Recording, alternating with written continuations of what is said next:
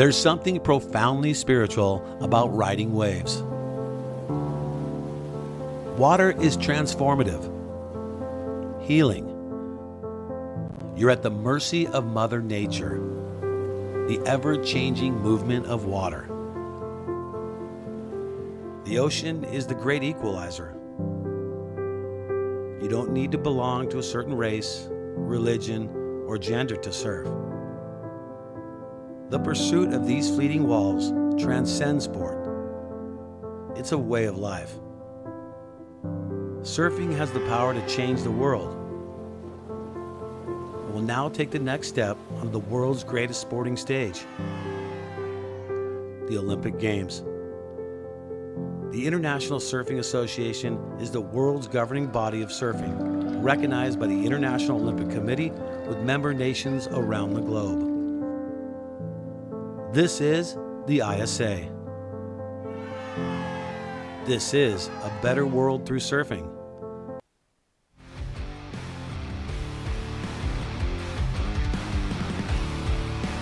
Bon dia and welcome, surf fans, to Praia da Macumba. We are live from Rio de Janeiro. This is the ISA World Junior Surfing Championships. I'm Chris Cote alongside Mitchell Salazar. Another glorious day here on the beach in Rio, and we're going to get straight into the action. We're going to start with your women's under 16 division. This is elimination round surfing, so a lot on the line for the teams that are still involved in this competition. And throughout the entire day, we'll be giving you updates on team standings, individual standings, and of course, we're going to keep our eye on the forecast and see what's going to happen for the swell for the rest of the day. I'm Chris Cote, Mitchell Salazar. So far, what a treat it's been to be a part of the future of surfing that's happening right in front of our eyes down here in Rio. Yeah, a big platform for a lot of these young surfers coming up through the rankings, and especially within their respective nations too. You're seeing people stand out more than others. I think a lot of people within their own countries are probably thinking that these people are going to be the better surfers within the event. A lot of surprises, Chris, which is good, but we've also seen a big decline in the swell once again. Luckily for us, there's something to surf out there today. We're going to be getting started at 8 a.m. Well, it is going to get grindy today, but guess what? There's nothing wrong with that. We love to watch these surfers show their skills and earn it. So it's going to be in the 2 to 3 foot range throughout especially the morning. We're really going to keep our eyes on the tide situation. So low tide 10:49, and then it starts coming up real quick by the afternoon. It'll be a pretty decent high tide. And yesterday we did see backwash affecting some of the waves, but in a few cases, the backwash actually helped some of these surfers get a little bit more radical through their turns. And the good news here is that these are some of the best 18 and under and 16 and under surfers on the planet. These are the type of waves that they'll be surfing more often than not, regardless of where they're coming from. A lot of these surfers from places like Hawaii, Tahiti, Spain, Portugal, that have big open ocean waves, they actually have to go and find waves like this to train on for situations like this. Mitch, I know you're heavily involved in the amateur circuit in Southern California. Would you say this is your average day on a weekend NSSA or WSA or USA surfing event? Pretty similar, yeah. I mean, you look at the event right here, I think a lot of the surfers that actually compete in those events are here at this one, the World Junior Championship, and we got 2 heats remaining in girls U16 round 3, Chris. Big action out there in the water right now. Yeah, I think what is shocking to most viewers, including myself, is the talent level.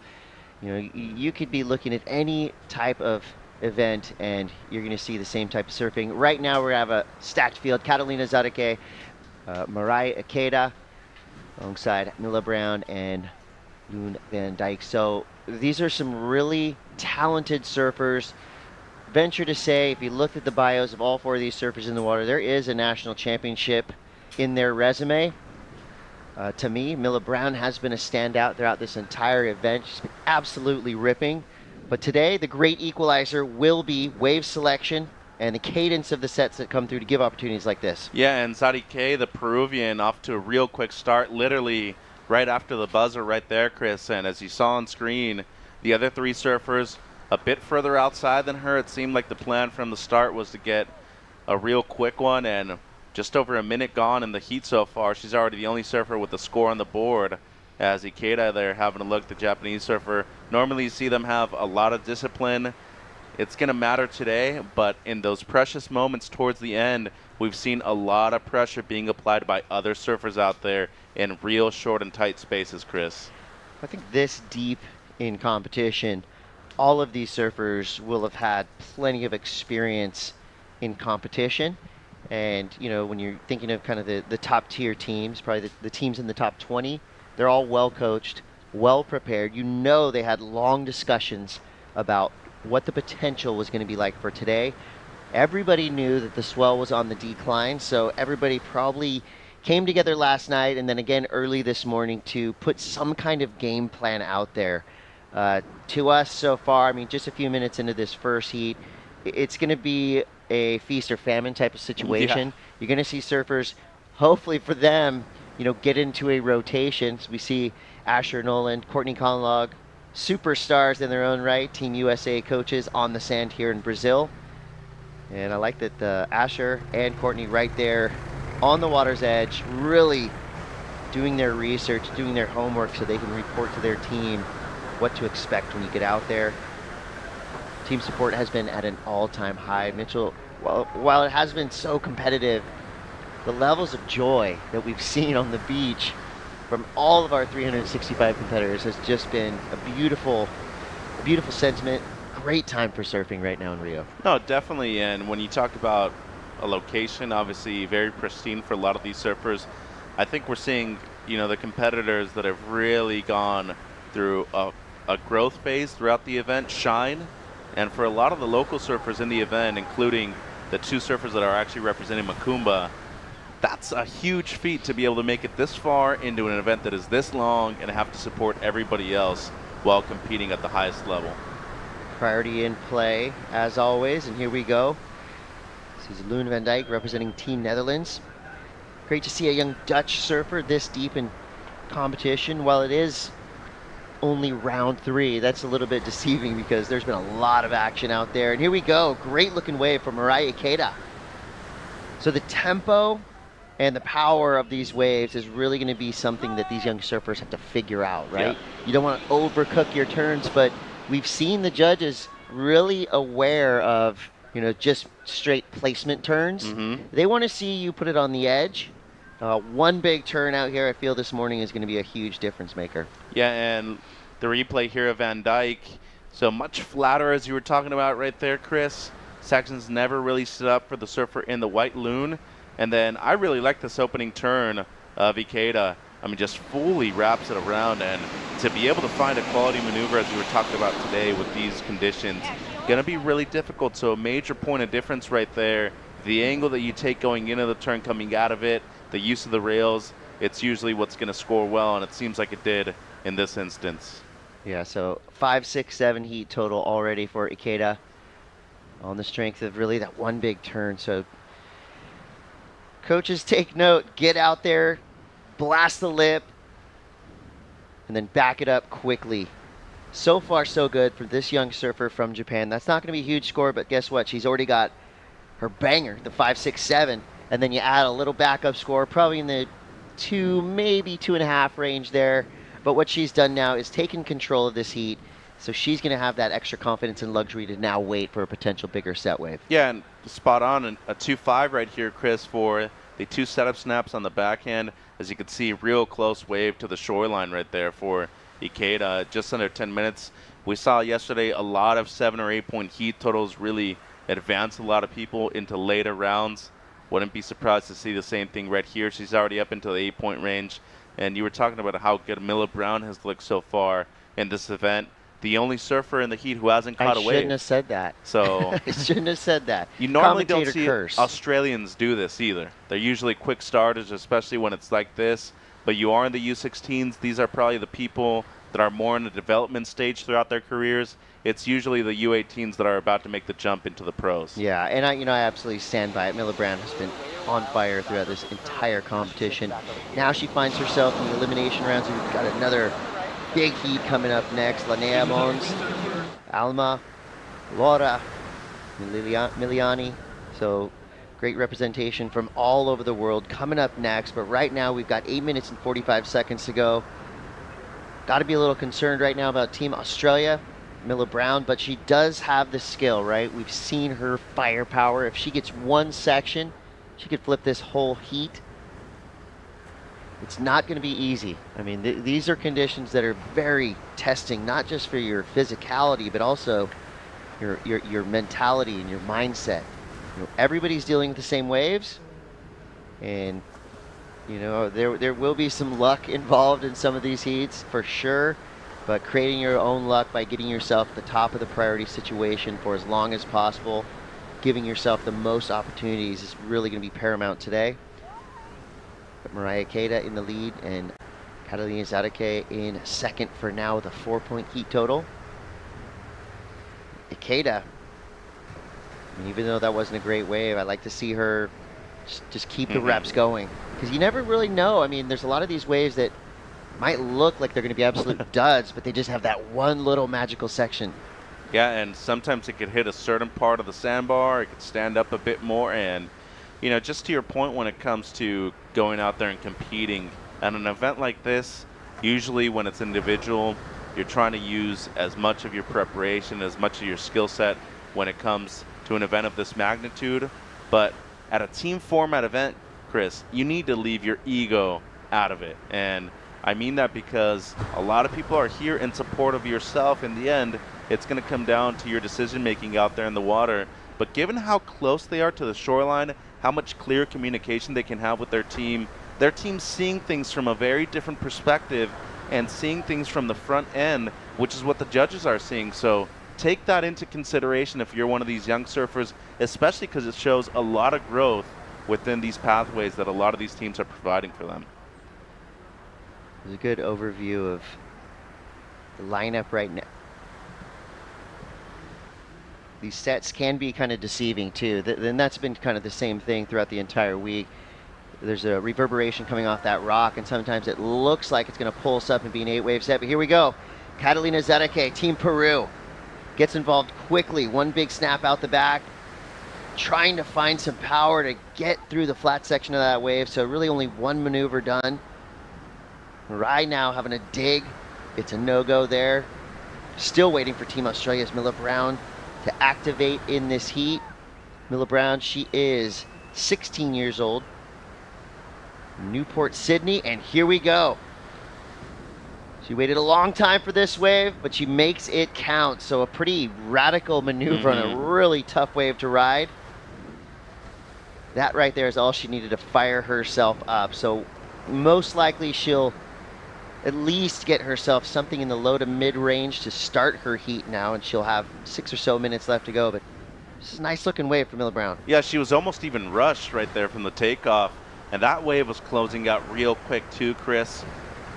Did a great job right there just to be able to fit that one into the lip line, and a different section that we've seen so far in the first 10 minutes of the heat as well. And unfortunate right there for Ikeda, had a golden opportunity to extend her lead and improve on the 2.5, but should be looking at a good score right here for Brown in the green jersey, and still plenty of time to get another score on the board with 5 minutes on the clock. I mean, it must have been interesting from her vantage point, right? Because from here, it looked like it had a good open face, a nice right-hand runner, but I'm sure when she took off, I mean, that thing was a straight closeout. Yeah. Her reaction time was really good on that wave to even be able to do anything. 99% of the surf world would have pretty much settled for going straight. That's just one reason why Miller Brown is among the elite. You got to make the difficult look easy out there, Chris, and today there's going to be And that's a lot not of easy. a lot of difficulties. So good job for her as she gets the second best score of the heat right there, 4.37, and now just a little over 4 minutes. Doesn't need much for second place.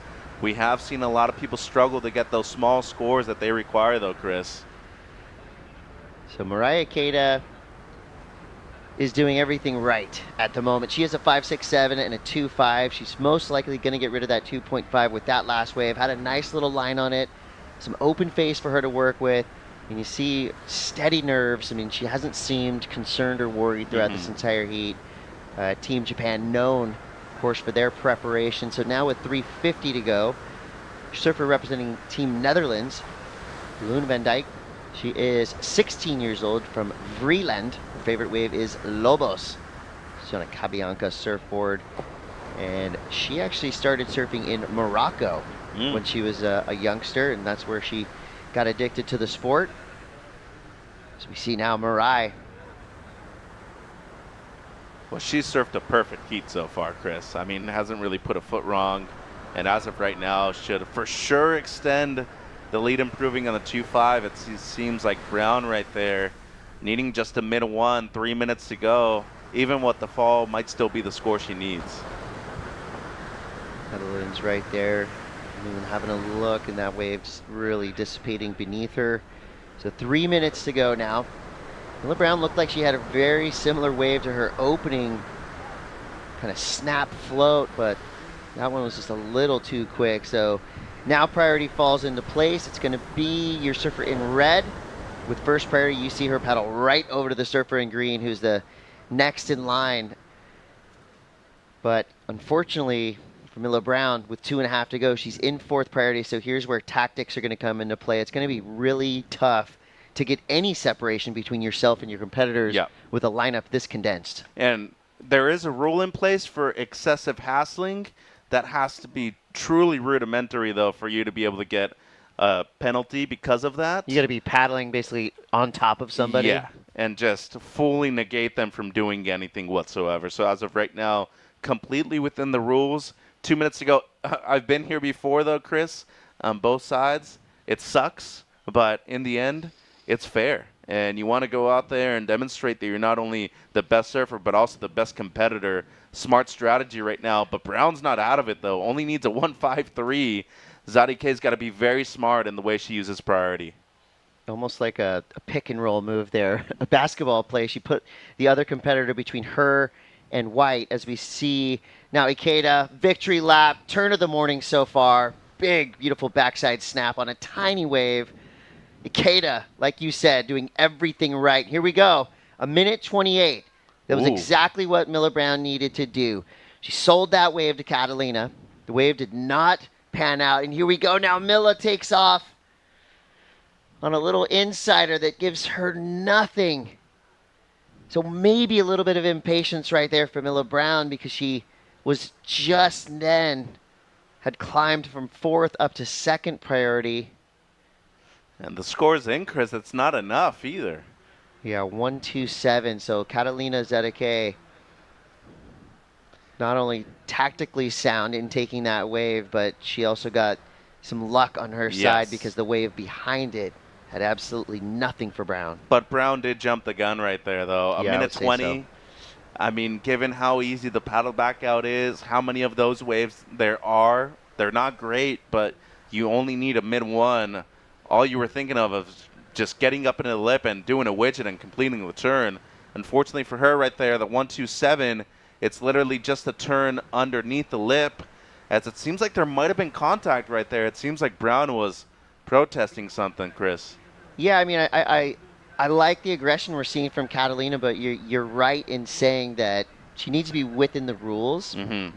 I don't think she's done anything too overboard, but that right there is just a show of how much it means to these young surfers. Mila Brown, she's got a huge career ahead of her. Such an amazing surfer. But that's going to be an emotional moment for this young Australian. She comes into the beach. I mean, you can see it right there. But congratulations to Mariah Ikeda. Full credit for what she did in that lineup. You said it, a masterful 15-minute performance from the young Japanese surfer. And she's come in. I mean, look at the confidence there. I mean, she knows exactly what she just did. I'd love to see it from Mariah Ikeda. Congrats to Catalina Zedeke. Not only a great heat surf-wise, but also tactically. We lose Mila Brown and Loon Van Dyke. With more to come, you're watching the ISA World Junior Surfing Championships. We'll be right back.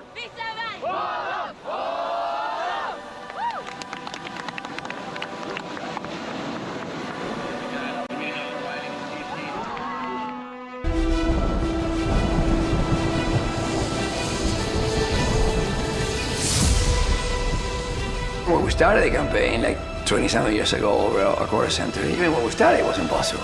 I mean, everybody, my friends, my brother, would say, you're really gonna put your energy in this? Let's go surfing.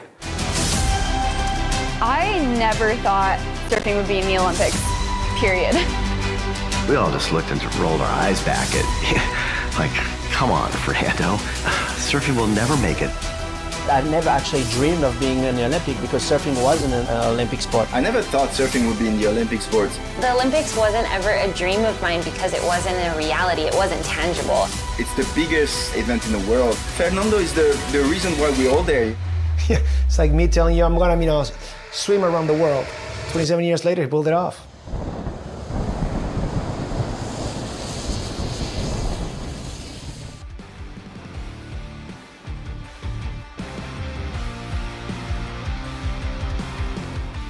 We're back at it here at Pride de Macumba, Chris Cote with Mitchell Salazar. You're looking at a beautiful vision, Rio de Janeiro. This would be the beach that a lot of city dwellers would come to. Saturday, Sunday, this place is absolutely popping, but today it's all about the world's best junior surfers. Linnea Mons, Alma Corgioli, Laura Mandelli, and Miliani Simon. Tahiti, Brazil, Argentina, USA represented in this heat. We'll see if one of the hometown heroes, Laura Mandelli, who's already sitting on a 617 straight from the jump. She must have been watching that last heat and seen what Akeda did and said, I'm going to go out there and do that. Get a great score right off the bat. Give yourself a little bit of freedom, a little bit of luxury to wait. Here we go. Here's your opening wave. Well, use the backwash to her advantage right there, Chris. And fortunately for her, even after being a little rushed at the opening part of that wave, was able to get into the lip line, get herself a good score. Meanwhile, Corgiolu, Alma, she brings a lot of positive energy to her surfing. Sometimes a little bit excessive movement, but overall, a good start for her too. Has a 2.83 in her scoreline. And Linnea Mons from Florida, great surfer. She actually tends to work with one of the co-coaches, Asher Noland, right there in Florida too, as Alma up again on the backhand. That will be remembered as a little bit of a missed opportunity because there was a section to work with. Again, easy to say from right here in this chair. These waves are breaking so fast. It's Team Brazil. I mean, you want to talk about a team that is serious about surf competition. That's them right there. Laura Mandelli, 15 years old. She is from Brazil. She's from Matinhos, Paraná. And she's been competing for quite some time now. She became the Brazilian champion at age 14. This is her first ISA competition, but she's also already been added to the 2024 Brazilian team. She's from the same area that Pedersen Rosa and Pedersen Crisanto, Jihad Cador, Bruno Schmitz, hotbed of surfing talent from here in Brazil. Here's your contest format. This is as it has been from the beginning. 3 men and 3 women per team in 18 and under, and then another 3 women, 3 men in 16 and under. Basics apply. Top 2 waves count towards your surfer's heat total. And at this point, there's no more repechage round, so it's all elimination from here on out. 2 surfers will advance through. So Mitchell, with priority now, the standard, with the top 2 waves, the standard as well. All these surfers well aware of the rules and play the nuts and bolts. And your participation, well, we've reached record numbers, 365 athletes representing 46 nations. Got a chance to catch up with Team Romania. Very cool squad they got there. Like most of the surfers in this event already, only at 16 and under, they've been around the world and back. Here goes Linnea Mons, Team USA. So 2-turn combo there. That right there is going to be a moneymaker all day long. If you can get 2 maneuvers on one of these small, quick waves, you're doing a lot right. Yeah, and she's got a silky smooth style too. As you look at the U.S. team right there, Ash Nolan to the right, girls captain Talia Swindoll right there in the middle, Sarah Frere, Mia McLeish. They brought a great team once again this year. Well, it's been a long time for a lot of these nations coming to Brazil for an ISA event. So 17 years in between the last juniors event or the last ISA event overall that we've had here in Brazil. And that was in Sao Paulo, in Maresias, a place that has produced amazing surfers. I'd have to say the most successful surfer out of Brazil ever in Gabriel Medina. But you look at Brazil, doing things once again well here in Macumba, Chris. Look at that. They're lining the sand too, supporting their surfer. Quick look here from Laura Mandelli, and it's a no-go. So with 9 minutes to go, let's go to the boardwalk where we've got Jess Grimwood standing by. Good morning, everybody. Good morning, beautiful people on the webcast, and very good morning to you. Congratulations, Mirai. You were ready to kick off your competition yesterday, and it was called off due to the waves. How do you maintain that focus coming into first heat of today?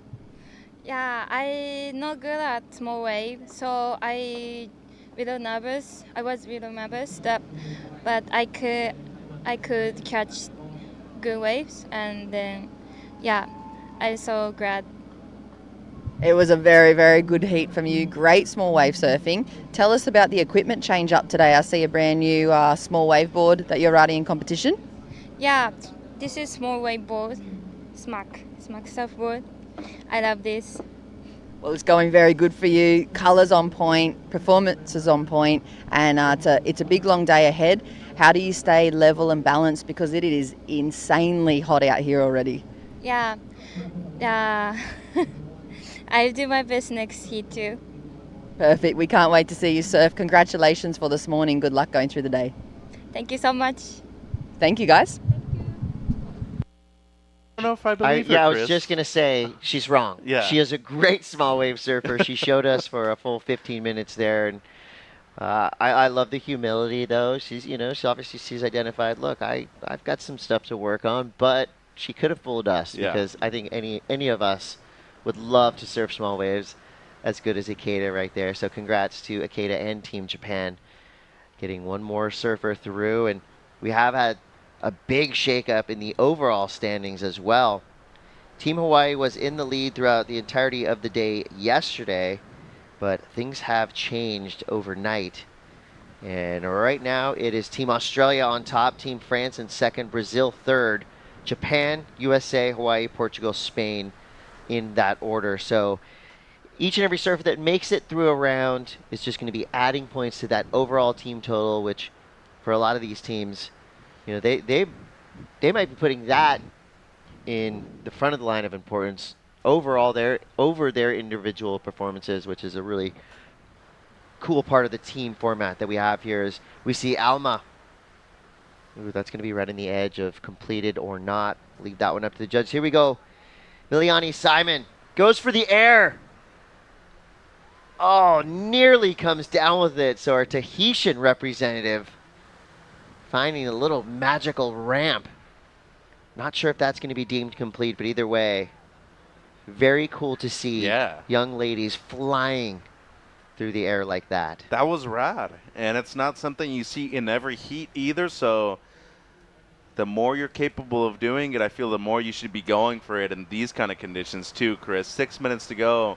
Mons takes the lead with the 7.0 that we saw during the interview. She has incredible skills. I mean, a lot of speed down the line, and I feel like these lefts are perfect for her kind of style. You can just see them running down the line, and with her weight distribution on a lot of these waves, she's actually going to be one of the few surfers that's capable of getting into the lip a few times. We saw it on the 7, but I like the air attempt right there from Miliani. Her sister also in the event, Kahili, and it seems like Alma here up and running again. So Alma, quick look left, fades right. A little late to the lip there. So Linnea Mons, she comes from Jacksonville Beach Pier. That's her favorite break. She lives in Atlantic Beach. So if I'm thinking who has the advantage, right? I'm thinking East Coast. I'm thinking surfers from Florida who surf waves like this day in, day out, especially a place like Jacksonville. I mean, this is a pumping day where she comes from, so she'll be so fired up. If you live in California, I mean, you got to make friends with some surfers from the East Coast because they will keep you motivated and excited. Every surfer I know from Florida who moves to California, every day is great. And that's the kind of, that's the kind of stoke you need to tap into. And for Linnea, I mean, she shows us that she is an absolute small wave sorceress. 7-point ride, highest of the day. And look at the heat total now. Backs it up with a 4.5. First surf rate into the double digits, 11.50. That would have gotten her through any heat, probably throughout this entire contest. So she's putting on a clinic right now. It is close to a battle for second place, but do not discount the skills of Laura Mandelli from Team Brazil. almost right there in the conversation, needing a 4.12, and Miliani Simon. If she had landed that air cleanly, this would be a completely different heat. Yep. I mean, either way, we love the effort and the attempt, but the judges are going to be watching, I think, extra closely today in terms of riding out of your maneuvers. You're not going to trick them. You know, they are elite level judges on both podiums. So again, 2 podiums running today. If you want to see results from podium 2, there's a tab on ISAsurf.org you can look at.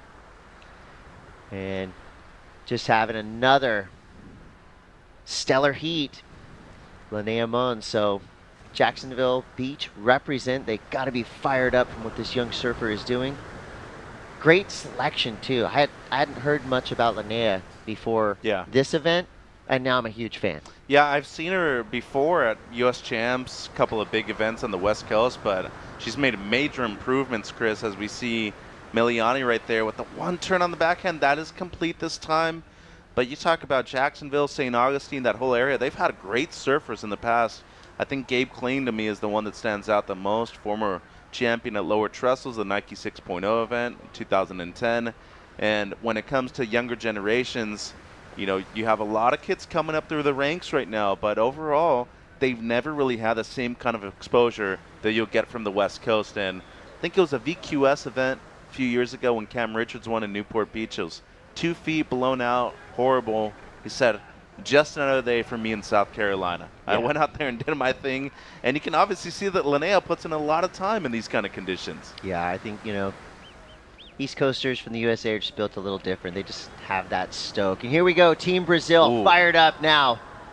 All this talk about surfers from Florida, she says, hold on a second. We've got small waves in Brazil too, and she knows what to do with them. Big turn right there for Laura. Now we see Linnea again going beyond vertical and almost riding out clean. That right there is the exact type of turn that has been getting our surfers scores up into that excellent range. I mean, that was an incredible snap. Unfortunately, she didn't make it, but that just gave us a little glimpse of things to come from this young surfer representing Team USA, who right now, they're in a little bit of trouble. The rest of their females in the 16 and under division have lost out for now. So that's why we're looking at Team USA sliding down the team standings a little bit, but things start to increase as we get towards finals day. You know, every heat win you get later on and later on, you get more points. So there's still hope if you're a Team USA fan. And for Team Australia, they just lost one of their heaviest hitters, Miller Brown. So this is when things start to really literally add up for overall team contenders. So we're going to flip the script. We're going to start a boys round coming up next. U18s, this is the big boys right here, Chris, and we got a stacked heat to start too. Local surfer, and I would have to say a member of the elite in the event, Ryan Kainalo, about to hit the water. Excited to see him, and with 55 seconds to go, Mandeli's impressive. You mentioned her being from Paraná, from the northern part of the country.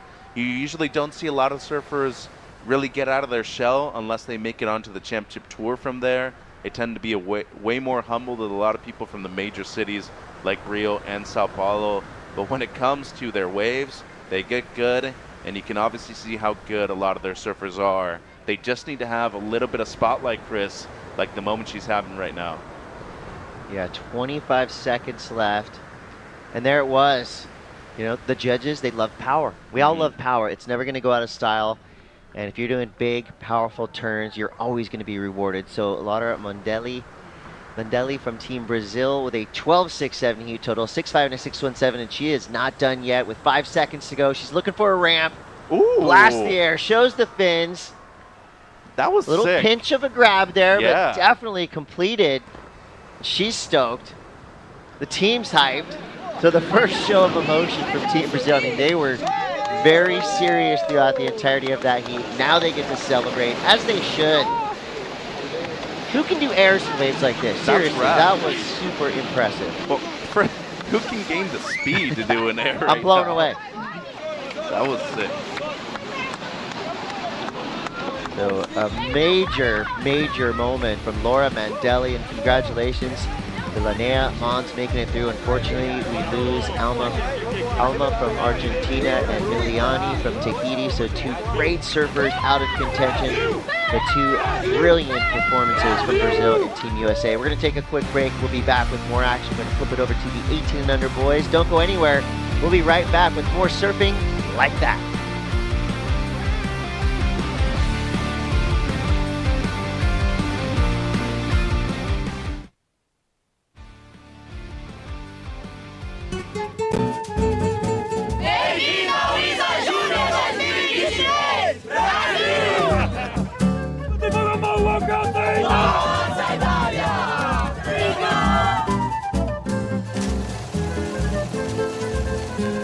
Just looking at the world today, it's very clear that what we need the most is peace. And today, we are a proof of peace and a better world through surfing.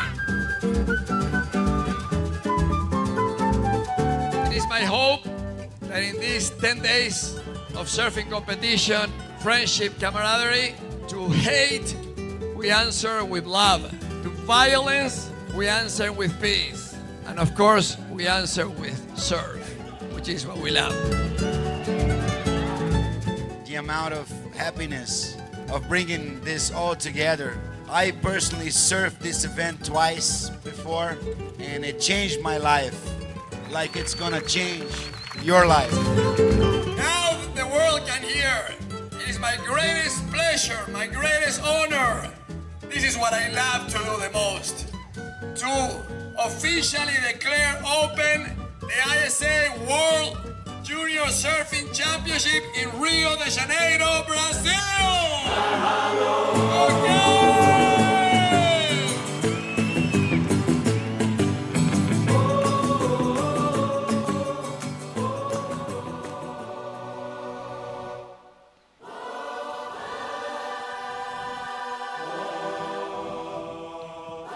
Well, we've already had a great start to our day.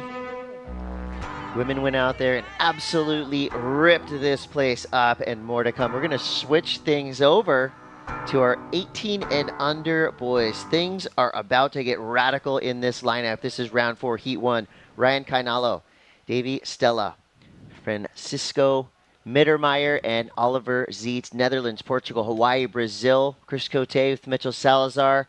Mitch, we're going to, well, we were just talking about, we're expecting to see some serious chippy surfing, some tactics, some paddle battles, some airs.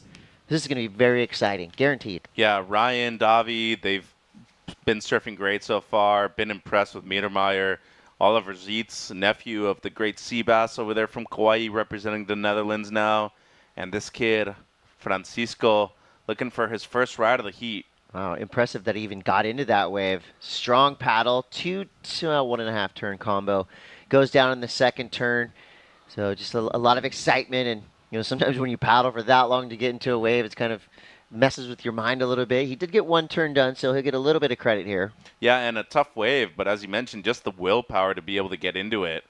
So a little late to the second section. I think he, in regards to today, Chris, I know it's an important round, but there's sometimes that you have to sacrifice a certain section just to be able to explode a bit more on the quality one. So feel like the sacrifice right there should have been done on the first section. Just let that one go by and get a bigger one done down the line. Ryan Kainalo, I mean, this guy already surfs like a veteran QS, World Surfing Games, elite level surfer, big frontside air 360 right there to start his heat. And meanwhile, Oliver Zietz with a big bash. So that's going to be interesting for the judges to decipher and decode. You got a front three, fully, proper pulled air up against a kind of a power backside snap. So the judges are going to be having their hands full through the day because they know full well the difference between a 2, a 3, and a 4 is massive in waves like this. As now we see Davi Stella representing Team Hawaii. Instant fan of this young surfer's style.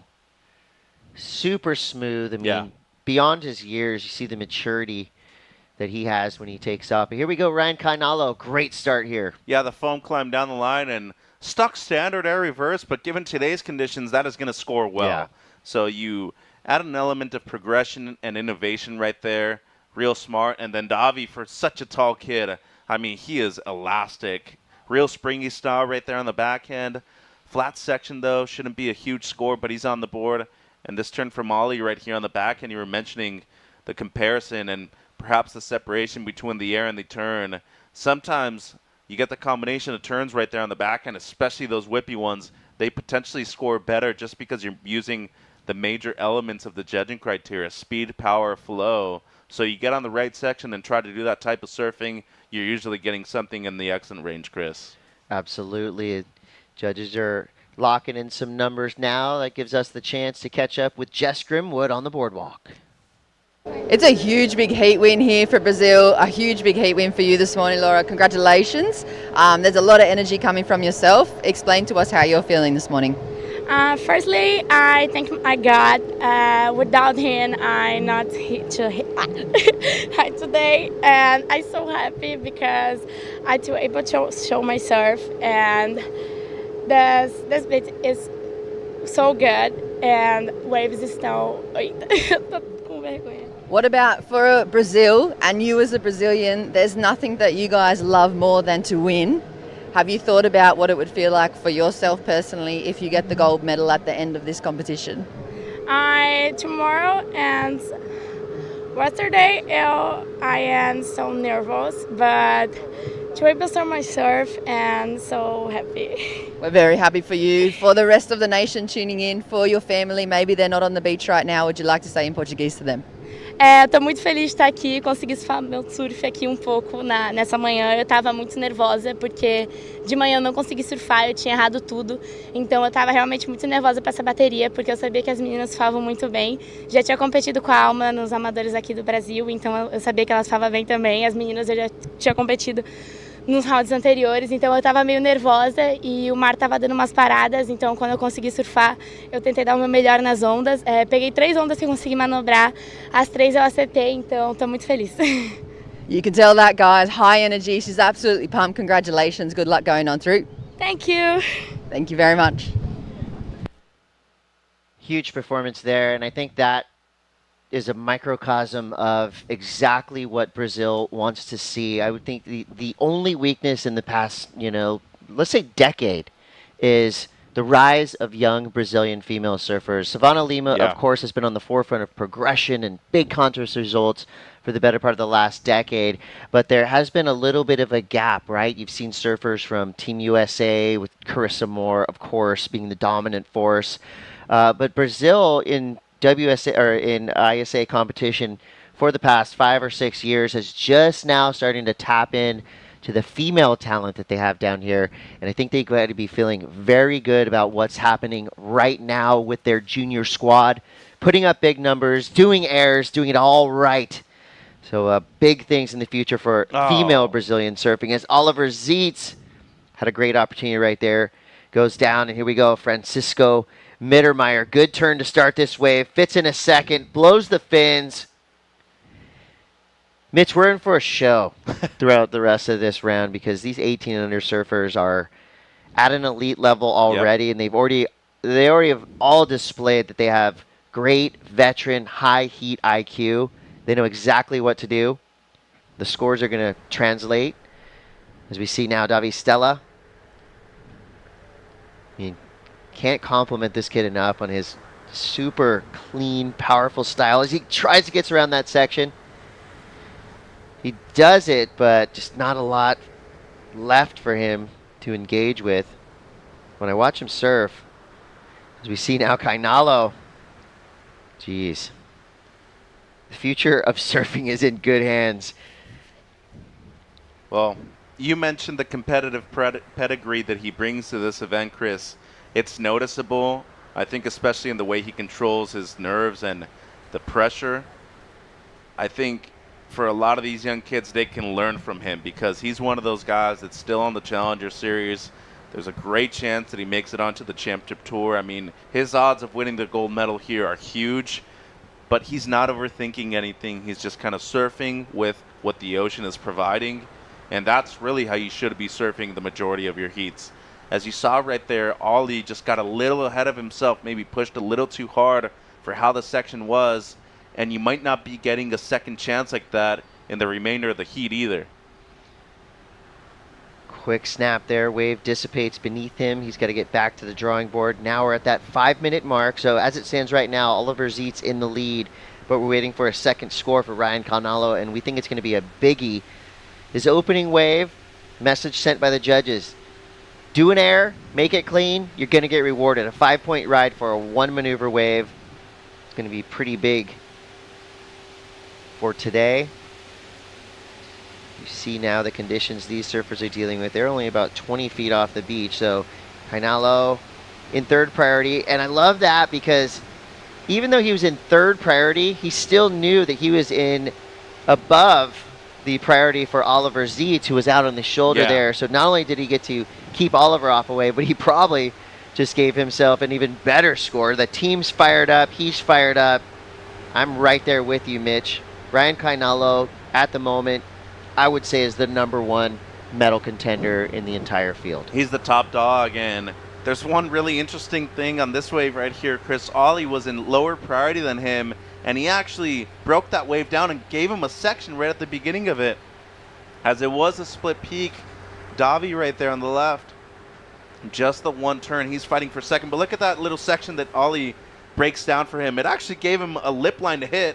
But this, to me, the best wave of the heat. I mean, the flow down the line, the combination of major maneuvers, and the variation, too. To be able to do that on a 2-foot wave, high tide on the shoreline, great stuff right there from the surfer representing Sao Paulo, Brazil.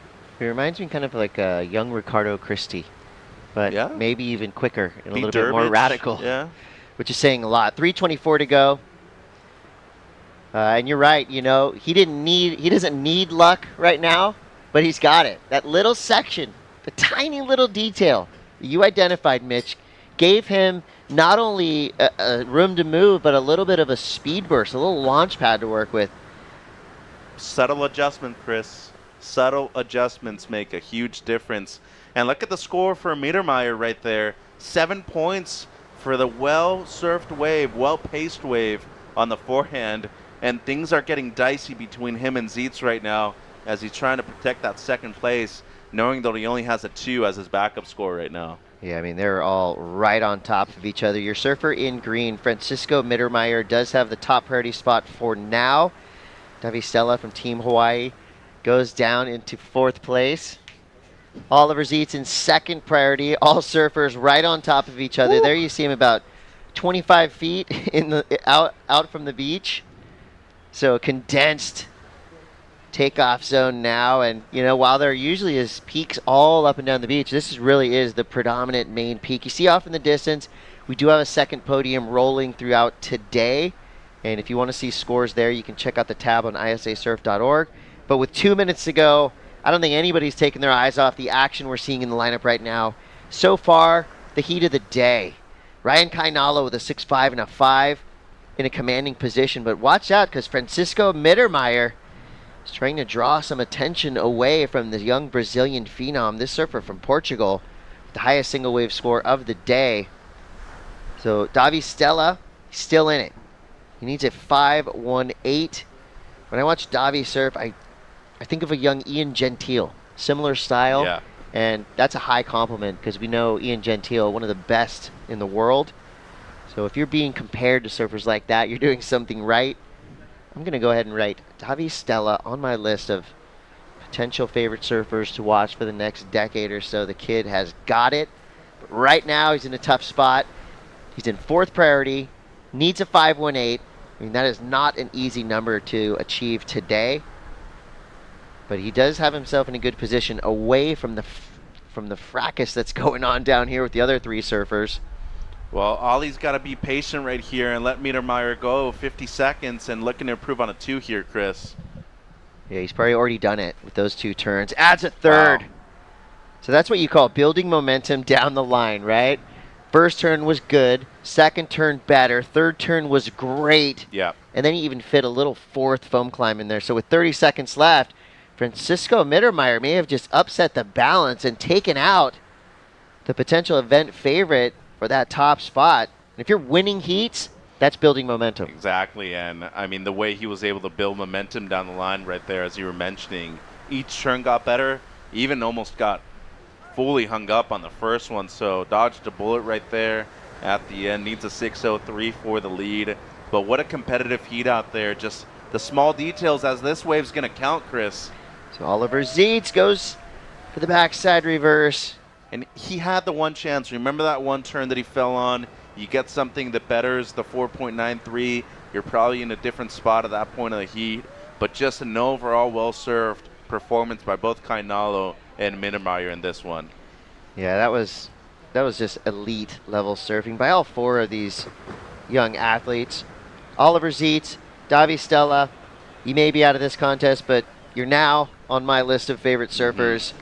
What a treat to watch those two surfers go at it. But Francisco Mittermeier and Ryan Kainalo kind of just jumped to a different level.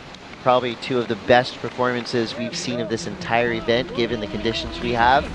So watch out for these two young surfers. Kainalo, Team Brazil, Francisco, Team Portugal, doing big things in small waves, making us all proud. Big moments and more to come. You're watching the ISA World Junior Surfing Championships. We'll be right back.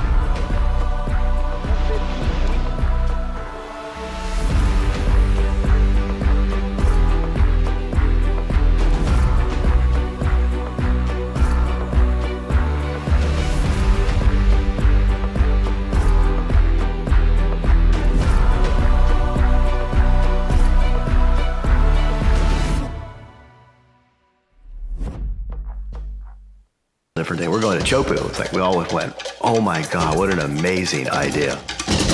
Chopu is one of the most incredible waves, probably a wonder of the world. And it's just sort of like a whole nother world out there. It's godlike, it's quiet, serene, beautiful. Then you have this glorious wave that comes off a reef, and it's so powerful and so beautiful. I think Chopu has the opportunity to capture the imagination visually for what people think surfing is. The wave at Teahupo is super scary and beautiful at the same time. I have to give them a lot of props for the courage of making a commitment to Tahiti. I think it'll be a really exciting way to showcase all the athletes and their talent. I think it's gonna be very good.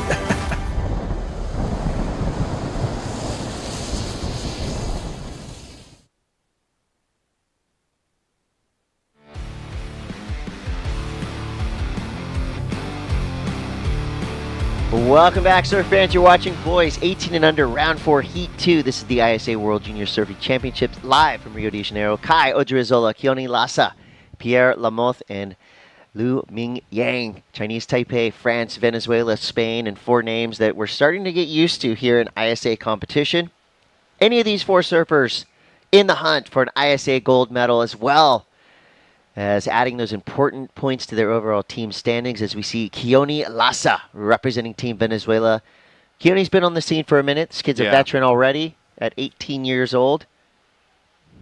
Or I believe he's 18 years old. It feels like he's 18-year-old. He surfs like a grown-up. He's been around for a while, competes at the World Surfing Games for Venezuela too.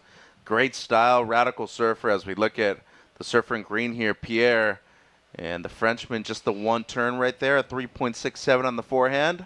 Managed the backwash well right there, Chris, given how close it is to the shoreline. And it is breaking a lot closer in than it was yesterday, and especially with the angle of the swell just changing slightly.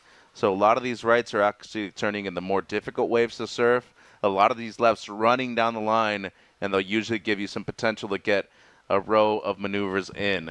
12 minutes to go right now. Everybody has a wave except Odriozola at the moment, and he's coming off of an injury, Chris. Still has a metal plate in his leg. He'll be getting it removed after this event, and then his career will be to pursue the World Surfing Games in Puerto Rico in February. So Ming Yang here representing Chinese Taipei. Very impressed with the progression that these young surfers from Chinese Taipei have shown us in the past, I mean, not even 2 or 3 years. They've already vastly improved from what we first seen them. Now we go to Kai Odriozola. As you said, this kid's a vet.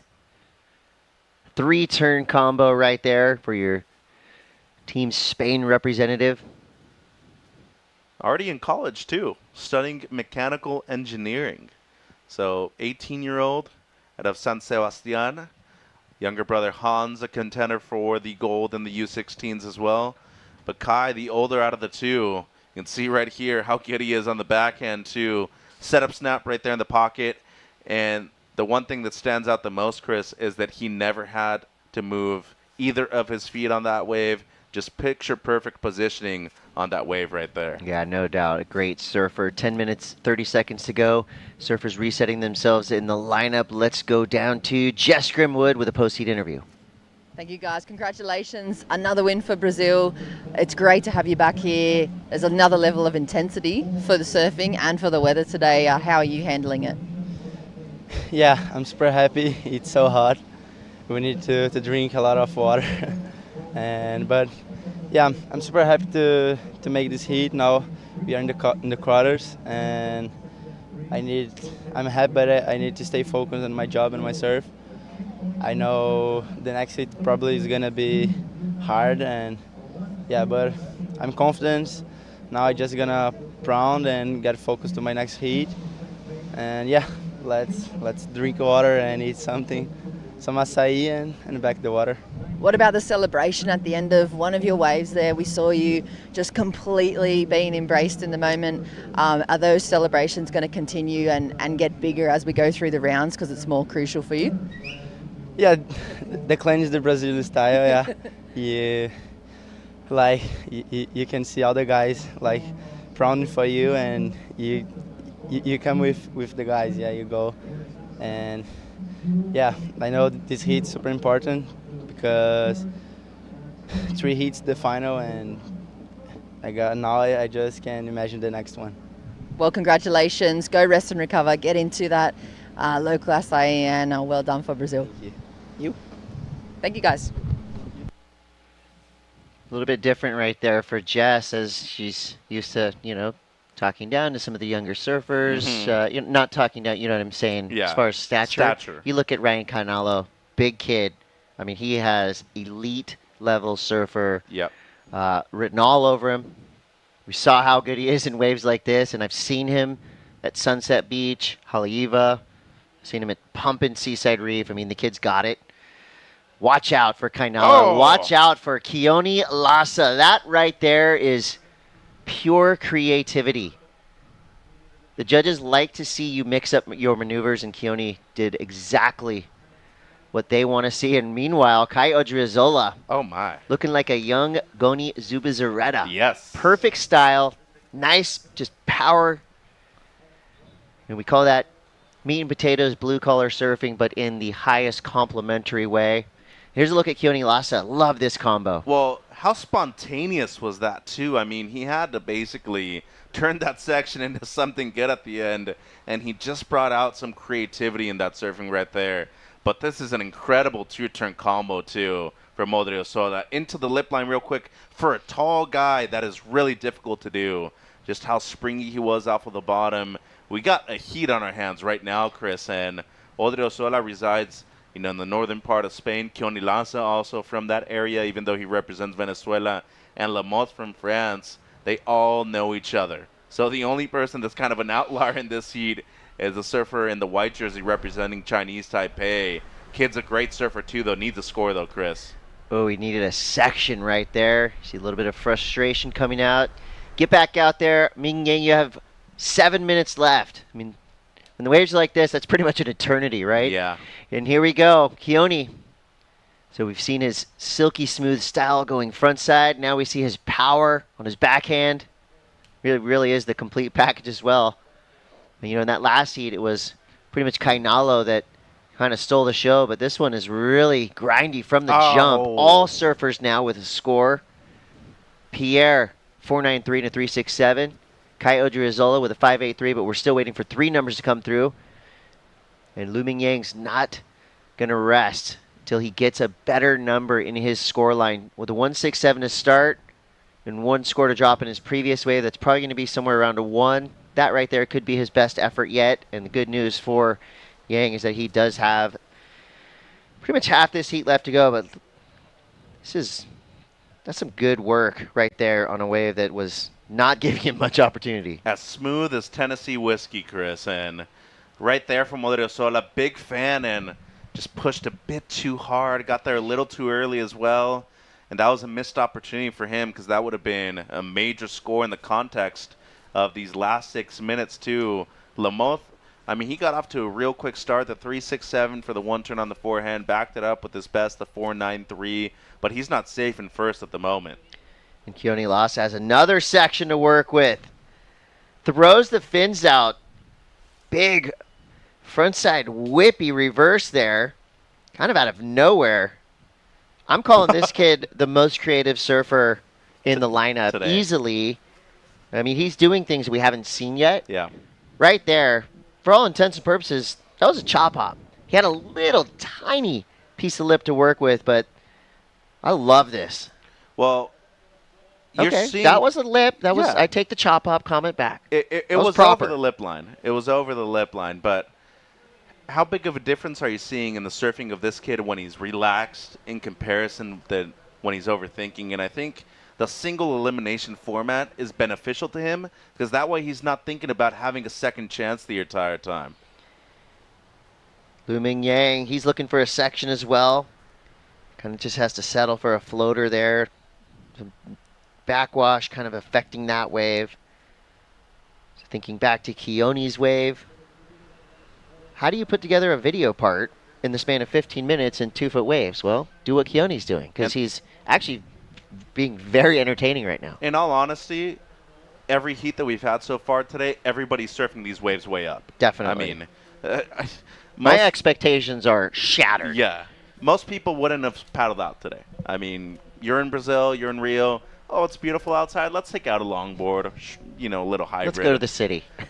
High-performance shortboarding right now is nearly impossible. We are seeing world-class surfing out there from these young surfers under the age of 18 right now. If you took off all the graphics, you took off the names, and you took off the junior in the title of this event, you would not be able to tell the difference between this and what's happening at the World Surfing Games, what's happening on the Challenger Series. I mean, this right here, in my opinion, is as good as it gets in waves like this. Yep.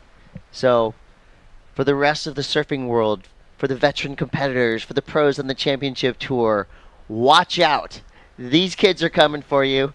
And if you're in an event with one of these 4 surfers that's in the water right now, you're going to have your work cut out for you because we are seeing something very special in, like you said, Mitch, waves that wouldn't get most of the surfing world excited. Well, get fired up because you've got to be able to perform in waves like this as we see Lu Ming Yang there. One quick snap, so no quit in this young surfer from Chinese Taipei. But at the moment, Kai Odriozola, I think as expected when you saw his name in this heat, you would think he would be the favorite. He's proven us right there. 6.73 is his high mark. But Keone Lassa, with his creative approach, firmly entrenched in second place. Yeah, and just want to see a bit more intensity now from Lou. If you feel like first place is way out of contention, at least try to get something to move you closer to second, Chris. 2.67 his best at the moment. That was the one right.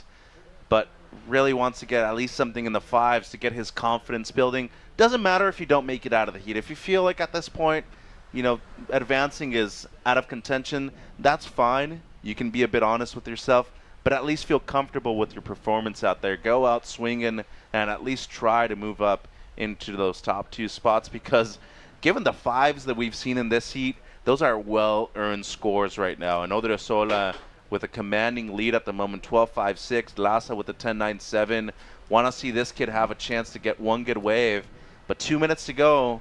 The Frenchman still needing a 6.04. Has priority and plenty of time out there, though, Chris. Although he is being flanked by the other 2 surfers in the blue and the red jersey at the moment. Yeah, and I was just about to say that we haven't seen the kind of tactical surfing that I thought was going to happen, which I'm totally fine with because it's really been about the performance. Mm-hmm. But in the last 2 minutes, things change quickly. This right here is a coach's dream. When you tell your surfers what to do in the 2-minute drill and they do exactly what you say, that's what we're seeing now as we see Pierre Lamoth. This is his last chance for a 6.04. Big turn to start.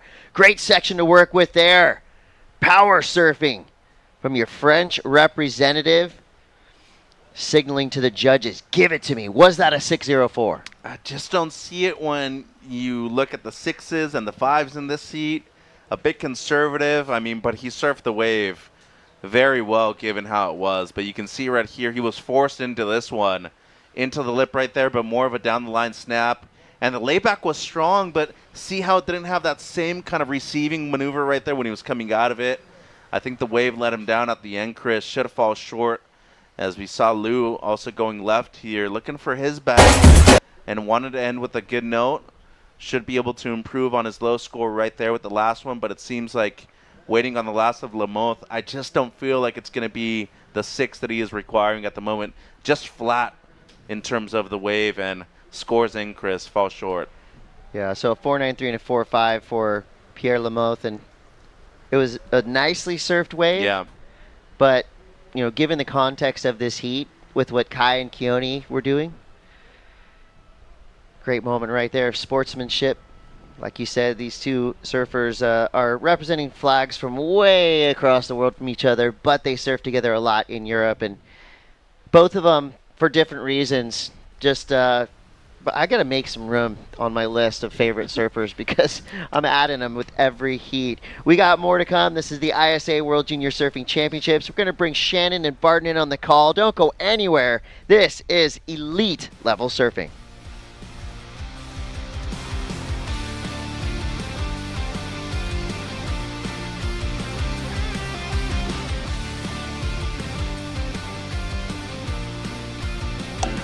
Day number 5 of the ISA World Junior Surfing Championship, Rio de Janeiro. Off the bottom right there, set up turn into the lip, much better. But look at his positioning in terms of his shoulders, always looking down the line. An 8.5 goes to Team Canada's Wheeler Hasberg. So yeah, I wanted to do the first turn, and after the end section was there, and I just let myself kind of do the work and, hit it. With this wave, Pierre Lamont from Team France scored a 7.67. An excellent score of an 8.67 goes to Team Spain's Annette González Estabarre. He cogido la bomba, el serie del día, y he podido ir desde arriba hasta abajo. He hecho un carving, un cutback y he podido terminar la ola. Team Australia's Sierra Kerr scored a 7.83. Tune in tomorrow for more action here at Rio de Janeiro.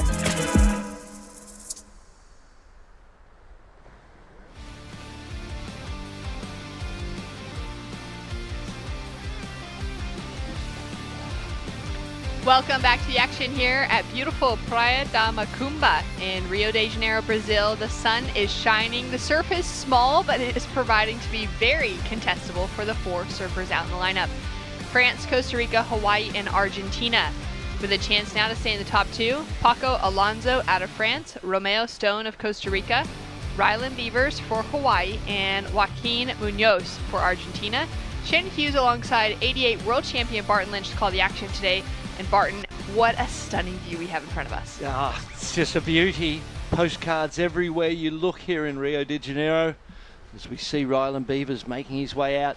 Scores to drop for all 4 surfers at this point in time. Everybody recognising the importance of an early start, getting going quick. You can always fight your way back, but it's kind of plan B rather than plan A. Plan A is to own the start. And look at these guys having a look around. So taking a look at the replays from the first exchange. Joaquin up and riding on his opening right. Takes his time, waiting for it to stand up. He wanted to do something spectacular, and he did. He just held it up at the start, and it's always an indication that you're going to see an air when they do that. Big left-hander. Rylan Beavers, beautiful first turn. Nice wrapping second one. Left's looking beautiful. And there's another snap to the shore. What a great opener that was. So scores come through for those two. Romeo Stone getting underway on his first wave during the break as well. Pumping from the back foot, getting it up into the lip. And then when he was up in the lip, he kind of just stepped on that back and kept the nose out so he didn't nosedive. Paco Alonso making sure to stay in the action off the buzzer. Big flare of the arms, really exaggerated technique, I suppose you would say, or an extreme. He takes things to the extreme, within the bounds of his own personality and individuality in that style. I love it. Back to live action now, waiting for first scores to drop as Romeo's up and riding on his second wave. 2 snaps on his forehand, drives through that turn on the third. Wave will go soft on him. He drops in a 4-point ride for his opener, has him sitting momentarily in the lead. Waiting for first of Paco to drop in as he's driving down the line, looking for that air, and just pops that tail out. Can't quite ride out of it. Ryland Beavers with a score to come as well, so plenty of activity. I think every wave that's going to be the potential to be ridden today is going to be paddled into. There will not be a wave that has the slightest potential of being caught that is not caught. I'm loving this rapid fire competition. Obviously, there was this concept in time, and that it had to be more about the surfing, less about the competing.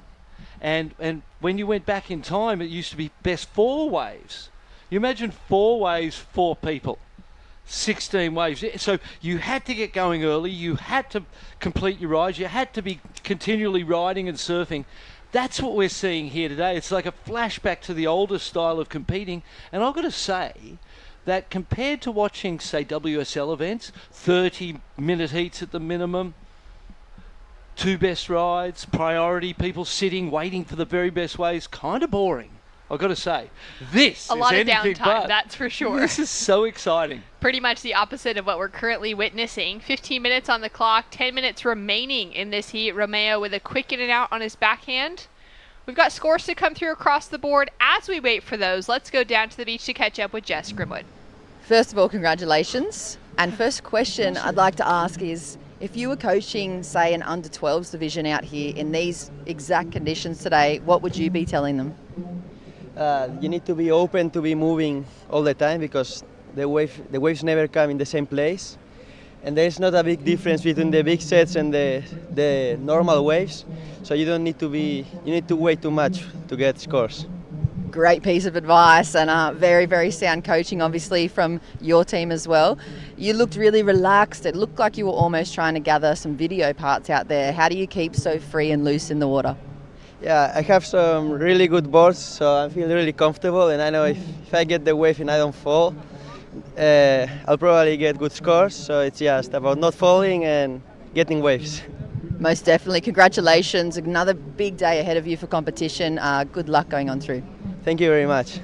Cheers, guys. Thanks so much. Great insight from Kai. Staying busy, hunting the lineup the entire time, Barton. And like you're describing, you know, the excitement levels that we have seen in 3 days of competition now with only 15 minutes on the clock have been pretty dang high. As we take a look at the replay here for last of Joaquin. Scores to come through. Let's take a look here and then we'll give the situation update. This is exactly the type of wave that Kai Odriozola was referring to, where there's not such a big difference, and it was a really interesting point that he made, between the big sets and those waves you can pick off without priority. So that's why we're seeing so much great surfing. That was the type of wave that we saw Munoz get there. It wasn't a great wave, but my gosh, it was surfed incredibly well. So you've just got to keep surfing in these conditions. A 6.67 for Ryland Beavers on that opening left, rightly so. He won the opening exchange, but then the 5.33 for Red, the 4 and the 3.67 for White meant that everybody got a score of consequence out of the opening exchange, and Blue Romeo backs that up with a 5.2. So this heat is, look, and there's a 5.5 as well for Ryland Beavers. Great surfing, great competing, and it's a great spectacle. Well, on 7.5 minutes, halfway through this heat, Romeo with a second place position at the moment feels freed up to bring something exciting to the panel. Maybe won't be deemed complete on that final maneuver, but went big off the lip. And so that current situation, as Barton was saying, we've got Ryland Beavers sitting in first, Romeo Stone sitting in second, as we take another look at this one. Up and riding, pumping. Look at the speed, using his body so well. Gets some good height there. Back foot disconnected. I thought he was no chance of getting back to his feet. Yeah, that was impressive. That was a Very great job. Impressive. Just getting back to his feet. And then, more or less, I mean, as you said, most probably not considered completed, but at the same time, you're up, you're in the whitewater, you're at the shore. Not that incompleted either, you know, middle ground. Yeah, well, judges going with incomplete, but definitely putting himself right there in the conversation. And like you said, very impressive that with that disconnect to the back foot, he was actually able to find himself to a standing position on his board once again, as we see our surfer in red go down. So situation, Hawaii in first, Costa Rica in second. We've got France sitting in third, chasing down a 387 to take away the lead from Costa Rica. Now up and riding again, goes for the reverse on his forehand. Kicks out. He's going to be backing up the 1-point ride, chasing only a 387 again to be able to get himself the advancing position over Costa Rica. And Argentina down in fourth is currently chasing a 5.53 as we take another look at this air reverse. He loads it up, throws it to the air, spins effortlessly, and just looks so... I love his style. I love how much of himself he puts into his style and into his surfing. Yeah, very, very impressive. This heat has had so much action straight off the buzzer. As you were saying, some big scores were dropped. The opener for Ryland Beavers out of Hawaii was a 6.67, which has set him up in that great lead. He's only got a single backup score of a 5.5, and that has him sitting in that leading position. Higher scores than anyone else has on the board, and he's done it with just catching 2 waves. So that's been super impressive. Paco Alonso looking to build on the 3.9 that he dropped in for the air reverse.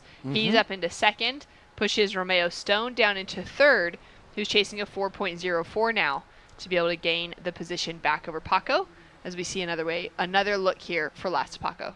Drives in, flares the tail, completes it. And this is what you can do without priority. And while those other guys in first and second priority are waiting for the sets, third and fourth priority can just get busy. And if you're radical enough, you've got the ability, you can turn a lower quality wave into a higher score through your performance, which I think is a great opportunity and it's a great opportunity for us as viewers and commentators and for the public out there watching, because you just see all kinds of surfing. And it's just not too precious. See the Hawaii coach there signaling the positioning. They see that set. You can see why the arm went that way as that set starts to move down. You can see his student or who he's coaching paddling towards the direction of that set on the inside. Having a look. Paddle here for Joaquin. Second priority. He had to get himself way on the inside to have an opportunity here. And this is going to be very helpful for his scoreline. Great surfing all round, you know. Chris and Mitch said it when they switched with us, didn't they? Said fireworks out there. The kids are ripping, and we know exactly what they're talking about just after watching this first 10 minutes of this heat. Yeah, very exciting stuff. Taking another look at it here. 2 solid turns on his backhand. Small wave surfing at its very best going on here this week. He'll be chasing a 5.69 to take himself into the advancing spot. It's just a 3.93, but that does chip away at the requirement a little bit into the mid-range 5s. And Ryland holding on to that lead, Paco holding on to second. For those of you that are tuning in, we're into the into the 5th heat of the day here on the first podium. Alonso up and riding once again, blows that tail out, and he'll go down. So that won't factor into his top 2. We have had a start at 9 a.m. on the second podium. The plan was to start there at 8 a.m. just the same, but it was just a little too small on that bank with the tide, so they pushed it back by an hour as Joaquin Munoz flies into the air, gives that energy, that Argentinian flair to his surfing, and he's chasing a 5.43. Where do you think this might go? It's a good question. Let's have a look. Long time to set up, which is kind of good. It kind of makes it more of a complete ride when you're not rushing to something. So he had a lot of time. He set it up beautifully. It's great to watch those surfers in third and fourth priority just having a free surf out there. I feel like, let's have a look at these scores so far. 3.9. I feel like it's his best score of the heat so far. The 3.93 was the prior ride. So without the priority, he's chipping away, as you said, and building and starting to lower the ask for himself. Here's Romeo Stone. On his forehand, quick snap to start into that second maneuver. Now wrapping it around for the third. Oh, they Feeling love the it. energy, chasing down a 4.17. Score still to come through for the bigger air of Joaquin Munoz. We did see that other frontside air reverse from Paco Alonso. I think it came through as a 3.90, but Joaquin's definitely better than the one that we saw from Paco. As we take a look at this wave from Romeo. Let's take a look at the passion at the end here. Watch this. Oh, he's just feeling it. It's so important to these young kids that they represent their countries well. They know that their family and friends are at home watching, their nations riding on their shoulders, and they are certainly standing. Look at that young grommet with the flag, part of the team already. Well, we've got scores to come through as we're down to 1 minute on the clock. Got a little signaling from Team France. Any ideas what that might translate to? Well, I was about to say, Secret I've language? never seen this before. Neither have It's I. fantastic to see something new that you've never seen before. We're seeing plenty of that in the ocean. Now up and riding, Rylan. He's holding on to that leading position. He's been so quiet in this heat. He got that early start with a 6.67, 5.5. Team Hawaii feeling proud having him sitting in the leading position. Now the air for Joaquin has come through. We knew it was going to be bigger than the air from Paco, and it is substantially more so as a 6-point ride, and it takes him into that second place position. Paco down into third. You can see Team France there with their little kind of secret communication board on the beach. He's now chasing a 4.61, and he's up and riding nice and easy on that first turn, sets it up here for the second, sort of just working his way down the beach, knowing that, you know, he's getting some work done, didn't push anything crazy hard. Joaquin on another huge maneuver on the inside. He'll be replacing that 3.93, and Argentina is going wild. Because time's up, and this has been a spectacular heat. Spectacular scenes, passionate young people living their dreams. This is what surfing is all about. This is a fantastic moment. It just makes me smile. Argentina. We know the South Americans so passionate, Latin America, South America so passionate for sport, and it was an incredible heat. Now this is going to matter. Joaquin's going to improve on the 3. Paco, with this wave, needed a 4.61, but we know that requirement's going to grow. And it's a good wave, long wave, stayed open, kept running down the line. Again, there wasn't anything that was that spectacular, so it's going to be interesting to see where that falls in comparison to these type of maneuvers. Getting that tail super high, trying to add that bit of point of difference to the air reverse that we're going to see probably a lot of today. Really trying to, you know, flare those fins up as high as possible. Any effort to get up above the lip. Waiting for scores to drop. Oh, the moment. Waiting. 2 scores, red and white, which is second and third. That's right. Now, any improvement on a 3.93, so a 4-point ride is going to help Joaquin, but the scores are already in for Paco. He needed a 4.61. He only gets a 4.43 for those, you know, multiple turns connected together, but again, without having that super critical moment, that explosive turn to really set it apart into that 5-point range. Score still to come through for Joaquin, but we feel like that's probably going to improve his situation anyways and take him through with that significant second place. Rylan Beavers and Joaquin Munoz advancing through for Hawaii and Argentina. More action to come for the ISA World Junior Surfing Championships right after this.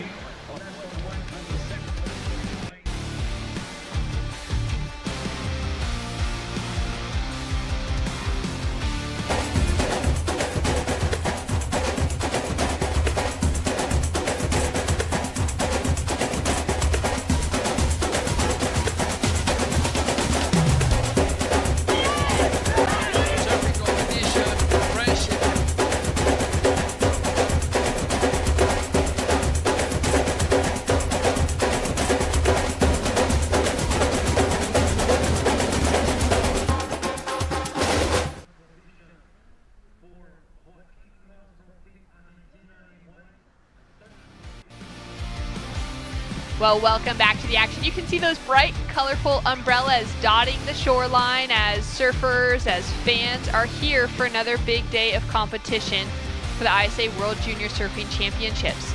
We're into heat number 4 for round 4 of the under 18 boys. Now remember, the format is it's elimination round at this stage moving forward. So only the top 2 surfers in the water right now out of Portugal, USA, Japan, and New Zealand are going to be advancing through. Out in the water, we have Francisco Ordonez, Titus Santucci, Iko Watanabe, and Spencer Rowson. There's the Kiwi support crew, some nervous faces at the start there. Rightly so. Spencer Rowson has been in great form, a powerful young surfer. All of these 4 kids, looking forward to seeing Titus Santucci, Francisco. I haven't seen those kids surf. I haven't got, you call certain heats and then you've got some heats off, and 3 of the surfers in this heat I haven't had the chance to call. So very excited to call this heat and to watch these performances, because honestly, this is so exciting to me.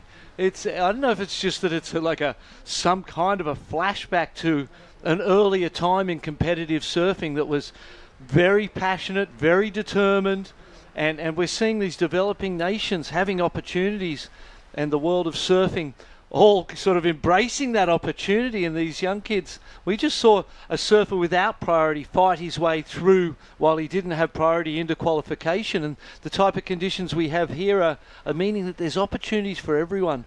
And you can't just safely surf a wave, as we saw the Frenchman do towards the end of that heat, because you won't get the score if you just safely surf it. So that means we're going to, we see this exciting surfing, and the fact that there's 4 people in the water, short heats, it's action-packed. That's right. That score we were waiting for the last of Joaquin Munoz out of Argentina came through as a near 6 again. Yeah. So really the judges rewarding those airs if they're done in that critical section and also really able to get some height. So we take a look at Titus slipping off the wax for his opening ride. That's going to hurt off the first few minutes, but put himself back in position. And Iko having a look here, kind of checking left, right, making sure no one's on his inside. And wow, just throws those fins out. He also goes down on the opening ride, so incomplete. We got small scores to drop in on the board. 12 minutes remaining. Let's go down to the beach to catch up with Ryan Beavers. Ryan, congratulations. A big heat win for you. What type of number are you comfortable with kicking off a heat with? So, I mean, we know 10s aren't that common in competition. They're pretty rare. But what number range do you sit pretty safely in? Well, that was probably my first heat where I got a comfortable number straight off the bat, and I got a 6. And I felt pretty confident after that, but I still wasn't sure because the kids rip and super unpredictable out there with the waves. But yeah, 6 is probably a pretty comfortable number.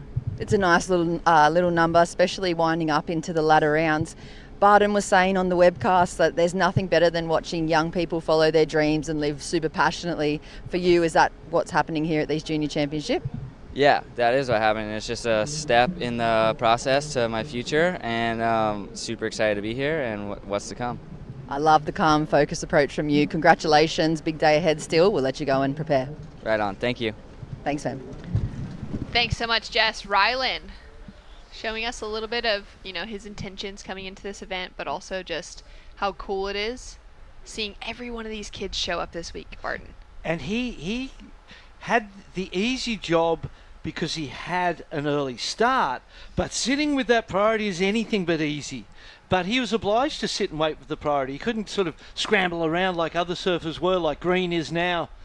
And I don't know that this is going to be worth the scramble. Little short one there, one re-entry from Iko. Just looking to get a second score of any kind of nature, or a score of any kind of nature on the board.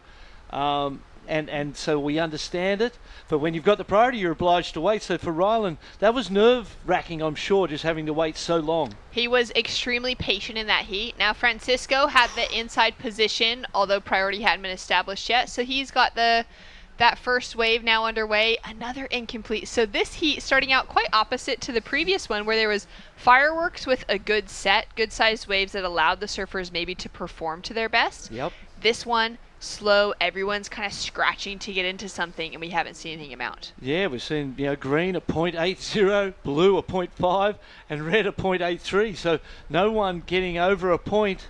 This one for green was a 2.5, which, you know what that tells me?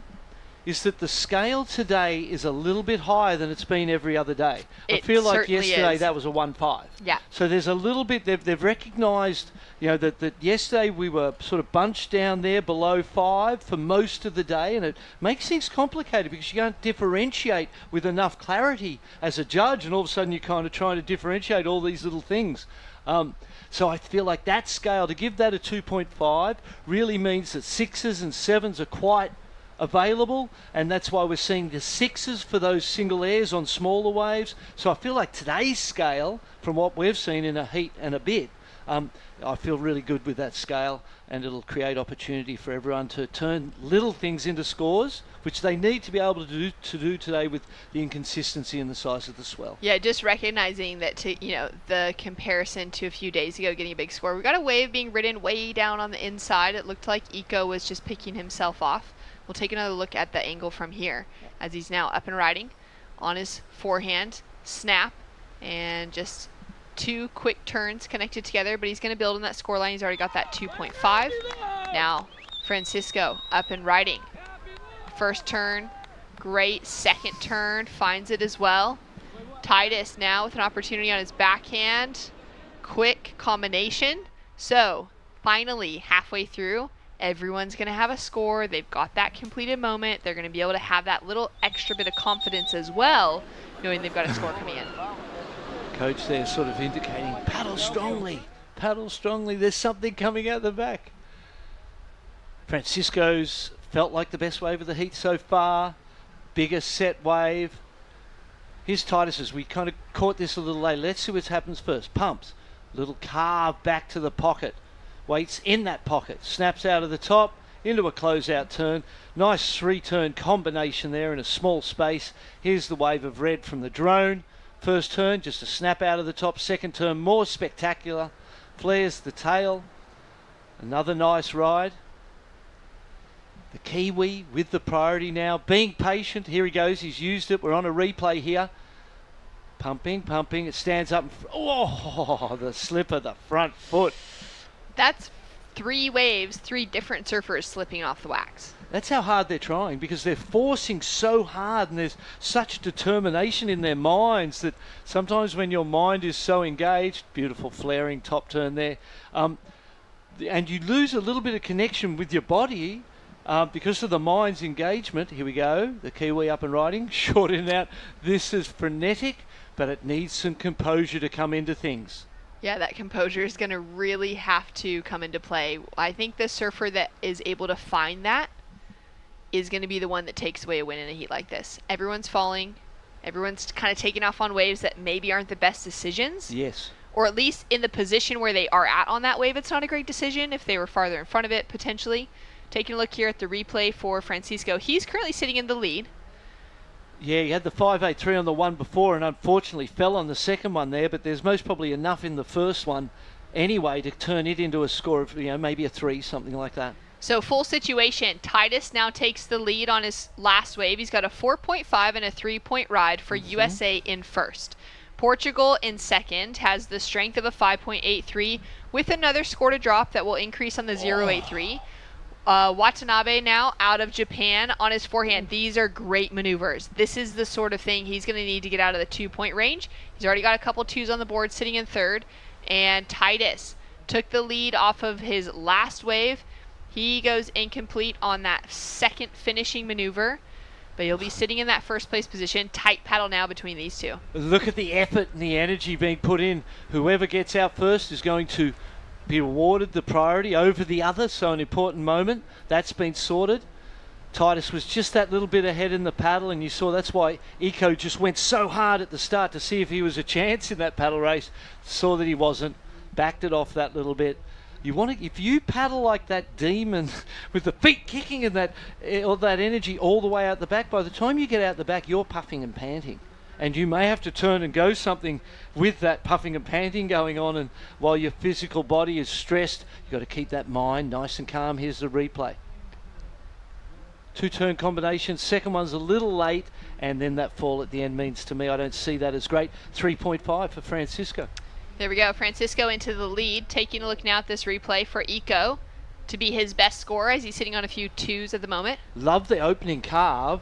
The second hit, he did get caught, and there was a loss of control momentarily. We'll see it right here. You watch this. It's a great turn. You're like, wow, oh, and that catch of the rail. He obviously made it and didn't spend too much time disconnected from flow, but there was a small disconnection. And then Francisco on this one comes through as a 3.5. It's going to be a 6 or more without it, with the completion. 4 minutes on the clock. And it's been Spencer Rowson out of New Zealand that's had the sleepiest start with the 0.43 and a 0.6. He's putting himself far away from the pack, looking for a different bank here as there's a great looking wave coming through. He is sitting with first priority, but he's also all on his own. Now he needs to really capitalize on this. First maneuver, gets the job done, comes up into the lip, but gets bounced off with the backwash. He got sort of forced into that slow start by getting first priority. And all of a sudden you've got the, we saw it with Ryland Beavers in that last heat.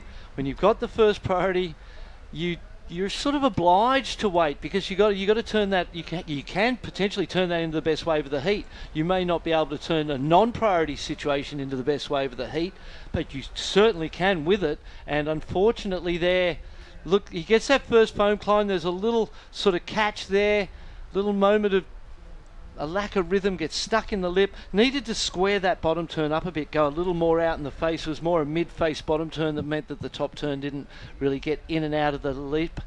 Team USA there. In support of Titus Stantucci, who was in the lead for a few minutes, but now the game has flipped because we got 4s that have dropped through.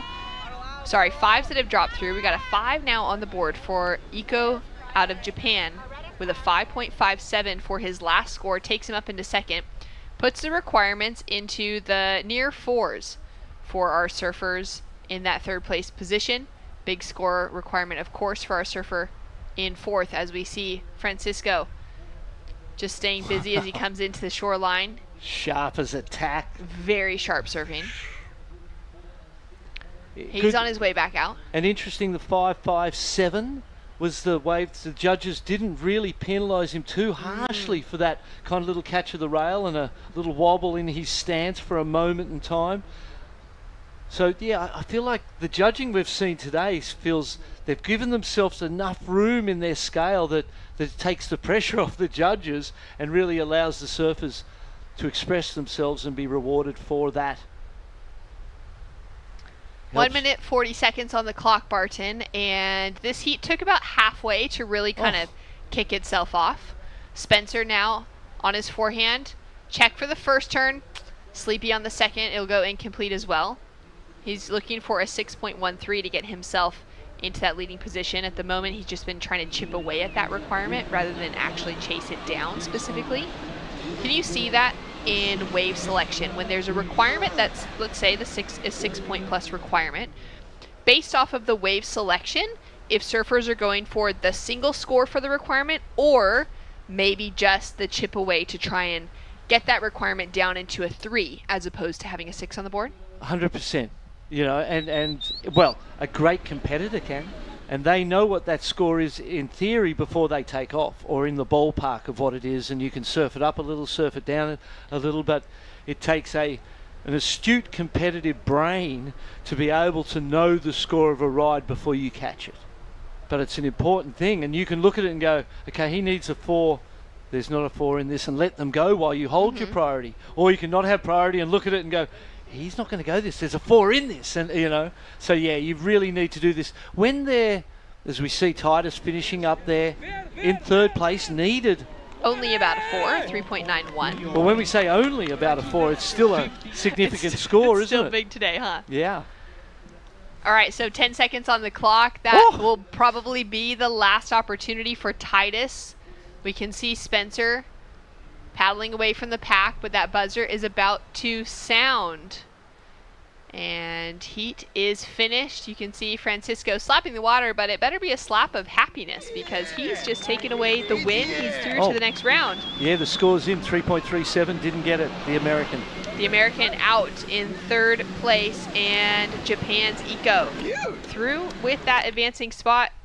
In second, They've been dominant so far in the last few days of competition. As the swell has gotten smaller, their surfers seem to adjust very well and tend to be excellent small wave competitors for Team Japan. That's what we're seeing today in Eco as well. Francisco out in the lead, and we've got more to come in the under 18s. Round number 4, elimination. Top 2 will be advancing through, bottom 2 out of the conversation. And Eco feeling stoked to be advancing through into his later round today. We've got more to come right after this.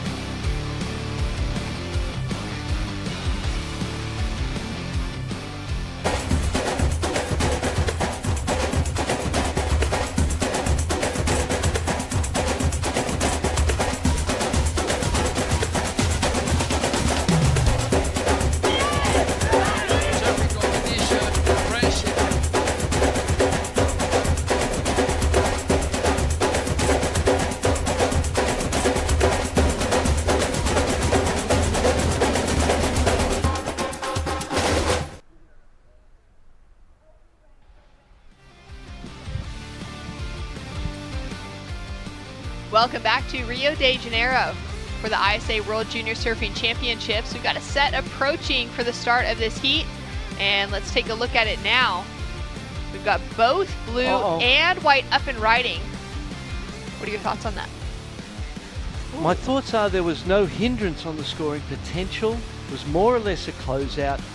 White maybe never got to where blue took off, or almost, you know, more or less, or not to the point where you go, well, he lost something out of that. There was nothing lost there, and you know, it could have been a right-left split as easy as it could. It looked like Noel kind of was opportunistic there and thought, you know what, I may as well go right here and see if I can't convince them that it was an interference. It could very well be, though, but I don't feel like it will be.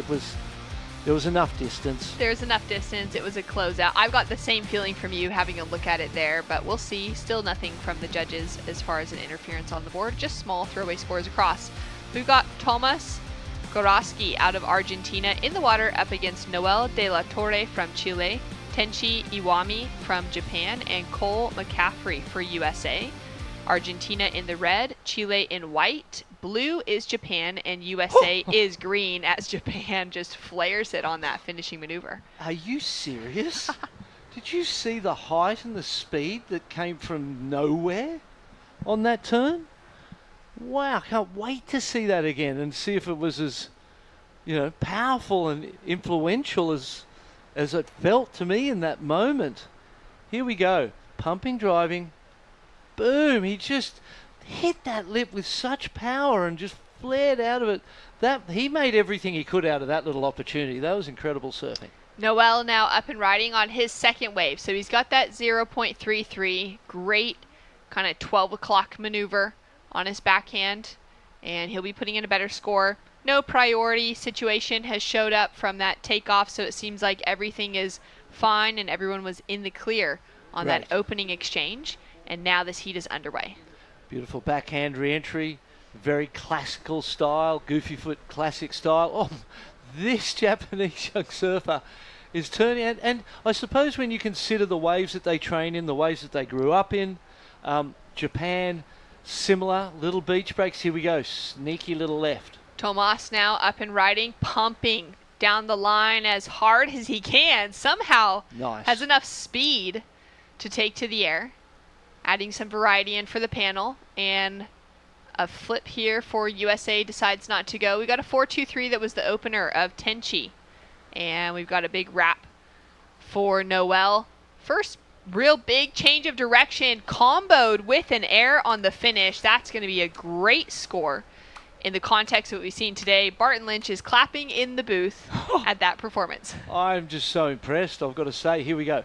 Let's have a look at this on the replay. Nice big wrap there. Gets caught for a second, but then he gets the speed, drives into the section. It wasn't easy to time. There wasn't an obvious place to hit, and he just did it so well. McCaffrey with the priorities, getting a little confused because that's most probably not a priority wave, right? Here we go. Boom, another one of them beautiful air reverses. A 4-point ride from Tenchi Iwami shows that the judges felt what we felt. That wave was a 2, I've got to say. It was not a good wave at all. There was not much in it, as with this one. But he turned a 2 into a 4 with sheer performance surfing, speed, in tiny and power in tiny little waves, and the judges loved it, so did I. McCaffrey now up and riding. See, times you it get well stuck with with that priority, and at a point Yeah. you go, I've got to do something, I've got to get surfing, and then you make a mistake. That was a mistake. Tenchi now up and riding. Nice snap to start. Drives deep off the bottom into a full wrap on his forehand, which is not the sort of turns that we've been seeing in this morning's competition. And Tomas on his backhand, just getting some work done. 9 minutes to go. Let's go down to the beach, though, right now to catch up with Francisco Oranjas out of Portugal. Congratulations to yourself and to Portugal. The splashing at the end, the celebration for you, is that a relief of pressure and a reset? Yeah, I was so nervous in the beginning of the heat, and it started really slow, so I was trying to calm down, and then I got some pretty good ones, so I was so happy for that. That's why I was splashing. It was a good celebration for you and for us. When we look at the team rankings, Portugal is sitting inside that top 10. Is that something that you personally look at as you're going through the competition, or are you just focused on the moment? I think I always look to the rankings just to check how is it, but I think the most important thing is to focus on me and make my surfing every heat and do the best I can for Portugal, and then in the end we see the rankings and see if it was good or not, but I think it's going good for the team. What about in terms of rivalry? When we look at the teams, let's just say you had one team versus the other at the end. Portugal were one of them. Who's the other number one team that you'd like to beat most out of this whole draw? I don't know. I think I don't really know. There's some guys I want to beat. I'm not focused on the team I want to beat. I'm more focused on the guys I can beat, and I want to advance the rounds to go against them and do what I can do and see if I make it. I'm going to save up those names for the next post-heat interview. We'll see who those guys are as we go through the rounds. Congratulations. Great to have you. Thank you. Thank you. Thanks so much, Jess. Love that. Kind of getting into the nitty-gritty behind the scenes. There is a team's competition going down. There's also those little healthy rivalries that are developing, and these young Groms that are learning all the ins and outs of good competition, Barton. As we take a look now at Cole McCaffrey on his backhand. Cole feeling the advantages now of not having that priority. It was a burden for a while there, and he was a bit uncertain as to what to catch. You could see that. He caught the wrong wave, turned the priority and the long wait into a 2.23, but now he's surfing. That's going to be better, and there are certain days when priority's maybe not as valuable as it is on other days, and today might very well be one of those days, and we've seen in those few heats that we've commentated that people are able to win those heats, advance through those heats without priority, just by staying busy and surfing their brains out. Noel on his backhand. He's currently sitting in third, chasing a 4.46 for that wave. With a completion and a different type of re-entry. Instead of just tagging, he needed to drive that thing out of the lip and have that forward, downward momentum down the face. He would have got the score with that, unfortunately, an incomplete. Well, we've got a paddle here. We'll stick with live action, and then we'll give the situation update to the audience. As we can see, Tomas with a little floater. He that knew single that maneuver. was a waste of priority, eh? Sorry for talking over you. No, that's I'm okay. excited, We were also just waiting for something exciting, and then it was, okay, got over, a little transition maneuver, gets over the section, and then has to kick out. Tenchi drops in, Barton, a 6.67 for that last turn, takes him into the lead. There you go, and that was just a crazy big carving arc on a tiny wave from a powerhouse Japanese surfer. He is, he's surfing, that's, that 10.67 scoreline. If I was to score the two waves, without his enhanced performance, yes, this must be a 6, 2 threes. Up and riding now, Cole on his forehand. He's got that brace on his front leg, but he did say he's kind of just riding it for that extra bit of security coming off of an injury. Powerful attack as he finishes off on the inside on the left. Now Noel up and riding. He's sitting in second with a 5.13 for his opening ride. He's got a really great style and flow to his surfing for the Chilean, putting himself back into, he'll be in a higher priority than Cole does by the time the two of them get out there, just getting that kick out ahead. And Tenchi in the blue jersey for Japan in the lead with a 6.67 and a 4-point ride. He does have another score to drop. For Noel, we're waiting for his last score. If he gets a 5.5, he's jumping up into the leading position. Anything above a 2.67 will put more pressure onto Argentina and USA in third and fourth. Scores all locked in for Argentina in third place, currently chasing a 3.04. And a score to drop for USA. 2 scores, I believe, for our surfer in green, chasing a 5.57 as we take a look at this replay. He went that wave because the other two surfers wanted it. Really. They forced him into that. They forced the mistake because that's not going to improve in his situation. And so while there's amazing surfing going on, there's some very strategic and powerful competing going on in the lineup at the same time. Yeah, we're really starting to notice that in this heat specifically. Cole had a look at this one. Gets that first snap, pumping down the line. Look at the way he's moving the board to build speed. Beautiful flaring last turn. 5.27 for the one before it, the right-hander, and a 4.23 for that one. Puts him up into second place. And from without priority, they are in contention. And it was said in that interview that there's not that much difference between the good set waves and the average waves, so you can just surf. You can just take off on anything. Noel trying hard to hold on to that one to sell it to the judges. Cole as well, splitting the section with him. But yeah, you're right. So for Cole, that opening kind of 5 minutes didn't go in his favor. He then had that 2.23 just to get something on the board. But then to be able to really sort himself out in the last 4 minutes to get that 5.27 on the board and now 4.23 has put him up into that advancing position. And here we go. Another air reverse. The claim to the nosedive that means it's nearly incomplete. What do you think? You think the judges are going to give it to him? We still haven't seen it. No, he needed to stay focused. Oh, wow. Okay, Cole now on a maybe ankle high wave. Just getting belting so it time and much power time in. again for Team USA. Take that. And one of those little jabs. They're like a jab in boxing, right? Where the jab comes back as fast as it goes out. And that's like those little backhand re-entries. You've got to be super quick. You've got to get it up and down as quick as you can. And Cole McCaffrey did it great there. Looking to improve on a 4.23. We'll see where the judges go with that. Still waiting to see if they're going to deem that air of Noel, air to claim to nosedive of Noel as a completed maneuver. He has been putting together some great surfing though. That 5.13 was just searing. And now we're waiting for another score to drop in for him. Tenchi sitting out in front with that second place priority.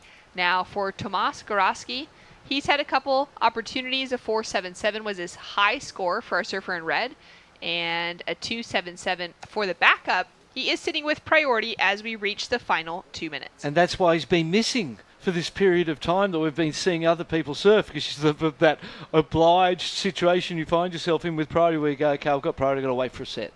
I can get scrambling at any other time. And even from ordinarily second priority is an obligation to wait as well, but not today. Second priority is still I'm going to keep moving situation, and really only first is the place where the pressure is. He's paddling, but right in front of him, underneath him, potentially, terrible positioning, but here he is. Let's see what he does. All right, he's got some work to do. A 4.74. Couple strong turns, but the section's very flat. And we've rarely seen someone turn priority into what they've wanted it to be. That wasn't what he wanted it to be. Tenchi with a wave that had a little bit more steepness to it, though very small. It had that sort of stand-up wall. Talk about standing up. He just made me stand up. Barton's standing in the booth right now. 40 seconds on the clock. Barton, Noel driving down the line. He's going to go to the air and can't quite get there, unfortunately. Chasing down a 4.38. The last few waves haven't worked in his favor. 30 seconds on the clock. He could have one more opportunity. We've also got Cole looking to improve on his situation. He dropped a 3.80 for his last wave, so it wasn't able to improve his second place spot. Gets that first turn, now driving hard down the line into a great wrap and sets it up for a finish. Three-turn combination. Kind of that no claim with the shrugged shoulders and head down low, not looking at the beach. as we've got Tomas. Great looking section. Might give him a little ramp. Might give him something to work with. He tries and he unfortunately fails. You can feel the frustration coming through in the Argentinian as we have Japan coming in with a great looking finish. A 5.41 for last of Cole McCaffrey would see him take away the lead. But other than that, it's going to be Tenchi and Cole with the last 2 scores to drop through, and they'll be taking the advancing spots. Japan advancing 2 heats in a row. Great for the team standings. Watch the speed generated here. Rail to rail, rail to rail. Boom off that section. Beautiful, clean carve into a fantastic closeout turn. That could be his best wave of the heat so far. 4.23 he's looking to improve on. Love this drone angle. The drone operators have just been getting us the most fantastic shots this week. Last turn, flaring, beautiful. He knew it was good enough. He was already in the second place. And Tenchi Iwami, he might go to the top of my list as one of the very best small wave surfers in the world right now, because that was an amazing performance from the Japanese and America. Solid in second place. Unfortunate for Chile, Argentina, the South Americans not qualifying through and out of the event. But I've got to say, 2 great goofy footers, big futures for those 2 young kids. Yeah, very big futures for, the surfers coming out of this lineup, but also for everyone that's been in this contest this week. It's been so fun to see them. Still waiting for that final score of Cole McCaffrey to see if he'll take away the leading. We'll give you the official results on first and second, but it will be Japan and USA through with an advancement. Team Japan, they had one of their girls advance through in the first heat of this morning as well, and now another. We're going to go to a quick break. When we return, more action here from the World Junior Championships.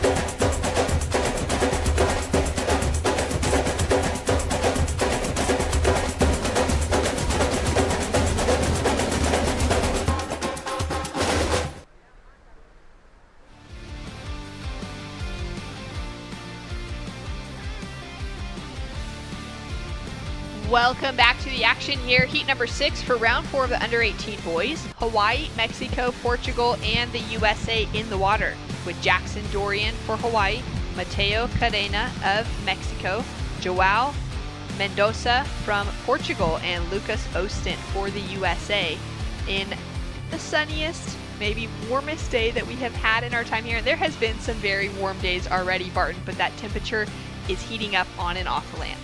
And I could tell by the beach vendors who set up the chairs and the umbrellas on the beach, on those cloudy days they're not here. So they figure people are not going to come. It's cloudy, overcast. This morning, bright and early, they were all setting up their businesses, getting ready for a busy day down here at the beach. Beautiful day in Rio de Janeiro. Last night I got to go to the Maracanã and watch Flamengo and Atletico, and amongst 70,000 frothing cariocas or people from Rio de Janeiro. Experience of a lifetime. Here we go. Here we go. Mateo on his backhand. Oh, beautiful combination of major maneuvers to start off his campaign. 13 minutes to go, and he is paddling like he's got 30 seconds remaining in this heat.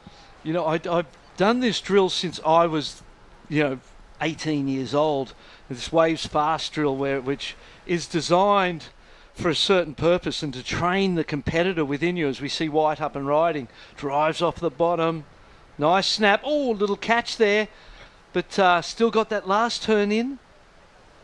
Lucas Alston from the US, and this young man Mateo into 2, gets the 3rd. I feel like I'm looking at a young Damien Hardman right there, the way he just threw that up into the lip. And now I watch this competing here today, and it's exactly what that drill is. You see the feet going. It's a different energy system competing. Here we go. Joao on his first opportunity. Snap, finds that pocket for the second turn into the 3rd. Now setting himself up here for a finish on the sand. He'll just roll up, grab that board, pull it back with the leash, dive in before that next little wave breaks on the shoreline. 12 minutes remaining, the Mexico flag flying high as we're waiting for that first score for Mateo to drop in. Still got a score to come for the opener of Lucas as well as the opener of Joao. And that does set up Jackson Dorian with first priority and pick of the lineup as Mateo staying active and busy. Caught that first wave, got those 3 turns, kicked himself out the back so quickly, and already is going to have a second score on the board. Yep, and then you go to work on building. You know what your base is, you know what you've got to improve on, and then it becomes a lot clearer in terms of wave selection and what you're looking at them, and you're going, is this better than my lowest score? Can I improve on this? At this point in time, you're just looking to create those 2 scores that you then try to build upon as the rest of the heat goes. And the sooner you get those 2 scores, the sooner the building can start. That last heat was really Japan's opportunity to shine as we take a look now at Joao. And into the finishing section he falls. Previous heat we saw Tenshi Iwami out of Japan put an absolute clinic of small wave surfing on. He's on the beach with Jess. Congratulations, Tenshi. It was a clinic of small wave surfing. For the Japanese team, you're well known for being some of the best small wave performers. When you saw the forecast, were you feeling good about it? I was sort of focused. I was, oh my gosh, maybe flat. Yeah, but I checked morning. Yeah, it's still good, but small and to throw and 15 minutes heat. Yeah, I was so nervous. Yeah. Do you have to shift into a different level of energy and a different realm for your mind in conditions like this when there's really not as many opportunities? Yeah. Yeah. Yep, straight up like that. It's as simple as that. Congratulations. And a big day ahead of you as well, especially in terms of recovery. What does it look like for the next few hours? Maybe I will eat some rice and then get more energy. And then I do my best in quarterfinals. And then, I will be finals day. Yeah. Bring it on for finals day for you, Tenshi and Japan. Congratulations. We look forward to seeing you surf again. Thank you. Thank you, guys. Thanks so much, Jess. Tenshi, one of my new favorite surfers, getting the job done. Worried when he saw the forecast it was going to be totally flat, going, all right, we're going to have to figure out how to do this in, flat conditions. And can't wait to see him out there later on today. There will be a second round coming up of each division that is surfed. So everyone's going to be surfing twice if they're advancing through. And we got some replays as we got scores to come in. Joao Mendoza finishing up there for Portugal. That looked like quite a nice ride. A 4.5 on his opener. A 6.33 for this young man's opener. Followed by a 2.83 for that one. And then the last one. I don't see the last one improving really on the 2.83. Maybe in and around there. Jackson Dorian, the perils of priority. The perils of being the last person to catch a wave. You end up with the priority because you're the last person to catch the wave. Yep. You sit with it for 7 minutes, 6.5 minutes. Then you use it and catch nothing and get a score that isn't. And your confidence goes, oh no, I've just blown the first half of my heat. I need to get busy. He needs to start just doing what everybody else is doing and just surfing anything, because he's got the maneuvers, he's got the performance level to turn these waves into something of consequence. Maybe no one that we have seen has had that potential like our interviewee just then. This is so true. Now, I love what I'm seeing in the water right now from Joao.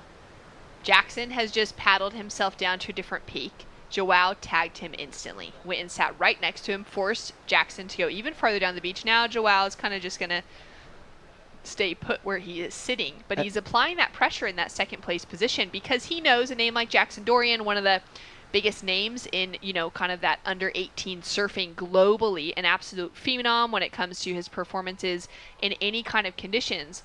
We all know what Jackson is capable of, but you've seen the respect of that coming from every surfer he's paddled out against, applying that pressure, and so far it has amounted to Jackson not putting together the best performances. He's been getting the job done just enough, but that's really been it. As we take a look now at Lucas, swift on his forehand, he's going to back up his score line looking for a 3.2. Yeah. 2 quick turns there. Here at the on the beach, there's all sorts of stuff going on. People looking at equipment there, all important in these sorts of conditions. He might be going, maybe I could ride this one in my heat. Do you think I could take it for a try? Having a little look down, we've got a great setup here on the boardwalk. Fu wax, of course, down on the shore. It looks like they have been cleaned out.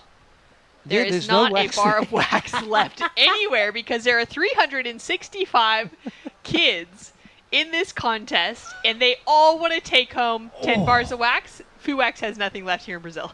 How fast was that? So Speedy. quick. We see Jackson Dorian having a look down the line. I feel like the reason Green stopped paddling with red, Jackson Dorian, was because he went, okay, he's off the bank. I've paddled him off the bank, and he has paddled back now. Look, he's paddled back onto the bank because being off the bank or just trying to get away from people and not sitting where the waves are is going to burn more time. How was that backhand re-entry? Wow, fantastic surfing. He's sitting in that second place position, looking to improve it. And he's got, 4 or 5 turns found on that last wave. We've got scores to come through across the board, and last is in for Lucas. Out of the USA, a 4.30 for Austin takes him up into second.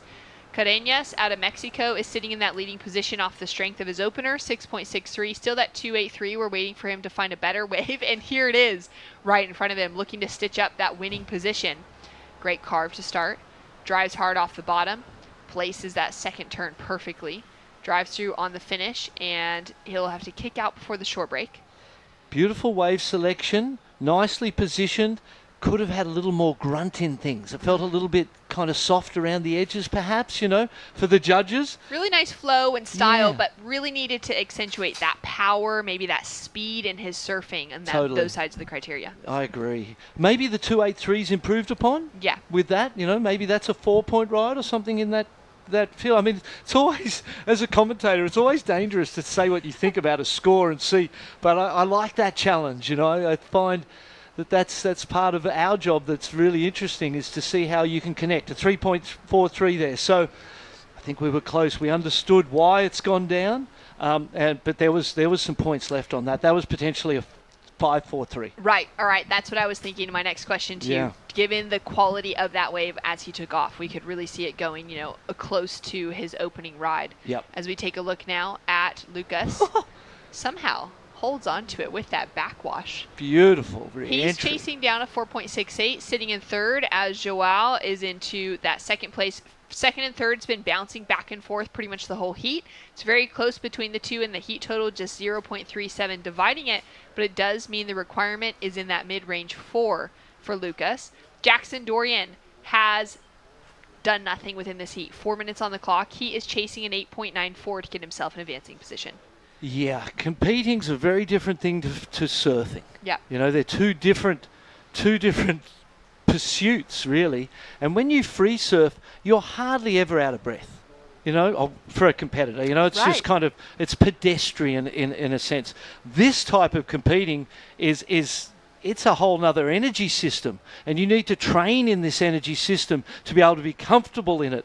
And Hawaii, growing up in Hawaii, there aren't waves like this really that of this quality. And we've seen the performances of young Jackson Dorian in some of the most incredible waves in the world, and he is just a phenom, no doubt about it. But against these piranhas, Lucas, Joel, and Mateo, you can look at them. They're just moving, hunting, thinking, competing all the time. And this is second, sitting next to third. And rightly so, because look how close they are. They both are, 9.37 to a 9 as their totals.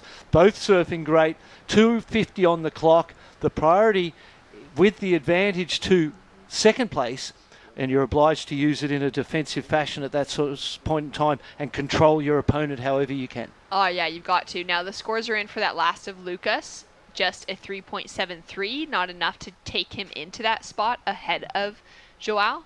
And now up and riding again, just has to kind of go on this. He's under 4th priority, may as well. Mendoza just sitting on top of him. We saw Mendoza with the same mentality kind of halfway through the heat where Jackson started piling away and he just tagged Jackson and started following him away, applying pressure in every possible way he can as an excellent competitor. Absolutely. Now we're seeing a bit of tag team really from first and second in the heat, taking third and fourth and going, you deal with one, I'll deal with the other. We've only got 2 minutes, the 2 minute warning, as they say in the NFL. We've got 2 minutes now to hold them off. Here we go. But their job is to sell them and get them to use the priority and get it back. But it needs to be a wave of consequence, and this is where the judgment of the priority surfer in what he allows his opponent to get or doesn't get. We've seen it time and time again where someone will let them go and they turn it into the score and they go, oh, wow, I should have went that one. It's a critical time, a lot of pressure in these moments. Green is paddling. 90 seconds on the clock. Green has to go on this wave. Maybe could have amounted to a score, and he's trying to work with it. Second turn being that one of more consequence, just kind of transition past the foam for the opener. Looking to improve on a 4.5. Could it have been the 4.68 that surfer in white, Lucas, was chasing? This will give us the opportunity. Yes, it could have. Hands down, it could have. This will give us the opportunity front on to see how the judges see it. Looking to improve on a 4.5. Feels like it's right in around that range, doesn't it? There's the opportunity for a tiny improvement or maybe not. Now, heat leader up and riding. On his backhand, Mateo, he had such a strong start with that 4. No, that doesn't do anything. 6.33. Sorry, You're right. No, this wave is not going to do anything to help him stay in that leading position. He's pretty safe at the moment with a near 5 requirement on Joao out in that second place position. We're now waiting, though, for the score for the last of Green, and it's enough. It would have been enough to give the score to Lucas. With a 4.93 for last of Green, it takes him into the lead. Now Mateo down into second, but the requirement is greater. It's into the 5s for our third place surfer, and our fourth place surfer, Jackson Dorian, a 0.43 and a 1.6 on the board, chasing an 8.16 still to get himself into a winning position. And he's got a piranha paddling close to him. Lucas Austin there with first priority, trying to use it. Time's up. Wow, Hawaii and America out. Out of the conversation. We're going to see some shakeups in the team leaders board. More action to come. We've just seen Portugal and Mexico walk away with the advancing positions in small, challenging Macumba Beach. Clear and clean, though, for the spectators on the shoreline.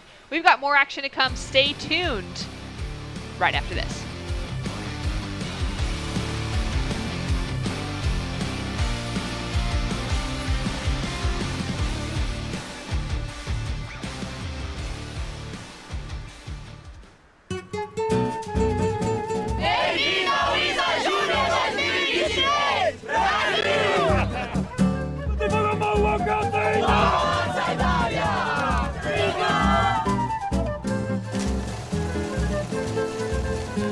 Just looking at the world today, it's very clear that what we need the most is peace. And today, we are a proof of peace and a better world through surfing. It is my hope that in these 10 days of surfing competition, friendship, camaraderie, to hate, we answer with love. To violence, we answer with peace. And of course, we answer with surf, which is what we love. The amount of happiness of bringing this all together. I personally surfed this event twice before, and it changed my life, like it's gonna change your life. Now that the world can hear, it is my greatest pleasure, my greatest honor. This is what I love to do the most. To officially declare open the ISA World Junior Surfing Championship in Rio de Janeiro, Brazil!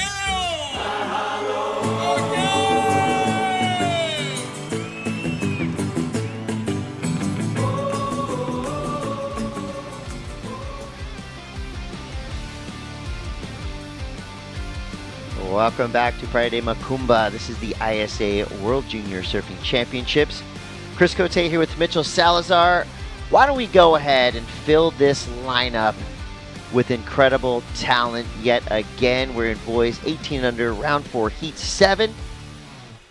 And so far, it's been so good. More of that to come with Harley Walters, Keone van der Beek, Luan Faraya, and Alfonso Suarez. Spain, Brazil, France, and Australia. We're talking about a clash of the titans here, Mitchell. Harley Walters has been impressive so far throughout the event. His older brother Dakota just won a QS event over there in Chinese Taipei, so big congratulations to Dakota. But watching Harley throughout this event, I like the kid's style. He surfs great. Another goofy photo that we have in the draw too, Chris, but a stacked one, Brazil. They've been competing great all week long. They have the local support.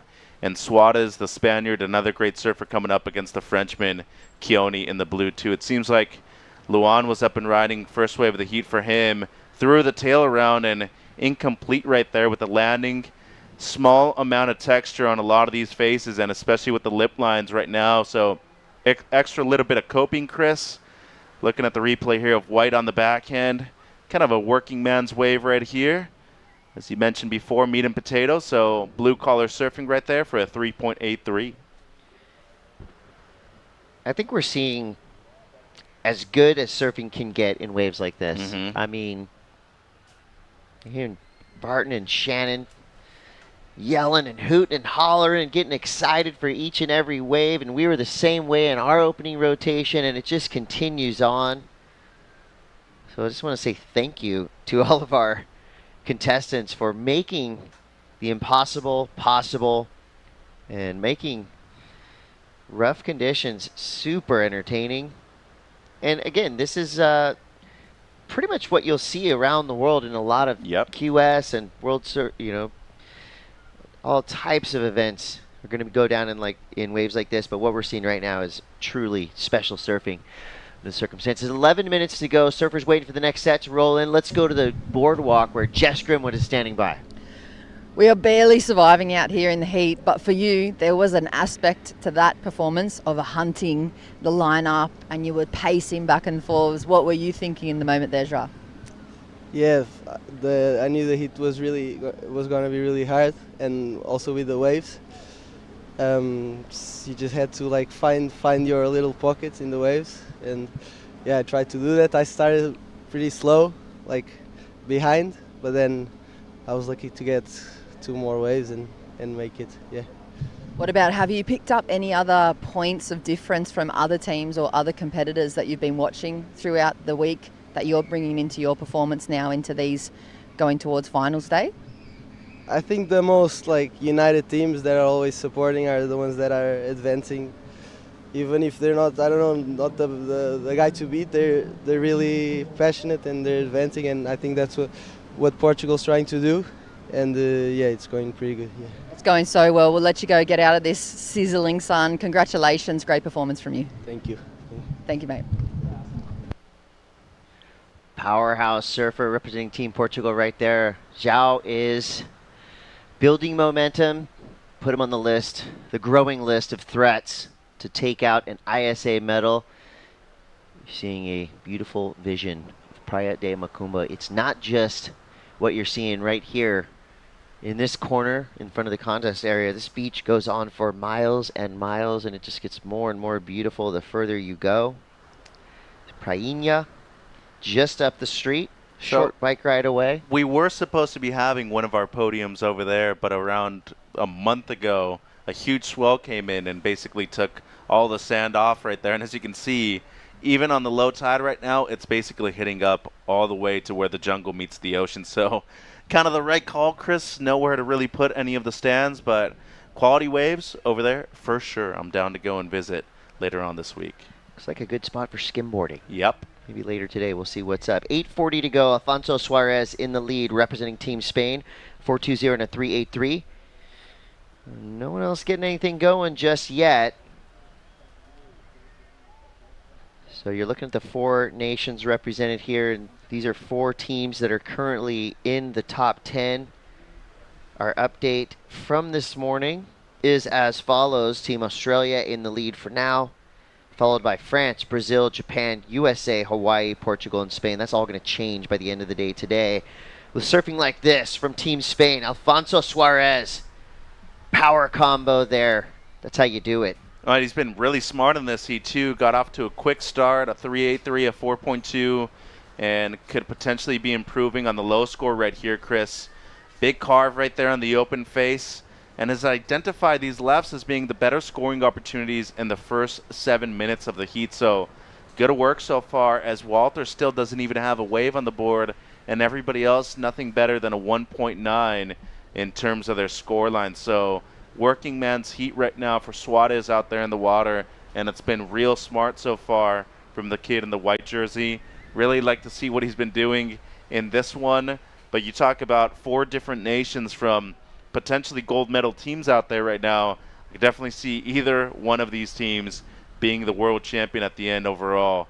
But Australia, no doubt one of the biggest contenders, I would have to say. Surprised that Walters hasn't even been able to get onto a wave in the first 8 minutes of this one, Chris, as we look at a beautiful shot of what Macumba is, and you can see Rio in the background right there. Man, I woke up with a lot of gratitude this morning when I saw the sunrise. Today is no doubt the most beautiful day out of the period that we've had so far. Just really stoked to be here for the ISA World Juniors. It's a stunner, no doubt, and for a lot of the teams that have been knocked out of competition, it's been really fun to see them coming back from their daily adventures around the area. For some of these young surfers, this is the first time they've been out of their home country. And you can imagine the awesome culture shock if you're traveling here from Scotland, Ireland, Saint Tomé, a country that really welcomes tourists and travelers and visitors. There's a vibrancy here in Brazil that you're not going to find anywhere else in the world. I'm with you there. Full of gratitude that the ISA brought junior competition back to Brazil. Still very contestable out there. I mean, this is about as small as it gets, but even at this size, we're seeing big numbers come through. We've seen 6s, 7s, and 8s already this morning. So these young athletes are making the most of it. Yeah, and great conversion right there, and a poor wave by Fajeda, too, on the backhand. Only needed a 1.51. Should get that and a bit more, as we see Walters right here. First wave of the heat for him, Chris. Quick snap there out the back. So manages to fit in a couple turns. Unbelievable yeah. How good these surfers are at just making waves that for most of us would be really difficult to surf. They make it look fun and easy. I mean, Harley Walters right there, he was doing that in his sleep. 3 turns on his back end. I mean, it's not going to be an 8 or a 9, but that right there is how you can get momentum going and how you can really reset and restart your heat. Flip side of that is he's only got 5 minutes to go here, but he is only looking for a 2.43 to get back into contention. So I think Harley Waters will be feeling good about that quick ride that he had. And this is a good sign right here, one of the bigger sets we've seen of the morning. But it is a mirage, though, Chris. It doesn't really break on the outside where it seems like it will. Look at how far that one had to roll in, and it seems like Luan might be having a chip in right here on the left. Yeah, if he can get a little speed burst from that whitewater section, he could have something good to work with here. He does manufacture a little bit of speed through to this inside. Tricky wave to read there. We'll see if that one is deemed complete. Doubt it, just judging by the reaction. Keone now. I mean, mistakes are going to be magnified out here today. Yep. You need to make every wave, every section count. And especially as a tall dude, I can attest to this. It's magnified even more. I mean, you just have way more to lose being a taller guy in smaller conditions. Your body's being thrown around a lot more, and especially having to manage the backwash is really difficult today for a lot of these larger surfers in terms of stature. Just under 4 minutes to go. Those scores of Suarez are going a long way right now, Chris. 9.1 heat total, has 3 waves, everything better than 3.83. And it seems like Fajeda real quick right there. But look at the score of Walters now, 3.6. He just needs to stand up and he'll move up into second place, only needing a 0.06. One of the few times in my career of covering surfing that I've ever seen somebody require that small of a score in an event. That's basically, he could kneeboard potentially and get that score. Or just attempt to stand up. And that was pure manufactured points there. That wave had nothing, and he made it work. You're going to have to lean into every bit of competitive history that you have if you want to advance through these heats, because every surfer out there equally hungry. Team Australia hopes high right now, currently in the lead. Here we go, Keone now blasting the fins out. You know, I'd like to see young surfers pushing it like that, but that could come back to haunt him a little bit. And here we go, Harley Walters definitely getting that 0.06 and more. Rapid fire succession of turns. Is that Luan flying from the sky? Well, he's fired up. So now we're going to see a big shift in the standings after that last exchange. Here we go. This is Alfonso. Yeah, and he's been leading the heat the whole time too, Chris. Threw the tail around, spun it, and completed it too. So point of difference right there, and a major one at this point of the heat too. And this is the combo that you were talking about from Fajeda. Great one into the lip a couple of times. Difficult sections right there as well, having to manage the backwash and right on the shore. I like Walters' combo, though. I mean, lightning fast on the backhand. Should score well, as Keone having a look here with just under 2 minutes. Yeah, Walters definitely a lot cleaner, too, adding to the flow element. As we see Keone on his backhand. I don't really see, you know, the goofy versus regular, the rights versus lefts. It doesn't seem like anyone really has an advantage today. No. You know, the rights maybe a little bit quicker. More of a closeout, the lefts, but a little bit flatter most times. Luan there. Team Brazil hoping that Luan did enough to defend Harley Walters, but it wasn't. Harley Walters comes through with a 5-1-3. Credit where credit's due. 2 big backside snaps for Harley. Able to get him up into second place. That means Luan now is in a tough spot, needing a 6.0. Keone, Team France, needs a 6.83 with a minute left. It's going to take a miracle for either one of those surfers. And how's the discipline, too? The kids surfed a 6-minute heat and moving over to establish priority over the Brazilian, as we see Keone now. Needs close to a 7, though, Chris. That should minimize the requirement right there. Has 40 seconds, needs to really hustle. And Suarez, once again, I mean, he surfed a perfect heat. Smart, opened up really well, converted on every wave. I mean, he didn't fall a single time out there. 4 waves, did not fall, and every time was bettering or improving on his low score. But look at that strategy from Walters. Moves up in a second and immediately moves over to cover the Brazilian over there in the green jersey. I mean, the kid's got nerves of steel. We were worried about him for the first 6-7 minutes of that heat. But his surfing did the talking. He said, don't worry about it. I got this under control. Leans into some tactics to fend off Luan Faraya, who is a really impressive young surfer himself. So just like that, in the span of 15 minutes, Alfonso Suarez, Team Spain, advancing through, along with Harley Walters from Team Australia. Luan Faraya and Keone van der Beek are out, but big credit to both of those two surfers. Making it this deep in a contest at this level is a huge accomplishment. Bright futures in front of them as well. And for us, the future holds more action. On the lineup here at Praia de Cumba, watching the ISA World Junior Surfing Championships. We have a couple more scores to come through. Not sure if any of them are going to factor in to the current standings, but we're going to wait and see. Yeah, well, it seems like Keone probably going to get his best, but he's going to remain in 4th. Luan, we saw the 2-turn combo on the forehand. It was a 4-1-3, Chris. And just talk about the composure and the poise by Walters out there. 5-1-3, 3.6, and that 2-turn combo with the 5. That was elite level stuff. I mean, to be able to get into the lip line right there and be as reactive as he was as a tall surfer was critical. As getting the breakdown right there is Fajeda with one of the coaches from Team Brazil, former great competitor Paulo Moura. So ripping surfer. Yeah, still does. Still rips. But, you know, it's a tough loss for the local surfer, but a big win for the Spaniard Suarez and for his team overall in terms of the standing, Chris. And this is what you like to see. Encouragement, camaraderie.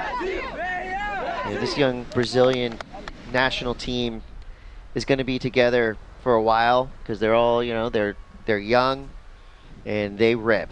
And just making the Brazilian national team, you would think, is a huge feat in itself. So congrats again to Luan and Keone. Let Alfonso and Harley do it for Spain and Australia. We're going to take a quick break. We'll be right back with more from Praia de Macumba, the ISA World Junior Surfing Championships.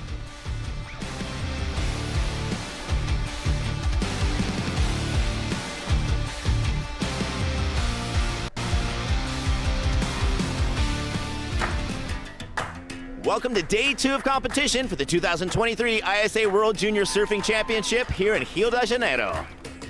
And with the highest score of the day, Team Japan's Anon Matsuoka gets a 9.33. And this wave by Team Australia's Kira Buckpit, 8.50. Team Canada's Sanoa Olin with an 8-point ride. Yeah, I just feel like this event has taught me so much about competing, and it's really gave me the experiences to develop the surfing and the competing that I have today. So I'm just soaking it all in and grateful to be here with Team Canada, and yeah, just see all the younger kids on the team that are going to be taking over the team for the next couple years. Team Australia's Fletcher Keller with 9.17 point. And it is for sure that he is a contender to go for the final 2, Chris. Strong combo on the outside. Love the use of the rails right there from Mendoza. And as you can see right here, it gets a good click to finish too. And for our host country, Team Brazil, Ryan Kainalo with his 8-point ride. Ryan Canalo out of Brazil. That turn was searing, Bart. Oh, it's pretty special for all the team. Everybody's so happy to have this event here, and everyone is welcome for us. Join us tomorrow for more exciting action.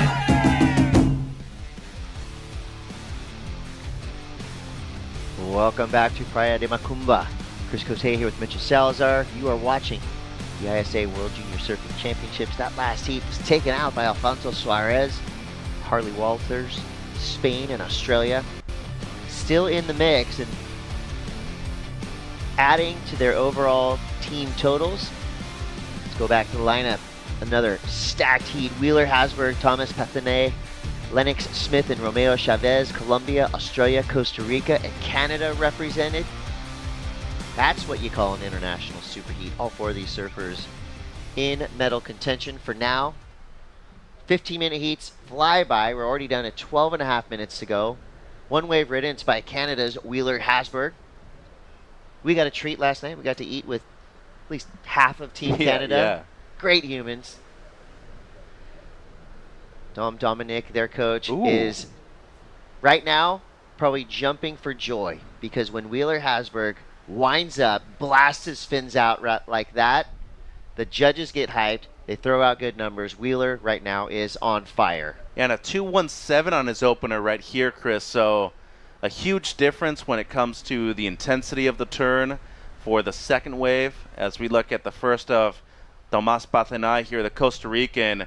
Great maneuver and, ooh, close one right there between him and Chavez. This is Romeo's opener, the Colombian who lives in Ecuador. So who was up first is the real question, and was there hindrance of the score? Got to be careful with that right there. And then a 3.4 right here for Wheeler. I mean, just throws the tail fully. That was great use of the speed and really the one section that he had on offer, Chris, as seems like Smith, the Aussie, up and riding. Lennox Smith trying to get around this section. The big kid out there, and he had a front row seat to Wheeler Hasberg's backside snap there.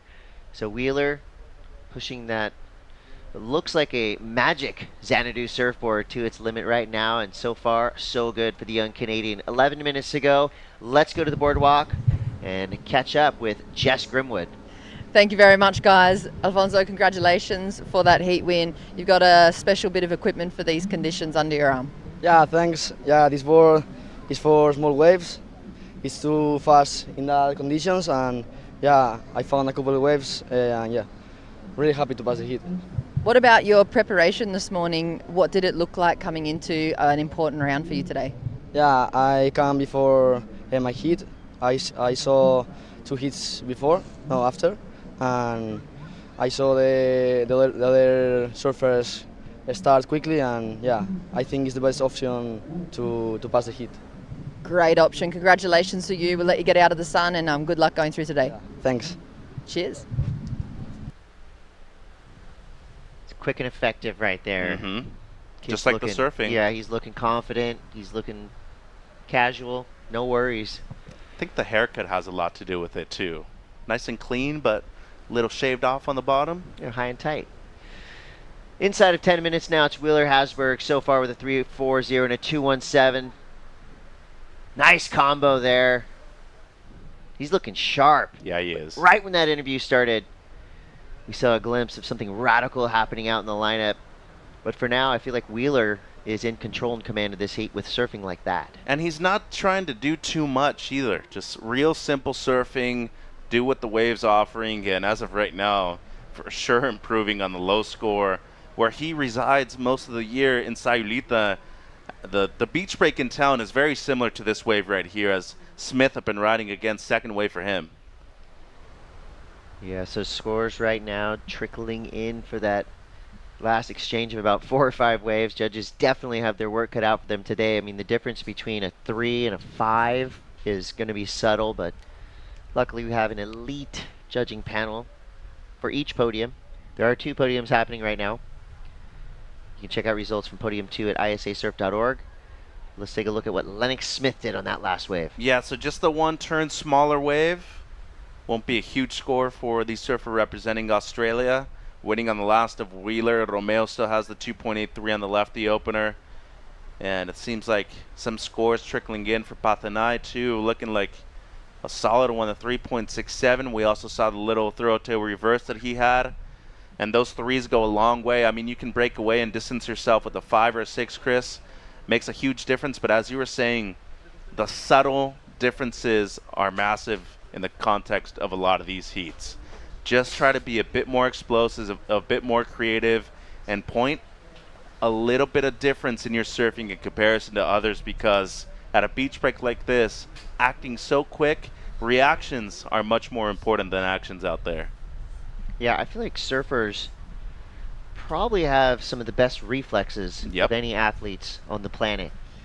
To have the presence of mind to stand up, do a turn, and then think about what's happening next. Maybe do another turn to decipher what's going on a moving platform it's pretty mind-boggling. I mean, it becomes muscle memory if you do it for long enough. But if there's any analytics out there that show us the reflexes that elite level surfers have, I'm sure it'll be right up there with any sport, if not better. Yeah, repetition is the father of all learning, and for a lot of these surfers, you're almost predicting the future when you're riding a wave, Chris. You have to predict based off of experience and past results on what a wave is going to do. And when you come to a different location that's completely different to what you're surfing at home most of the time, that's when it gets complicated.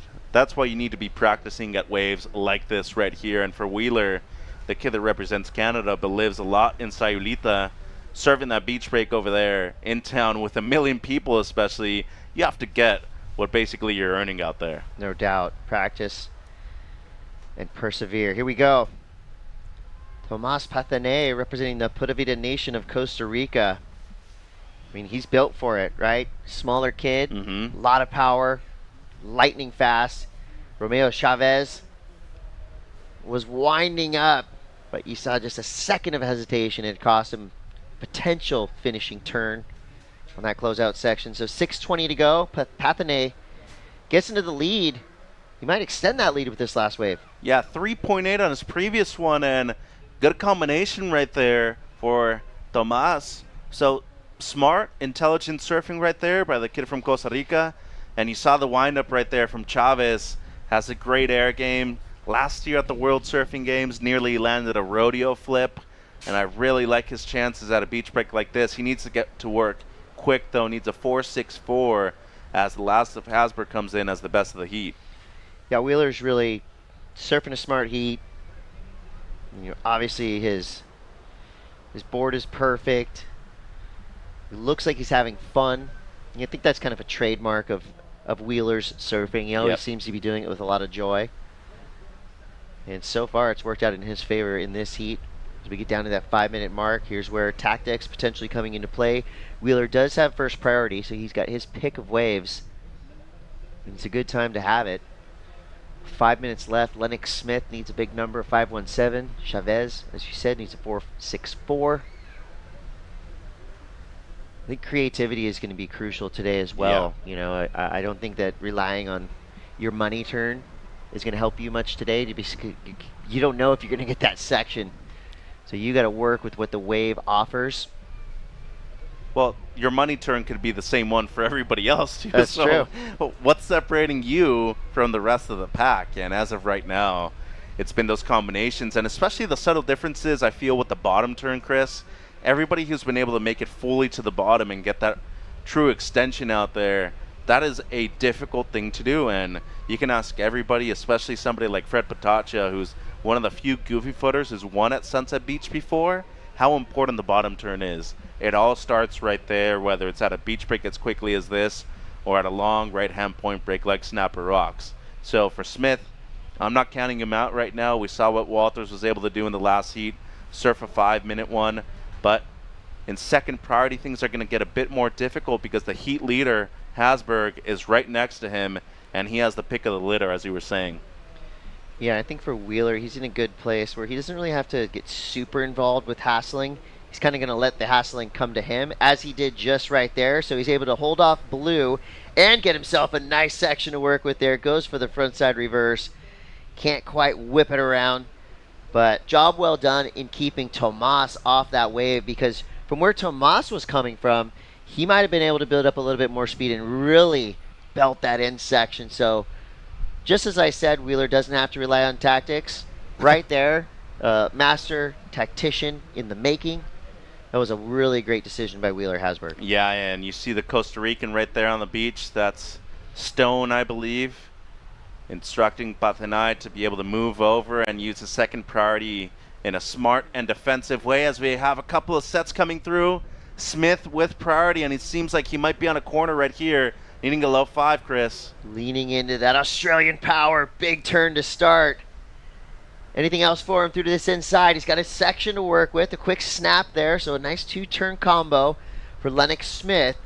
And we were just thinking, wow, a 5.17, that is going to be tough. He might have just done it right there. Yeah, he got a gem. Strong turn at the beginning right there, and as I said before, it all starts with the bottom turn too. And he somehow was able to find a bonus section too, so that wave, no doubt going to be his best. He's going to minimize the requirement, was needing a 5.17 before it. Don't think it's going to fully go up in there, especially when you look at the 4.77 that we've seen from Wheeler in this heat, but still has a lot of time, 2 minutes and 20 seconds out there.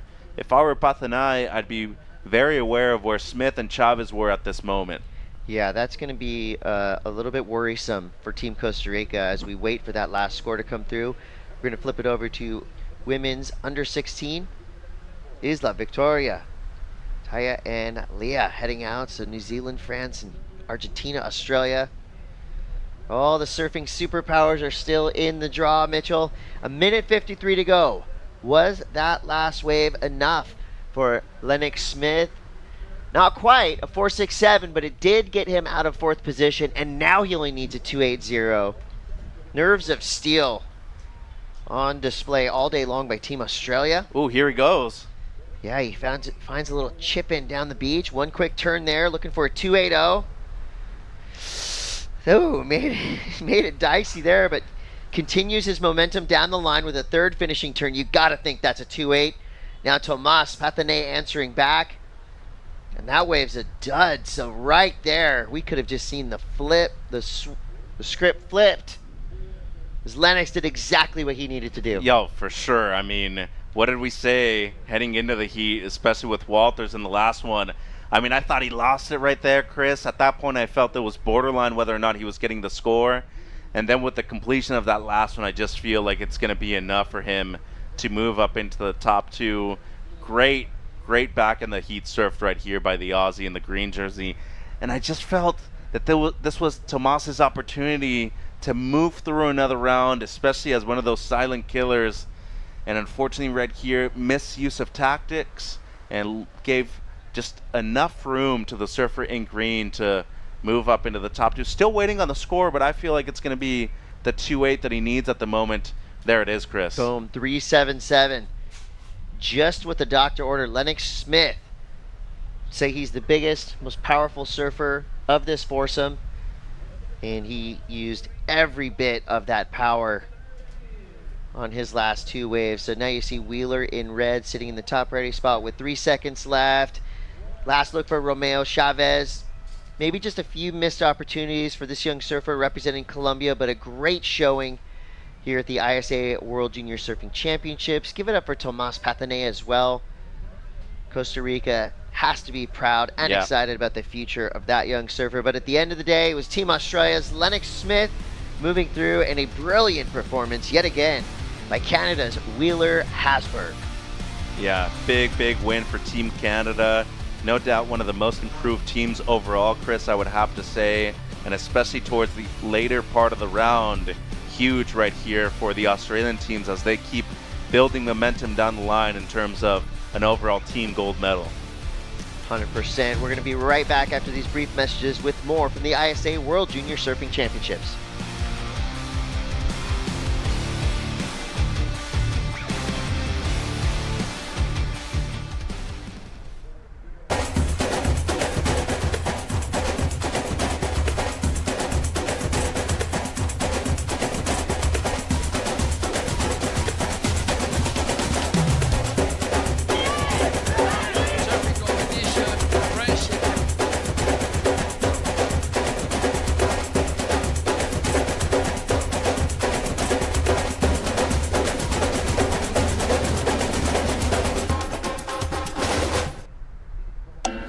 Day number 5 of the ISA World Junior Surfing Championship, Rio de Janeiro. Off the bottom right there, set up turn into the lip, much better. But look at his positioning in terms of his shoulders, always looking down the line. An 8.5 goes to Team Canada's Wheeler Hasberg. So yeah, I went to do the first turn, and after the end section was there, and I just let myself kind of do the work and, hit it. With this wave, Pierre Lamont from Team France scored a 7.67. An excellent score of an 8.67 goes to Team Spain's Annette González Estabarre. He cogido la bomba, el serie del día, y he podido ir desde arriba hasta abajo. He hecho un carving, un cutback y he podido terminar la ola. Team Australia's Sierra Kerr scored a 7.83. Tune in tomorrow for more action here at Rio de Janeiro.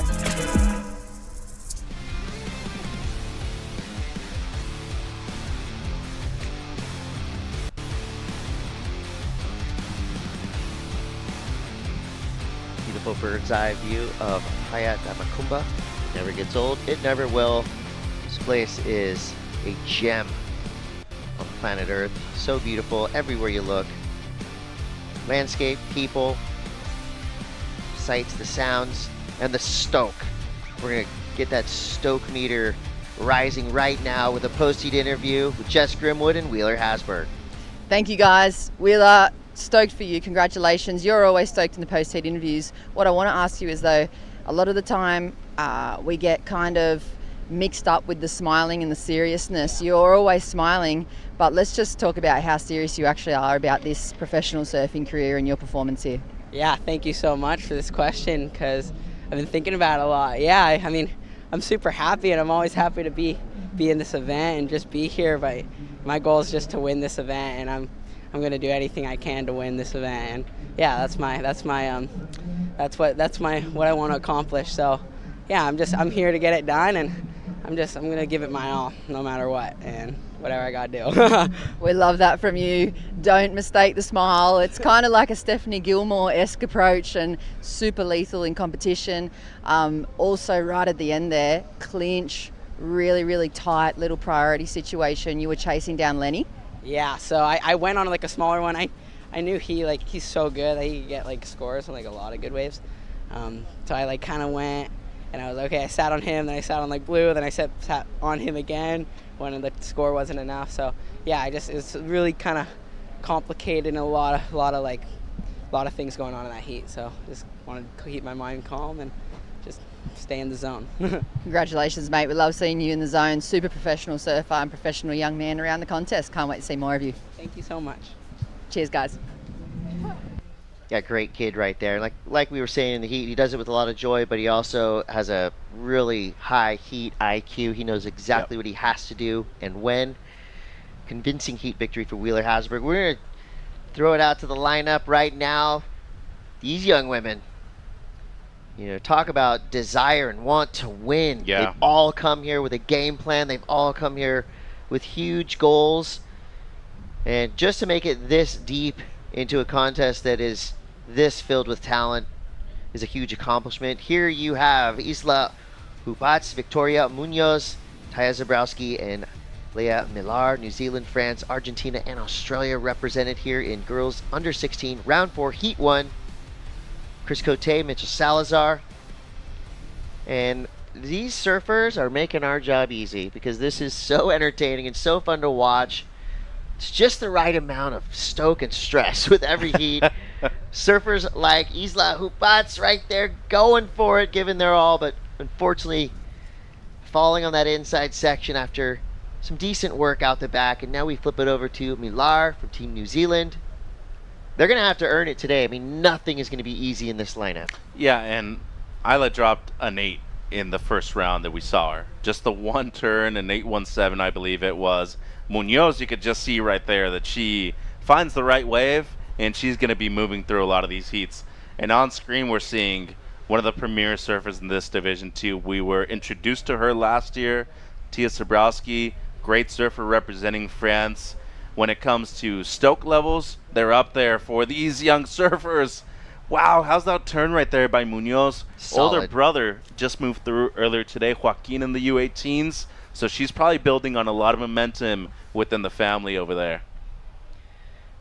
And there's Team New Zealand. I'm sure they have to kind of let the surfer know which person on the beach you watch. Because You're these right, teams you are, do. There's sometimes 20, 25 people standing on the sand, all in the shirts, waving the flags. They go, okay, just look at this one person. You don't want to do anything to confuse your surfer out in the lineup because they've already got their hands full with their competition.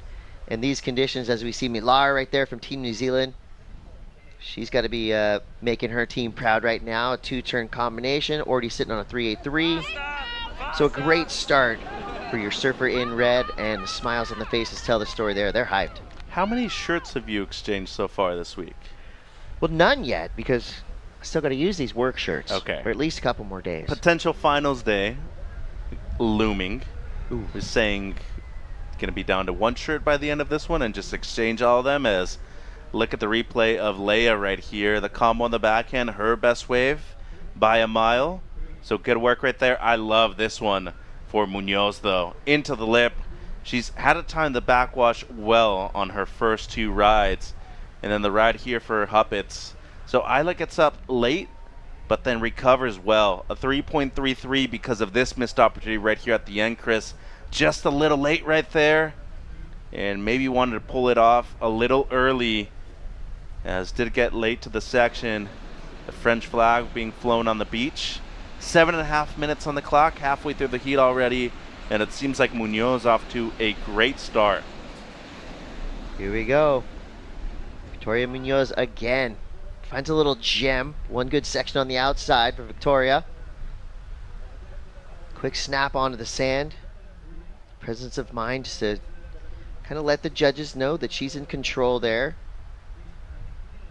This young surfer with a huge, bright future ahead of her.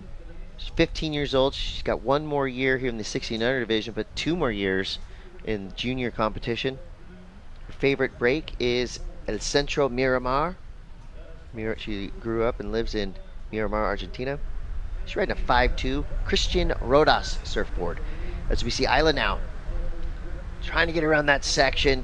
Can't quite do it there, but she'll get right back out there. Mitchell, the conversation has been pretty much the same in terms of national champions competing here. We have 365 competitors.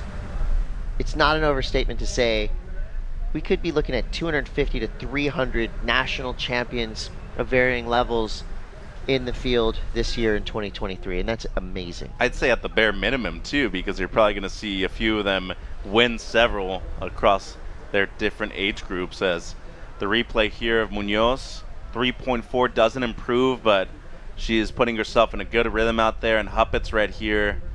Isla's been frustrated with her first two waves, just a 1.8 on that one, so really up and down for her, but she is still in second place, and she can't let these emotions get to her head right now, as there's still plenty of time on the clock, and she's looking to improve on just a low score of a high 1. But it's Leia so far with the 3.27 who's put herself in a good spot at the end of this heat. Yeah, and just as we mentioned that, Isla comes and slashes her way through a 2-turn combo.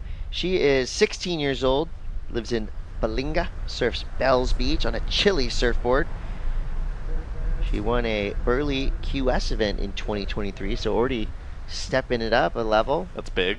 She moved from Bells to the Gold Coast in 2021, and in 2022 she finished on top of the Australian National Junior rankings to earn her spot on the Australian national team. To win the juniors in Australia it's like winning a world title. I mean, there are so many incredible surfers 18 and under in Australia.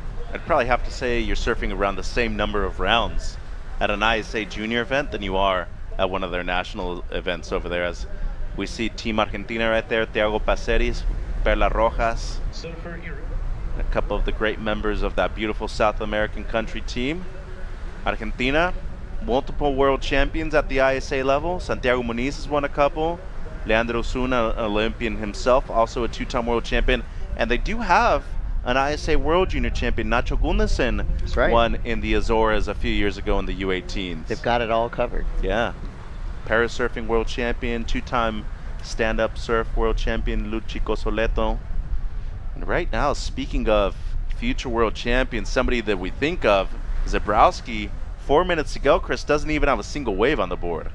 I mean, that's a perfect illustration of how difficult these conditions are for a surfer Taya's level to right now not having ridden a wave. So here we go.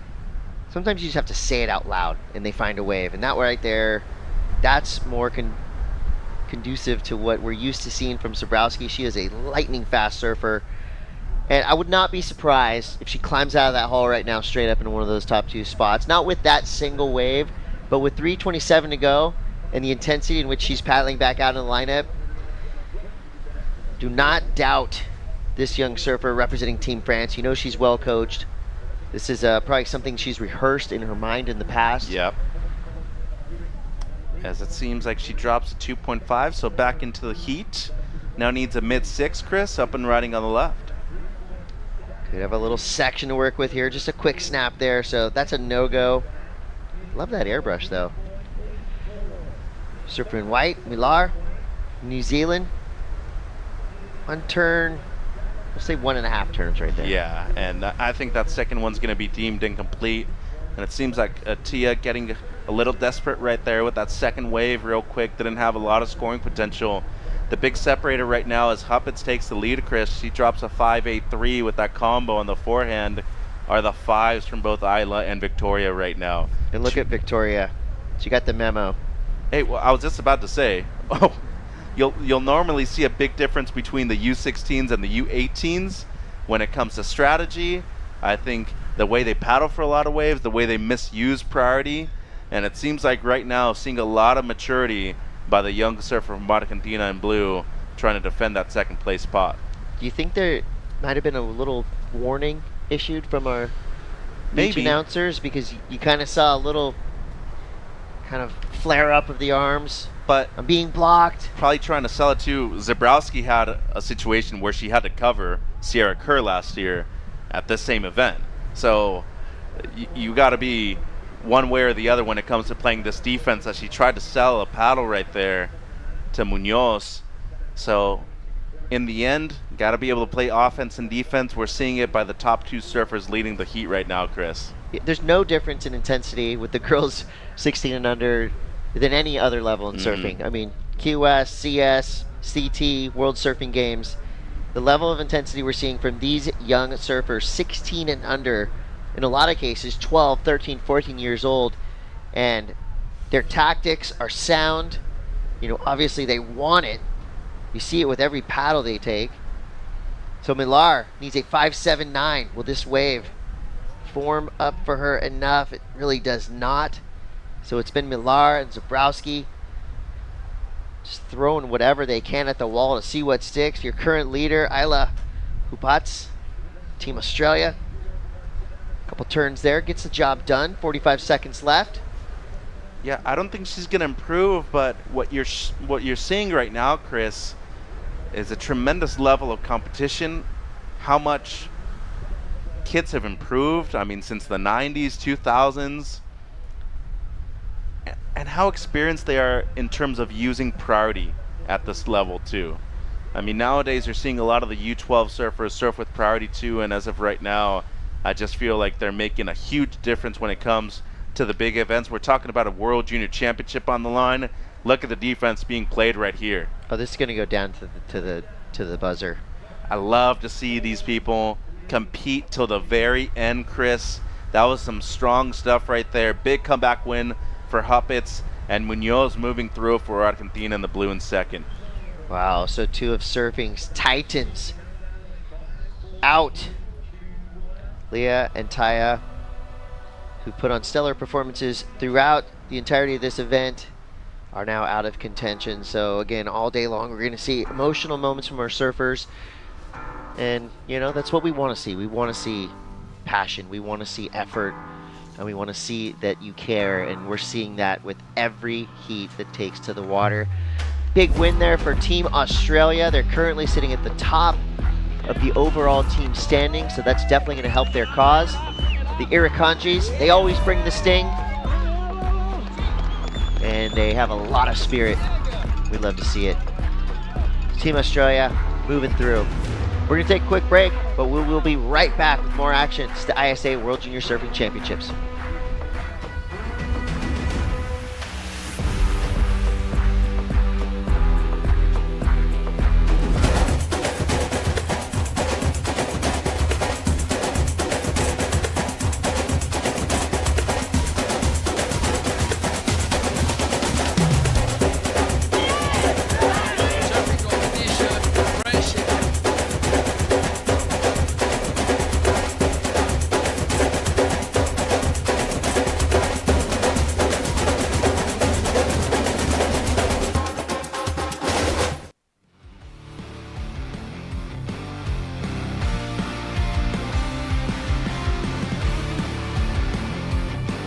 Let's get radical. This is the ISA World Junior Surfing Championships. Chris Cote, Eric Mitchell, Salazar. 4 more surfers enter the lineup with full intent to rip these waves to bits. Here we go. Alexia Monteiro, Oshia Green, Sol Morelli, and Chrysalyn Simpson Kane. Hawaii, Spain, Canada, Brazil represented in this girls 16 and under round 4 heat 2. Oshia Green already with a big number on her scoreline now, a 5-point ride to start off this heat. Quick look there from Alexia. This is that opening 5 for Oshia Green. Yeah, and the young goofy footer out of Tofino, a lot of speed down the line right here, and the one big turn on the forehand. Love the way she was able to intensify and even dramatize that last section right there at the end, Chris, as we look at Chrysalyn right here on the forehand as well. Great goofy footer out of the island of Maui. Older brother Ty, a great big wave surfer that loves to charge Piahi. And then Alexia right here on the forehand, the local surfer in the red jersey. We got a heat on our hands, Chris. Yeah, that was a great opening exchange. I feel like Oshia probably got the best of it. She was at our international dinner last night. Great kid. Down here with her dad and her aunt. And of course the full support of Team Canada. She's telling us a little bit about what it's like being a competitive surfer in Tofino. Another incredibly beautiful part of the world. She says you got to work for it though. It's cold. Takes a while to get to the beach, for, you know, depending on which break you're trying to surf. But you'd have to say Tofino is definitely the hotbed of competitive surfing in Canada? I'd say just overall.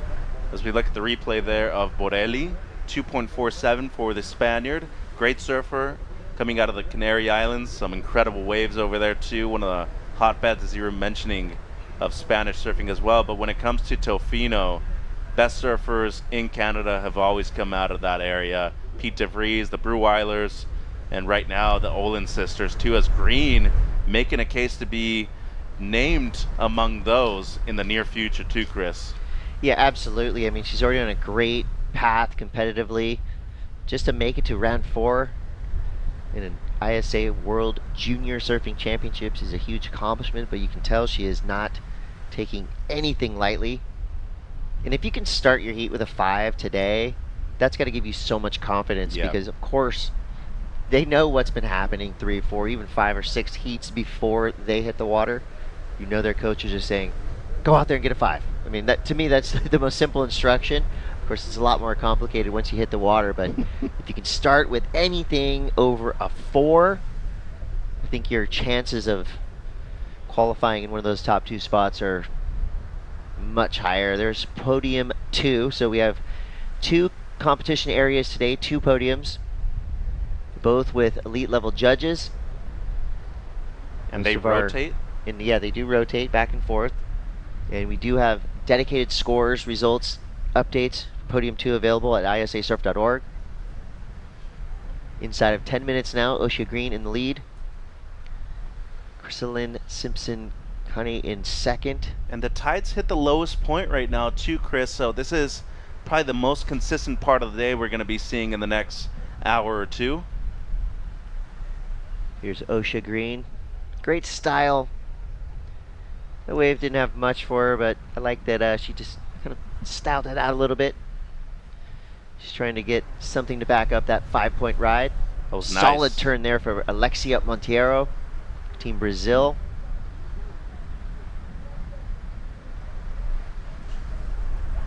And 9 minutes to go right here, Chris, looking at the replay of this wave here of Alexia. Just a deep bottom turn right there, fully extends it when she reaches the lip line. And see that subtle difference where she almost even sat down after the layback too? That's pretty cool, and it's creative as well. As Green right there, just the 1 setup turn. She's gonna get a 1.2. You brought up the fact that she's only looking to get a backup score. Starting off with a 5 is great. You get half of the scale for basically 1 turn. But we've seen a lot of people lose out in major heats when you kind of get a little too comfortable. Try to get things done as quickly as possible, so that way you're not even thinking about having to get that backup score afterwards. So don't get into a rhythm of just going on these waves that are poor, they're average, you're not really improving. Next thing you know, you're in 3rd or 4th needing a score right here at the end, as it seems like she's going to be up on the left. Split peak here. Chrisalyn Simpson Kane going right. Couple opportunities there. 1 turn out the back, nothing more for her on that wave. So Osha Green went left, and as she stood up, she may have heard the news that Alexia Monteiro took over that top spot. Here we go, Osha Green, not just the entirety of Team Canada behind her, but also the Herring Nation. Herring Nation always stands behind their Canadian surfers. I'm sure at least a few members of the Herring Nation are watching right now, and we salute you. Herring be with you, my friends. It's a beautiful place over there in British Columbia. So the combo right there for Simpson Kane. On the backhand too, Chris had a 3.33 on her opener. Looking for a stronger one right here to move her up into 2nd place. We are waiting on the last of Osha as well though. She's been active, has caught 4 waves already in the first 7.5 minutes, as it seems like Sol here having a look with first priority. So right now her overall total is a 2.47, and she might have done that and more on the strength of that 1 snap. 7 minutes left. I like the pace in this heat. A lot of waves being ridden. And then the 1 turn right here, a bit placed for my liking, but it's really what the wave was offering. So surfed it well and surfed it up, as we say. So looking to improve on a 2.47 at least. A high 3 would give her 2nd place at the moment before the last exchange.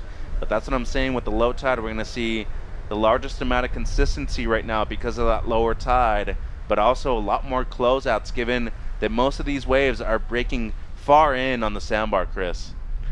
Well, Alexia Monteiro, Team Brazil, has something to work with here. Blast that section and almost nails what was definitely going to be a turn that would have had her looking at a big number. But just couldn't quite hang on. What happened here, Mitch? Well, seems like the backwash had the good amount of speed right there going into it. And right there, see how the backwash just put her a little bit out of position. There was just too much weight on the front foot, and a wave that easily could have improved on the 3 is going to end up being a throwaway score. So Osha right there did have that top priority spot. Sol Borelli, one big turn.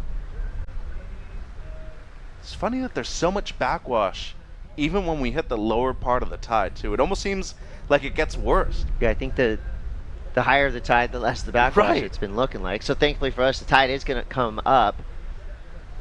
So there's Alexia looking back to see if she's got a clear path. She does. Or excuse me, Sol. Yeah, and she's needing a 4.44. That was a pretty good turn. It ain't gonna be it though, just too flat. I mean, the 4s, the 5s, they've made a huge difference today, Chris. And what do we always say? Don't leave it up to the judges. Make things very clear. And as of right now, with 5 minutes to go, it seems like a clear result is Osha in the lead and Alexia in second. But both Sol and Chrislyn do have a couple of decent scores on the board. I'd say for Simpson Kane though, might be nice to spice it up a little bit, go left. She's gone right on both of her waves. And Sol, same thing for her. She's only been going right, so wouldn't be surprised to see them go left here, especially when they're needing something in the 4-point range. Their best scores overall, Chris. Shout out to the camera crews up and down the beach. They've been putting in overtime getting us these visuals, and we thank them for their work and service to the surfing community. Definitely not easy to put on an event of this magnitude, so thank you to the ISA and the local organizers for making everything so nice and smooth for the surfers in the water, for us here in the booth, and for all the fans in attendance. 4 minutes and 15 seconds left. Osha Green backs up that 5-point ride with a 4.40. Very respectable heat total of 9.40. She's in the lead for now. Yeah, it seems like Alexia having a look here at this left, Chris. Quick one right there, in and out, but no harm for her because she's on the hunt to improve on the 3-point ride, and this is a good strategy right now. Get both Borelli and Simpson Kane to overthink a lot of the waves that they're trying to be selective of. Chrislyn right there with first priority. Great student as well over there on Maui, but as of right now needs really the best and most important wave of her life, a 4.21, and you know that's not one thing that you really want to tell your surfers as a coach, but all of these heats end up being the most important ones of their life. We're talking about a World Junior Championship on the line, a paddle right there, Chris, at an opportune moment for Simpson Kane. Unfortunate stuff. Looked like Green, no paddle, just a quick look there. Now we see blue and red. Ooh. Was that a block? They're making our priority judges work for it as well. So we see it, Sol Borelli now looking for a 4.27. So nobody's safe right now. Even Osha Green and Alexia Monteiro are in precarious leads, as Sol only needs a 4.27. Chrislyn needs a 4.21. I mean, that's really one big turn. Yeah. For each of those surfers. Well, look at Alexia now moving over to cover Sol. Smart. We've seen this many, many times today so far. And look at Osha. She's moving over too. So she's very aware of where Alexia's sitting in the heat, how close it is between her in first and second place.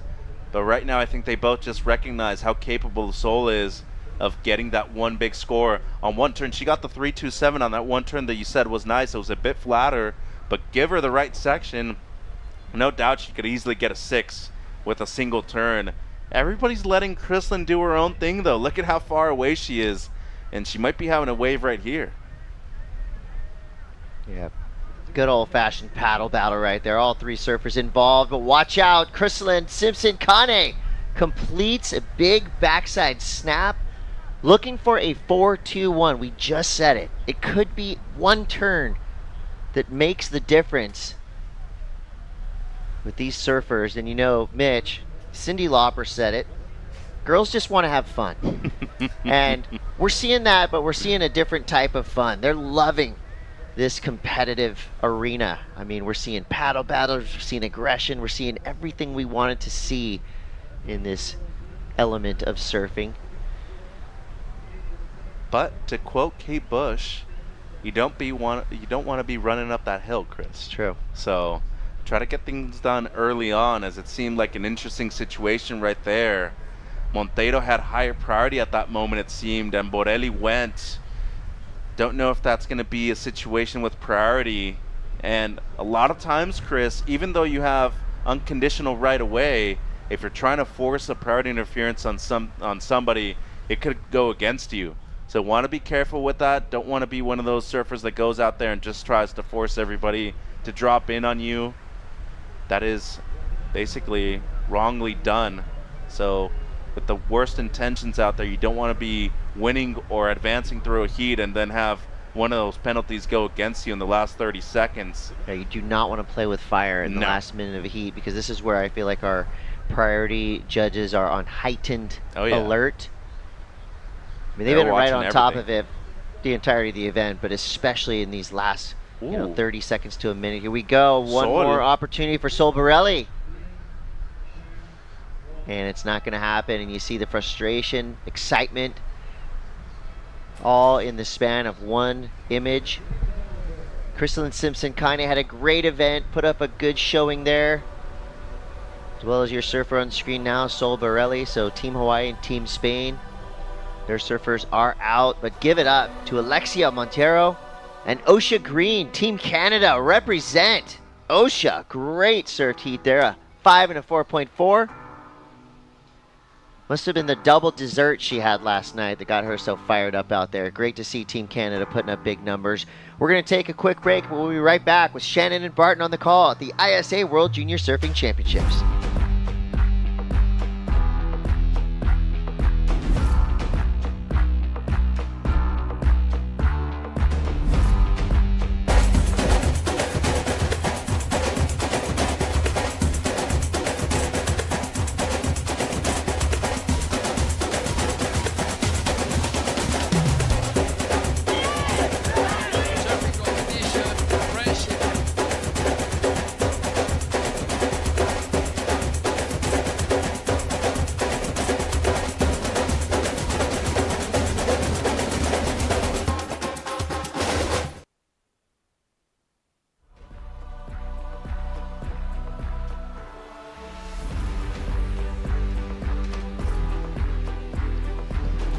Welcome back to the action here at Praia de Macumba in Rio de Janeiro. Team Brazil on the beach with a big cheer as Alexa Montero has taken away the advancing position just behind Canada's Osha Green to head into the next round. Shannon Hughes alongside Barton Lynch here to call the action.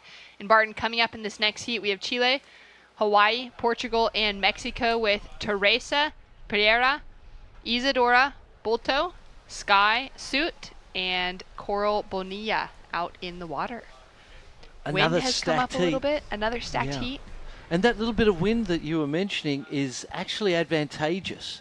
Gives you that little bit of crumble at the top of the wave, adds a little bit of energy coming in with the wave. So, you know, great that we're competing here today. We did have that feeling earlier that, or a few days ago, that this might be a lay day today, and there was a lot of pressure on from the forecast to try and get stuff done. We've been mowing through the heats, went to 15 minutes, got rid of the elimination round, but the byproduct of those two changes is that things have become very serious, very exciting, and the levels have just stepped up.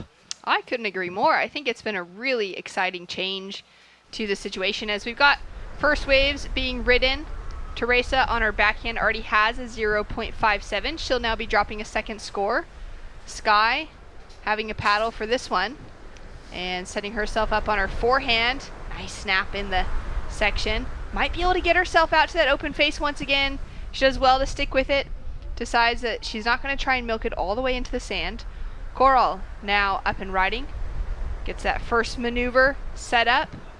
and looking for a second. She's quite unable to find it, but a few scores to come through, Barton, to be able to find out our situation. Yes, so everybody off to an early start as we're used to seeing here. 0.57 for the first of green. That's a throwaway. Scores that would ordinarily count 3+. 3 to 6 is a score that you could be happy with today. And there we are. Well, thanks so much for tuning in to this year's ISA World Junior Surfing Championships. Shannon Hughes here alongside the 88 World Champion Barton Lynch. And Barton, you've had a big career competing yourself, now coaching, commentating everything behind the scenes. How stoked are you to be able to see the quality coming out of our junior competitors this week? Oh, it's mind-blowing, really, you know, and to see these conditions and the performances they're able to create in these type of conditions, it's world class. As we see Red there getting stuck behind Isadora for a little bit. But yeah, it's been one of the most exciting events I've ever commentated, I've got to say. It's just every heat is action-packed. There's enough waves for everybody to catch. So it's not like we're sitting there waiting for something to talk about. There's plenty to talk about, and there's plenty to get excited about. Hope you guys are enjoying it at home. We're having a good time here in the booth. It's so true. Great to have you in the conversation for the juniors this week. We've got some small scores on the board. Nothing too exciting at the moment, with a surfer up and riding now for Isadora. And she'll kick out after that opening beautiful wrap on her forehand. She's got a 1.43 that she had as her highest score so far, now looking to build on that.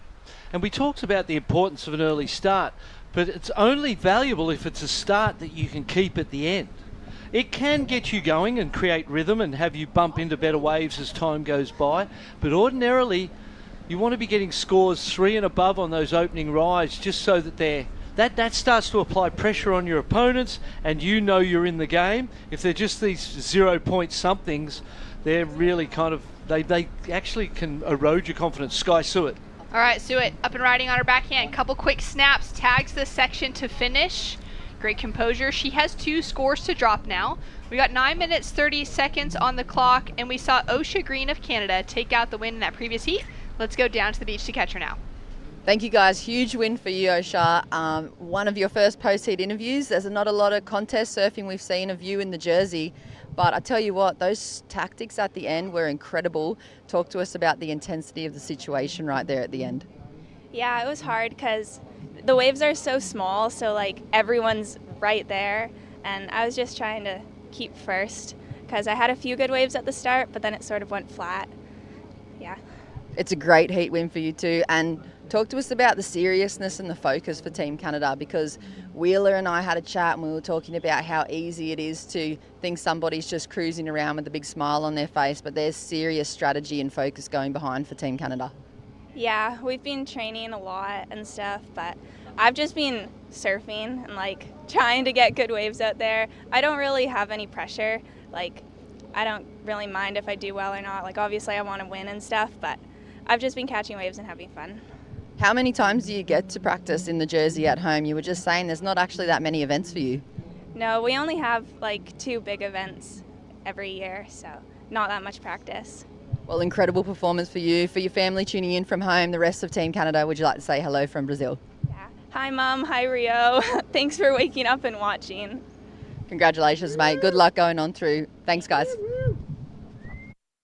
Thanks so much, Jess, and a great result for Osha. I like her approach to this, you know, recognizing that she may not be the surfer with the most experience competitively, but getting the job done and just kind of learning, having that experience to see how far she can go in the event this week without holding all that pressure on her to have to be walking away with a gold medal, though of course she's looking very promising to be heading into that final state conversation. Yeah, absolutely. And Team Canada across the board just continue to impress on both genders, and so it's an exciting time for them as a team. And you can see the momentum and the energy in Osha's performance. She's surprising us, and maybe not the team. They don't know what she's capable of, so she continues to impress. That's so true. Bonilla with a quick up and down on her backhand, just a 0.6 for her opener. She'll have a small score again. Teresa sitting up in the lead now for Team Portugal. A 4.07 and a 2.93 has her in first. We've got a big score in the 3.9 range on the board for Suet out of Hawaii, who's sitting in that third place position. Now she's just chasing a 0.06 to take away second, so doors wide open for anyone to be able to take it away that second advancing position at the moment. Absolutely. I feel that the second score is the left-hander that we saw. It's going to be a better score than the first one, I would think. Judges having a long, hard think about it because it's the best wave of the heat so far, and it's going to kind of put everything into perspective. Oh, well, that 4.07's a good score from Teresa as well. That's one that she could keep at the end. So we see the athletes area there. Yeah, great opportunity for everyone to get themselves out of the shade, to keep those boards out of the sun throughout the entire day as well. Temperatures getting even hotter here than what we've had any of the other days. Kind of nice that onshore breeze has come up, partly because it's given that extra coping to the waves, as you're saying, but also because it just gives that little bit of cool ocean breeze to be able to keep everyone feeling all right, especially with a few more hours of competition on the schedule for today. And Isadora looking so strong, so quick on her backhand. Absolutely. That was a sharp little backhand jab, stab at the lip, and it'll score some points. Looking to improve on the 1.43. Score came through for Sky Suet on that left to 2.73, which kind of surprised me, except for the fact that it's consistent with what we generally see. It was a wave that had wall, and she was doing the turns on the wall without necessarily hitting the lip. The 3.9 was a closeout single turn, and I thought the left was better. But again, there's a consistent theme in judging here, where without the impact of a closeout section, you're just not going to get the score. It almost doesn't matter how much you do. So, and that's what makes it, the opportunity is quite open here, because you could find a closeout that the priority surfer will not go because they're looking for something better. Do a big turn. There's Team Canada celebrating the win. Feeling really stoked. Osha working out a little bit of that equation and how to get herself into a wave that would amount to a better score. I like what you're saying about that, because we're seeing on some of those waves, the left specifically, a lot of flat surfing, horizontal surfing, going out onto that open face, coming back towards the foam. Rather than that vertical surfing, that kind of explosive, breaking through that lip line, which is more critical, it's more challenging, it's more risky as well, and that's key parts of the judging criteria. As we see Coral have a quick kick in and out for her last wave. She's had a bit of a struggle in this one for Team Mexico. We've already seen Team Mexico with some success on the boys' side of the draw earlier today, and so they've been down there, getting a little feeling for this bank specifically on the north podium. As we see another set coming in, surfer in green has first priority. She's going to go left. We'll truck with a surfer in second in that blue jersey for Sky. Nice snap, board looking great underneath her feet, connects with that finishing section. Yes, I received in my Blast Off Video Challenge, which is an online video event for kids 14 and under, Sky's video this year. I was watching it, and I coach every video, and I'm watching the video, and she switches to this board. The footage switches to this board, and in my comments I commented on how great that board looked underneath her. So really interesting to see her still on that board, going with it. Here, let's have a look at this on the replay. Nice snap back to the pocket, trying to stay right tight because that's where the points are. Learned some lessons from that little left-hander being out on the pocket. I feel like she might have thought it was better than the right, heard the scores and went, okay, I get it. The information is stay tight to the pocket. Understand it and make that adjustment moving forward. We've got a couple small scores for Coral. Let's take a look at this replay here. Score to drop in for our heat leader, Teresa. Unfortunately, didn't really get to connect with it as well as she would have liked. Paddle for Bonilla. She's been really active through this heat, has caught the most waves out of anyone. Nice little snap in the section. Sets herself up here through the inside, looking to generate a little bit of her own speed. But she is chasing a big 5.46 to get herself into that advancing position. She's been chipping away at it slowly. And Teresa out of Portugal, taking after Teresa Bombola. We've seen Teresa Bombola on the championship tour level, on the Challenger Series level, taking away wins. Hasn't gotten a CT win or necessarily that entire qualification, but she did have that opportunity to surf the first half of the year. And of course, we've seen her win on the Challenger Series side of things, being really big name for women's surfing coming out of Portugal. As we take a look, Chile has to duck out of that wave after her first turn because Sky is down the line on a great looking section. With the priority, with first priority. So no impediment to scoring potential. She went for the backhand re-entry. I thought at first, see, Sky's got the priority there. So there was no interference. There was no impediment to Sky's scoring potential. Right. She managed to get a backhand re-entry in and make something of it before Sky even got going. So that was clever, creative. And she needs something like that at this point in time because she's in that third place. Right, she's chasing a 3.88 to get herself the advancement. Her low score of 2.53. High score being a 3.13. We'll see where the judges go with that single maneuver. But like you said, Sky Suet was farther down the line.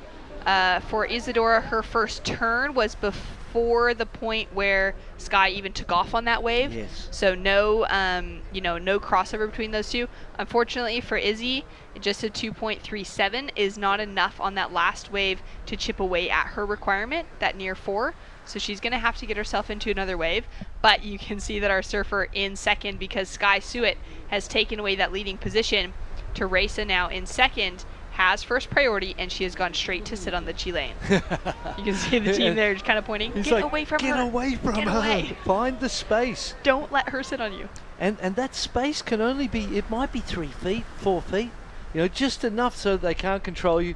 But with 20 seconds on the clock, the Portuguese surfer experienced enough to not make that mistake by leaving it up to luck or opportunity or chance. Coral on the inside with that one final opportunity to get herself a wave here at the ISA World Junior Surfing Championships. She'll be back again to compete for Team Mexico in coming years. We can hear the buzzer sounding. All scores have locked in from the previous exchanges, and it's Sky Suet for Hawaii, who will stay in that leading position, feeling stoked on the beach, and Teresa Pereira for Team Portugal that will walk away in second with Chile and Mexico falling out of the conversation. Barton, we're going to have that conversation come the next heat on where our team standings were at.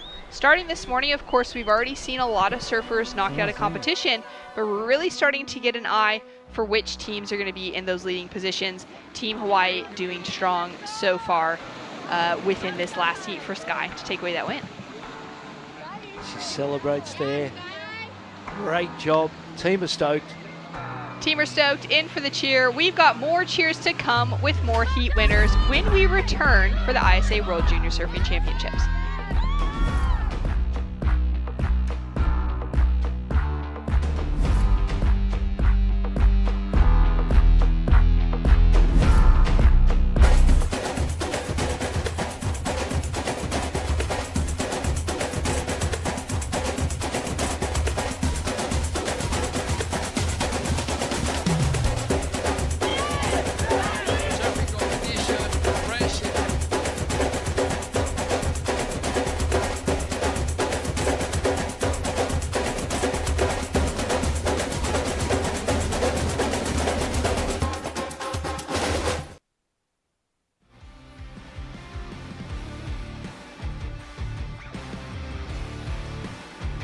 And we're back with more action for the ISA World Junior Surfing Championships. Puerto Rico supporting on the shoreline because Myanmar Sato is out in the water. She is up against France, New Zealand, and Spain with Clements Scorch out of France, Lola Grove out of New Zealand, and Annette Echebarra out of Team Spain.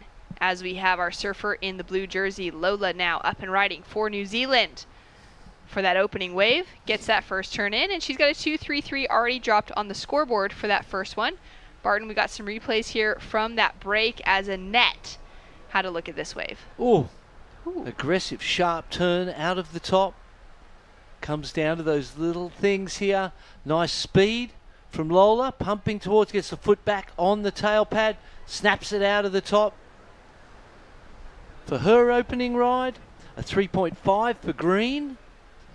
Red for Clements on her forehand. looks to try and find that finishing section. It'll just race away from her on the left. She gets a 2.5 on the board to start, and now into live action. Already on a 3.5 for Annette. Great, quick surfing on her backhand. She dropped in. The Spanish team are really impressing me. It's so true. And Annette specifically, on the opening day of competition, I remember her walking away with an excellent score on the board. She had something above that 8-point range and was one of the standouts in day one of performance. And now she's looking to continue winning heats here to try and get herself a spot closer to the finals. We're really only a few heats away for each of these divisions into that finals conversation. Round 4. Plus the elimination rounds, potentially 6 heats you would have surfed to get to this point, so you're well and truly in your rhythm. Things are starting to build towards the dream of gold. And then not everyone, you know, given the standards and differences between nations, not everyone's here to win gold.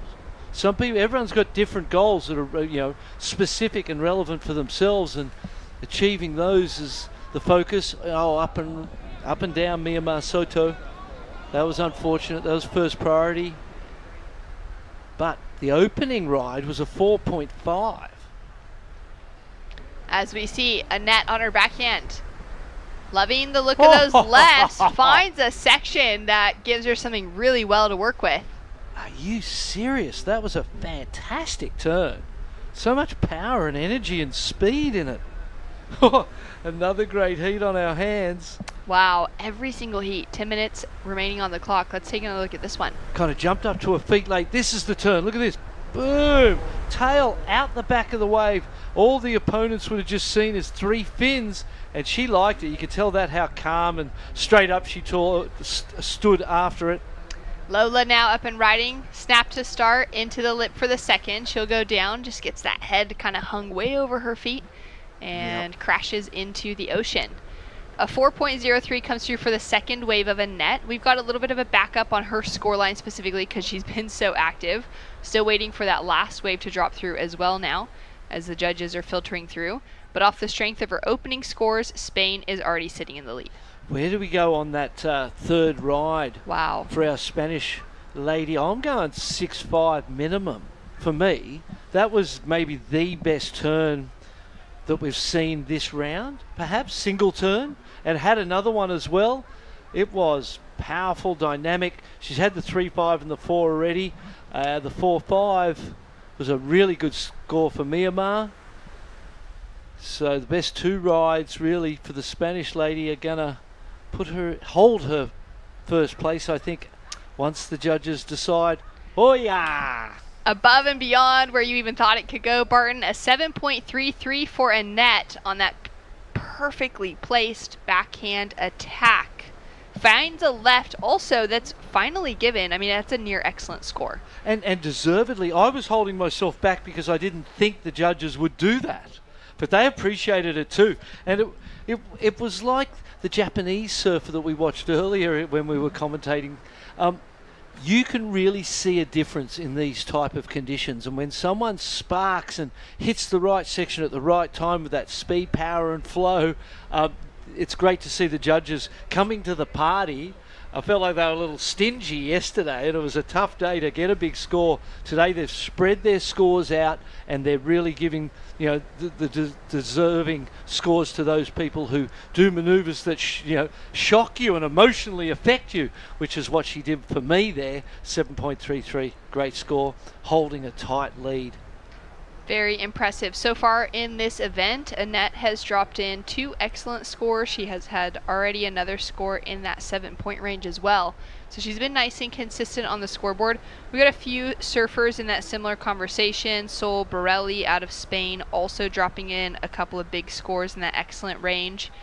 And a few double ups across the board outside of that as well. So there's been a little bit of consistency, but actually Spain getting the most consistent with 2 of their surfers in their under 16 girls specifically, finding the excellent scores in multiple heats, getting into that big score line, which has helped them to walk away in a great position when it comes to those team standings. Coming in today, yes, they were sitting at number 8 on the rankings, as we've got that single big re-entry for Frances Clements on her backhand.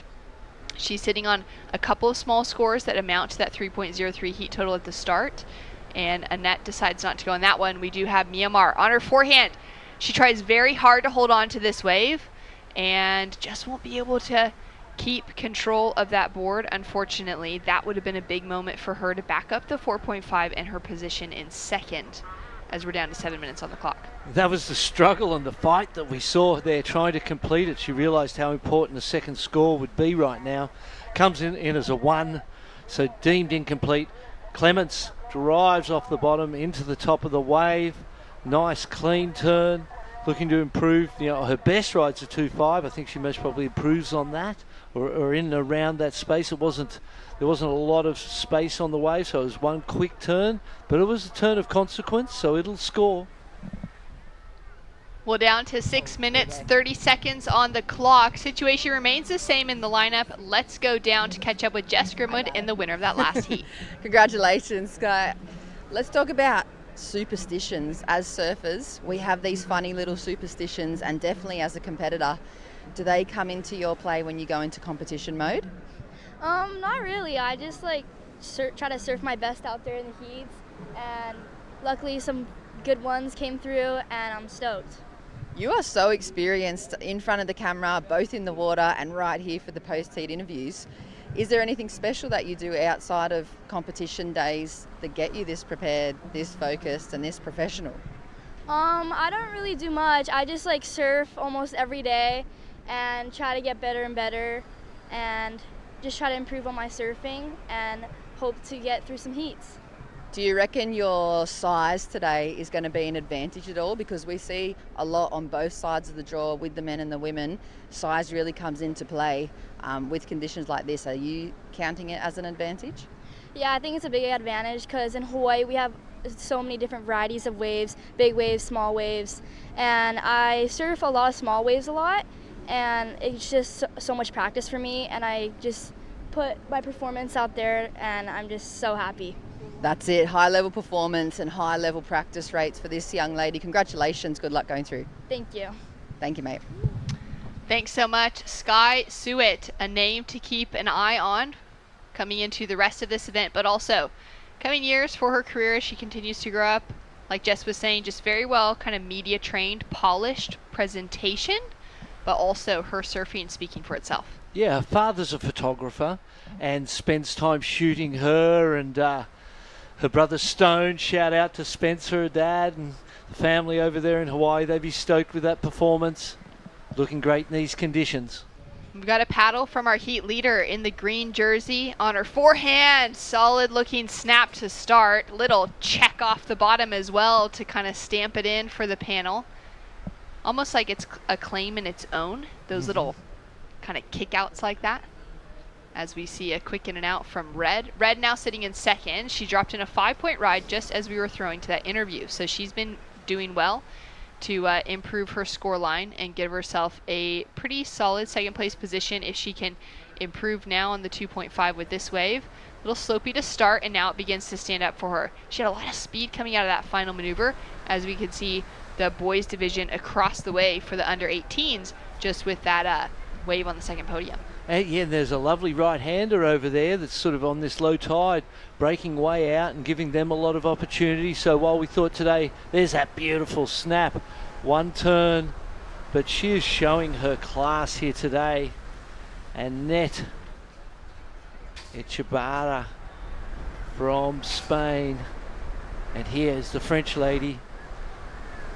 So there was talk around, rivalries between nations, and you would imagine that France and Spain would have somewhat of a little rivalry there with a common border.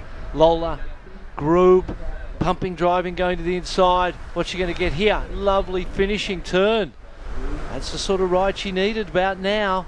Looking for a 5.17. Here we go. This heat is turning on. Out in the lead, Annette has improved her situation with a 5.33. So she's going to be a surfer, not just to keep it, we're going to expect she takes away the win. In this heat, she's already sitting on almost 13 points at 12.66. She's going to be one that's going to be battling for that gold medal specifically come finals day if she continues with a performance like this. Clements now in that second place position. She's going to really work hard here to try and improve that spot to make sure she can have an opportunity to battle for that gold. Where for Annette, we're kind of already expecting if she continues the rhythm, any wave she stands up on, her surfing has been rail sharp. It has been fast, explosive in front of the judges, Barton. And she's, I think, one of those big names within this division to take out. And I'm imagining the best female surfers in the world. Carissa Moore, Tyler Wright, in these conditions. I don't know that they look much better than Annette does. How sharp and how powerful, and what she has done is world class. And so 100% agree that, of what we've seen so far, she'll be a challenger for the gold here. And I feel like Team Spain, with the Donican brothers as well, in the great surfers over there in the boys as well, they're going to be right up there as well. I think they were in 8th place at the start of today. That's right. Let's talk about that. Well, we only got a minute, 30 seconds on the clock, but the situation remains the same. We do have a score to drop for last of Lola out of New Zealand, so she's trying to chip away at that 6-point requirement. But coming into today, Barton, it was Australia with that leading position, France, Brazil, and Japan behind in order for the top 4. United States and Hawaii in 5th and 6th, sitting outside that top 4 conversation. Hawaii being the strongest nation coming into this off of their results to date. As we see Myanmar putting in a lot of power and effort coming into this finishing section. She's looking for a 5.33. And that was exactly the sort of wave that she's looking for, actually looking for a 4.11. You're right. As we saw, Lola now has taken away that 3rd place position. So last of Lola, a 3.27. Well done. She's jumped from 4th into 3rd, has chipped away at her requirement a bit. And now Myanmar chasing down a 4.11. That's a much smaller requirement than a 5.33. Only 35 seconds. So maybe we visit those team standings in the next heat, because there's some very interesting things to review as we see the final 25 seconds of this heat. The Kiwi in the middle, finding a bit of space away from second place. You can see Seconds desperately trying to get near her, but she created some space, created this opportunity. Unfortunately, the wave doesn't go to plan, but the creation of the opportunity was a good indication of growth, of learning, and opening the door, giving yourself a chance to advance. I agree. I thought that was smart move for Lola. Doesn't get the score she needs to be able to take away an advancing position, but well done for the Kiwi. It's Annette Echevarri out of Spain who has put together another great performance here. She's going to be the surfer with that main kind of aura sitting around her at this event, with consistent heats, consistent big scores in that excellent to near excellent 7-point range, heat after heat after heat. That's going to be a tough competitor going for that gold medal come tomorrow. Clements, Scorch for Team France in that 2nd place position, advancing through. So Spain and France on, Puerto Rico and New Zealand out of the conversation. We've got more action to come when we return right after this.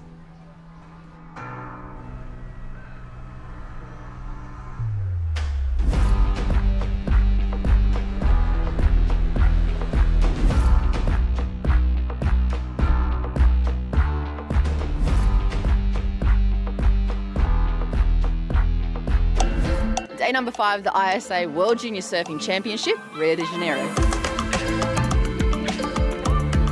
Like off the bottom right there, set up turn into the lip, much better. But look at his positioning in terms of his shoulders, always looking down the line. An 8.5 goes to Team Canada's Wheeler Hasberg. So yeah, I went to the first turn, and after the end section was there, and I just let myself kind of do the work and, hit it. With this wave, Pierre Lamont from Team France scored a 7.67. An excellent score of an 8.67 goes to Team Spain's Annette González Estebarre. He cogido la bomba, el serie del día, y he podido ir desde arriba hasta abajo. He hecho un carving, un cutback y he podido terminar la ola. Team Australia's Sierra Kerr scored a 7.83. Tune in tomorrow for more action here at Rio de Janeiro.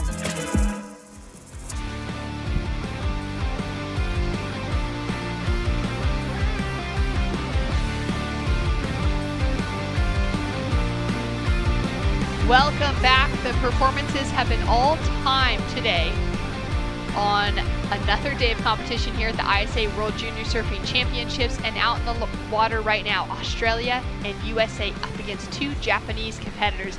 This is going to be a crazy heat, Barton, with Sierra Kerr, Rita Suzuki, Mirai Ikeda, and Lene Mons looking for a chance to stay in the top two. Every single one of these surfers could be finalists. Yeah, this is the stacked heat of the round, isn't it? The Japanese have been some of the most impressive in this event so far. Mistake there kind of with wave selection, really. Just a desire to get going early from green. 0.20 for Mirai. Taking a look now at the first wave of Australia, Sierra Kerr. Love the way she just held it up there and just lofty little float. Some time in that. In the lip. Linnea on her backhand now. This is her opening ride of the heat. Nice big turn to start off with. Yeah, she's an incredible talent as well. And now just waiting for the opening wave of Rita Suzuki. There's a 4.5 for Sierra Kerr. All right. Nice way to start off this heat for her as we see another paddle, putting herself in position. Quick start with a 4.5, now looking to back it up. Finds that first turn in the backwash. Couple more snaps in the section as well. She'll kick out quickly, having a little bit of that kind of aggression in her surfing as we take a look now at Linnea. Just a quick kick in and out. So Sierra's going to be holding on to that leading position off the strength of those two waves. And our surfer in the blue jersey is going to be holding on to priority, looking for her opener for Rita. We've already got two small scores on the board for Mirai. Both throwaways. She wouldn't be feeling super stoked with the fact that she wasn't able to make a score out of those first two opportunities, Barton. Yeah, you'd rather have the priority, I suppose. Now watch this. There's a little bit of rushing to fit stuff in. First turn, kind of nice. Didn't really get up into the lip. Second one kind of makes her miss time, the third one. So I feel like there was some points left on that particular ride there. The judges still considering it. The one floater though, one turn. Oh, beautiful backhand re-entry from Linnea. Judges still considering that as well.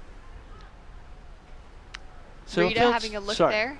Yeah, I felt like Sierra just kind of rushed things a little bit. Might have been better off just slowing it down and going for two instead of three, making it two big ones instead of three kind of rushed ones. Easy to say from here though. And when we watch the performances, you know, we are all, my jaw's just hanging down the whole day. And it's not because of all the hair off it. There is a lot though. Rita up into the section, throws a lot of spray up towards that drone on top of her. And Linnea has dropped in a 4.9 for her opening score. She's now sitting in the lead above Sierra, but we do have a couple scores to drop. And Sierra goes for that big layback hack.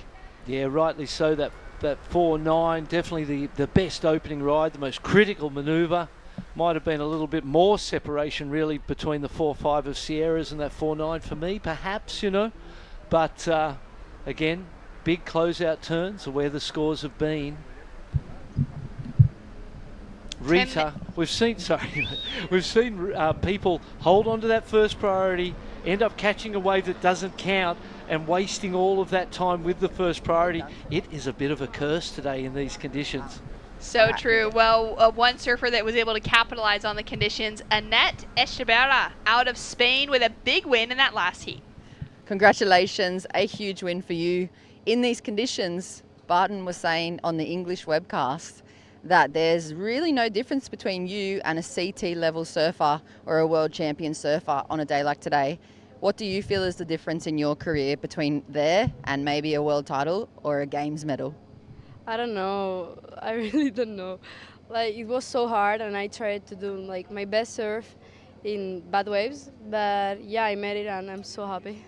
How are you managing the different conditions here? It's super, super hot today. Like, we think every day is hot, and then the next day just seems to be hotter. You've got another heat coming up. What do you do in between? Yeah, now I'm going to the ice bath. We have like a little ice bath for our team, so I'm going there and then to stay in the shadow, and yeah, that's it. And drink water. Stay in the shadows until it's time to strike in finals time. Congratulations, huge performance, and well done going through. Thank you. Thank you, guys.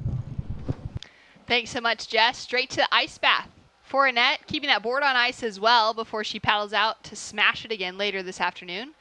8 minutes remaining, and we can see there Mirai finally getting her campaign started off. She's got a 2.37 that's dropped through for that last score quickly from the panel. Rita, just at 0.93 on the board at the moment, and so far the two Japanese competitors haven't really been able to get themselves a heat underway. We're down to that halfway mark now, but it's been USA and Australia with the stronger performances. I had really high expectations of the Japanese as well, and perhaps that's one of those burdens when there's expectation in and around you. Someone who would have that and be kind of used to that, or have to learn to be used to it, is Sierra Kerr, and she got a 5.13 for that one layback snap. So, you know, that to me was like, wow, really, that high? Wow. So the creativity, the variety, showing the judges something different. They haven't seen too many of that type of turn. Definitely paying some dividends for her there as well. Yeah, that's a great way to look at it. Well rewarded, has her sitting up in that leading position. Now, Barton, we were having that conversation around team points before we finished out that last heat, and it was Australia coming into this morning that was sitting in that first place position. France in second, Brazil in third, and Japan in fourth, with US and Hawaii sitting in that fifth and sixth place position, which was a little bit surprising given the fact that Hawaii was, you know, that returning gold medalist from last year's performances. But you were noting something about their performance yesterday. Well, going into yesterday morning when we reviewed the team standings, Hawaii was in first. So really, in a day of competition, they went from first to sixth, dropped 5 places. So tough times for the team Hawaii. You know, you have to consider the conditions they grow up in and live in, and then these conditions, and wonder if that impacted things. As a coach, it's an enormous responsibility because you're 24/7 trying to think, what does this team member need? What can I do for the collective morale? What do I, you know, it's a lot of responsibility. We see Shane Dorian there. He's, you know, coaching one of the great surfers of all time, coaching Team Hawaii, and I bet he's sitting there today as time goes on going, oh, this is a pressure cooker of a job, being a national coach or a country coach. As we see Linnea, wow, what an amazing opening turn, finds that second as well, sets herself up here through the inside for that quick snap on the sand. And she is just going from strength to strength. Team USA down there on the beach with the flags and feeling stoked with that performance for that first or that last wave of Linnea. But it's a big job. And to think of, you know, coaching juniors as well, coaching young kids that are coming up. They've got so much that they're learning throughout this. And let's take a look at this, because the surfing doesn't look like junior surfing. Oh, that was incredible. First carve into that whitewater hit, and then that little whip on the shore had points in it too. I'm thinking about the 5.13 of one single layback on not such a great looking wave. I'm looking at this going, that's got to be a 6.5 in my mind. It's got to be her 4.9 matches or beats the 4.5 of Sierra Kerr's. I feel like this ride will take the young American into the lead, because it was the best wave of the heat so far for sure. The speed, power and flow, the rail, the precision of the rail, great surfing. And Team Australia having a little look down at the beach at the crew. Great support system, and surfers just kind of staying in the shade there, wanting to stay outside of the sun with a big day ahead of them, supporting Sierra. 5.13, a 4.5 on the board. We're still waiting for that last score of Linnea for Team USA to see if that will come close to the 4.74 that she needs to take away that leading position from Sierra. And this is an interesting heat for Team Japan, because it feels very unlike any other heat I've seen the Japanese surf before. They've always been so powerful, so present from the start, active, and you've kind of sit there going, you know, they're on fire. But this one, sometimes it just takes one heat and the whole team's wheels fall off in a moment. Let's hope it's not right here for Team Japan. They've been so impressive. So true. Well, we've just had a huge score drop in for Linnea Mons out of Team USA. An 8-point ride, the first excellent that you and I have called, at least for today's action. As we take a look now at Sierra going to the air, pops off of the lip and just can't quite get that projection from the foam back into kind of the flats in front that she'd be chasing. I love that she's going for that bit of variety though, specifically, and maybe we'll see her try once again down to the 3-minute mark. Barton, talk us through it. Pumping, driving, sees that little section. There was a little catch of the foot at the bottom of that wave that took some speed and momentum out of her projection towards the lip. Got stuck in the... It was her sheer talent and ability at that particular manoeuvre that had her come anywhere near it, close to completing it. Here's the 8-point ride, a speed carve down the face into a nice whip. I like this little one too. That little whip at the end of that was sheer determination, manufacturing a great score out of a great wave. So all of those elements coming together, good use of priority, good wave selection, patience to wait for that moment, and then the surfing on it when it came was top notch. The judges loved it, and so did we. And it gave us that feeling as well, you know, coming out of that first turn. As we take a look now at Mirai, unfortunately just can't finish out that turn. I mean, she's, you know, for both Mirai and for Rita, they've already taken out wins throughout this event. Team Japan just giving a little smile to the camera. That camera does get so close and personal up into the faces of these surfers down in the water. As we take a look here, what went wrong? Maybe it was such a short, sharp section that the bottom turn to top turn had barely had any time to get there.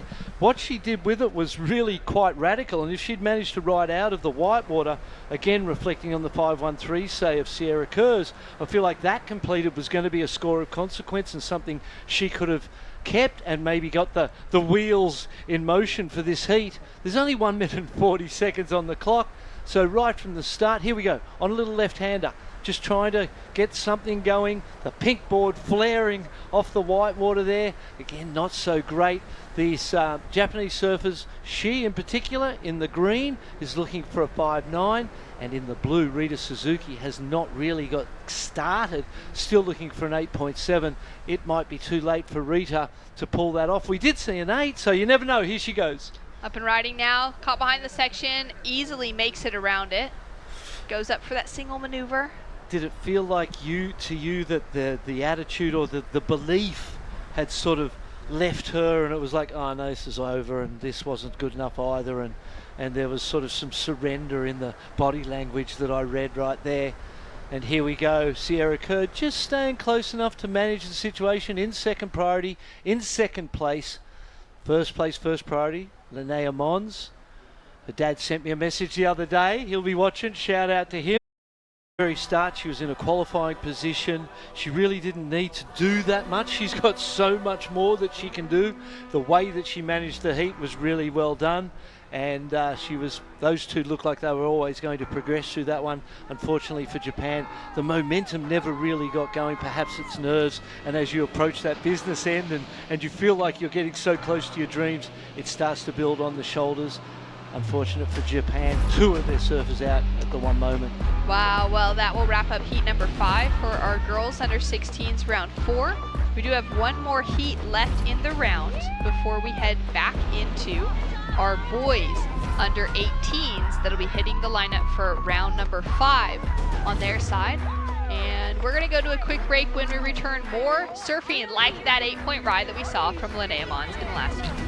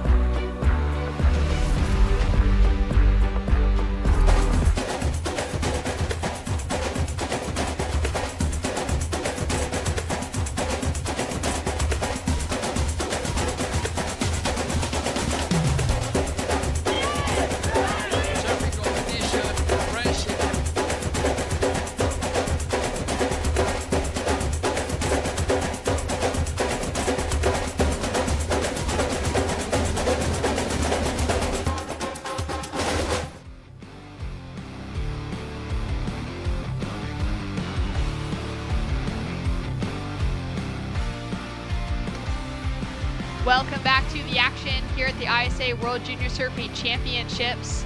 We are in one of the most beautiful places on earth, Barton Lynch, to be able to call the action and take a look at a bird's eye view of the beautiful Praia de Macumba. And as you know, I've had the privilege to travel to so many wonderful countries, meet so many fabulous people, have such incredible experiences in my lifetime. So grateful. But when you look at that and what we're doing, watching the future of surfing evolve right in front of our eyes.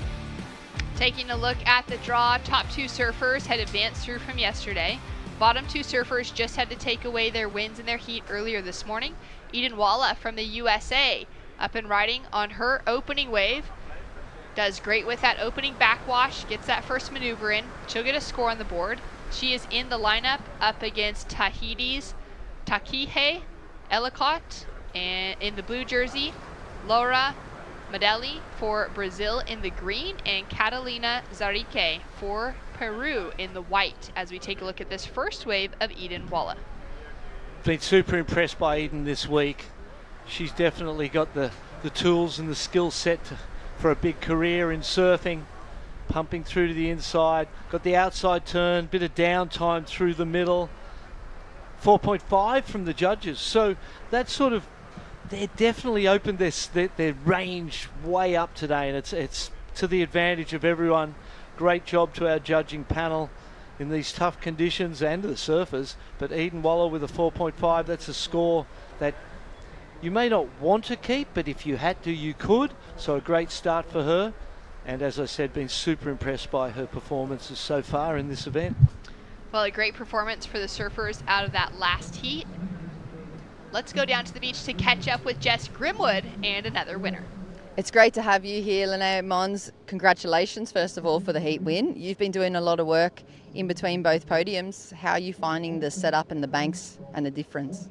Yeah, it's super tricky because the other bank is really hard to surf, and it's super challenging, and I've had a lot of high tide heat, so that's always a struggle because the waves get weird during high tide. I think I like this bank a little bit better just because it breaks a little bit more than the other one. But there's definitely some differences, but I've been putting in the time in each spot, so I'm pretty confident with how I know each spot. Well, it's definitely showing in your performance. Tell us about the moment you were called up to represent Team USA. Where were you and what was your reaction?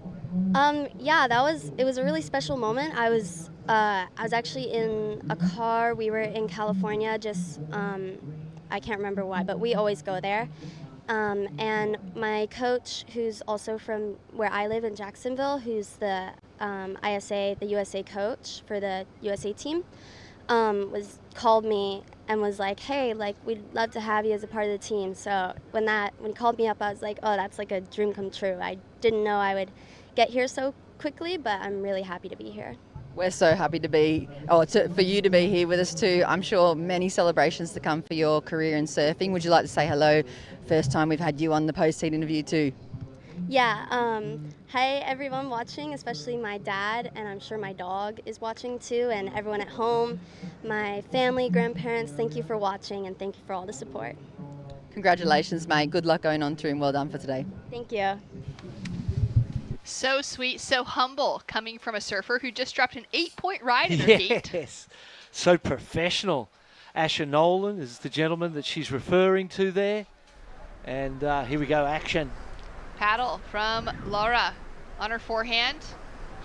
Just into that white water to start off, so she'll be looking to get something better on the board. Slow start for Brazil and for Peru's Catalina Zarique. Hasn't got an opening ride on the board yet for Catalina. We've got a 4.5 was the opener for Eden Walla and a 0.5 now. Also waiting for an opening wave for Takihe out of Team Tahiti. 8 minutes, 45 seconds on the clock. That tide is gonna just continue to drop throughout the day and should hopefully improve the situation in front of us. When it comes to swell, we've got a little bit of that wind that has come up over the last maybe hour and a half, Barton, which has just added that little bit of texture. It's a great change though, because yesterday, one of the reasons we had to call off the competition about halfway through is that offshore wind was blowing from the morning. It got stronger and stronger through the day, and it just essentially blew away any wave that was trying to get itself into the beach here. That offshore wind was like, no way, sending you straight back out to sea. Thankfully, with that onshore today, we've got that change of the wind direction. It should continue to keep it a bit more consistent. Yeah, and it's contestable. It's definitely, it's better than any of us thought it would be today. So it's great to be running heats, sets us up in that position where we should be able to complete the event in the swell, the little increase of swell that we get tomorrow. And then back to those team standings, as we were talking about that, and Hawaii's dropped from what looked like first to sixth from day, what was that, 5 to day 6 perhaps? It's a bit of a blur at this point, so many heats being called. 7th was Portugal. 8th was Spain, and the surprise package is 9 New Zealand and 10 Argentina. Peru 11. So, still a lot to happen here as we see the Brazilian get a nice wave there and a good finish on the shore. Yeah, great way for her to be able to put something in that score line where she's chasing down that 4.01 at the moment. 7 minutes on the clock as we see our surfer in white. Just have a look. She's been searching for Team Peru. Hasn't been able to get herself into an opening wave yet, just kind of hunting down the lineup. Let's take another look at this one for Brazil. Pushing, driving, 0.5 on the first one. Better on this one. Nice closeout turn, 3.33 comes in. So, if you're Catalina and Takihei, you're looking at it and you're going, well, a 4.5 and a 3.33, would I rather have priority than that? On a normal day, in a normal circumstance, I would say yes. But today, having watched the result of early first priorities and the impact on people who have it being obliged to wait, and then the things that have gone wrong when they're waiting, has been a really interesting thing to watch. And so the priority itself kind of scares me right now, and I'd almost rather be without it, because it comes with pressure ordinarily, because you want to turn it into something good. Nothing worse than having priority and catching a dud wave and throwing it away. It feels terrible. So there's inherent pressure with it anyway. Here's Catalina now. Up and riding now on her backhand, Catalina. Quick in and out for that wave, but she's got a score on the board. She's now going to be into that priority rotation, which will set her up at the bottom of it and hopefully start to free her up to pick away the lineup. She start hunting around, catching anything. She waited 9 minutes. Essentially, it was 9 minutes, 15 seconds to do that. And we've seen this all day, and perhaps that's, an illustration of the experience of these young ladies, or lack of experience from these young ladies with priority, with pressure, with situations of the magnitude of this. 5 minutes remaining on the clock. At the moment, it's Eden sitting in the lead. She had that wave right off the buzzer. Yeah. That 4.5 set her up in that leading position off the strength of just the single wave. And in the first 10 minutes, this might be the least waves we've seen ridden in any heat, which is interesting in itself. Here we go. Taking a look now at our surfer in blue from Tahiti. Up and riding, caught behind the section, might make it to the open face, nearly does, but just can't quite get there before the shoreline will approach. Interesting as a coach and as the support crew, and the impact of your energy on the beach. That happens, you've waited 10 minutes, you get your first ride, and that it doesn't turn into a score, it turns into a 0.80. That is the legend of Peruvian surfing, Magu de la Rosa. And Magu he's a great bloke, a passionate individual, a lifelong committed surfer, a great goofy footer, shouting advice. So your energy on the beach, the young Tahitian lady on that wave, I was looking, and if you see the heads and the shoulders drop, then the energy that's being transferred might have that judgment and disappointed in it, energetically, talking on a very subtle level. Here we go. Eden on her backhand looking to back up the 4.50 that she started with. Coming into that next section, hits it well, and has controlled this heat throughout from the beginning for Team USA. Laura now in that second place position for Brazil. She's sitting with first priority next to her name. She'll be on this next wave, having a dedicated paddle to get into it. On her forehand, opting for that right. Great fast surfing on that first snap. Pumping down the line, trying to get one more maneuver, and she'll just kind of dry dock onto the shoreline. Are the fins there? Yeah, looks, well, she has a check for it. Good job. Gotta we do have that. we did hear from John Chan from Team Chinese Taipei, was in the booth with me yesterday to call a couple heats, and he said that one of his friends literally split his fins in half by riding onto the shoreline. So there's a bit of risk involved. That's a rare one. Pumping through. Oh, that's lucky that board and those fins are in, still in the board.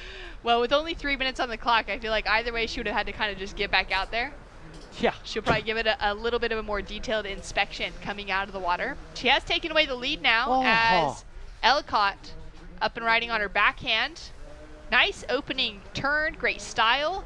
Looking for a 3.71. That gets her into the heat at the least, and she's got 2.5 minutes. She's got enough time for a second ride. That's going to be a score that will, make her competitive.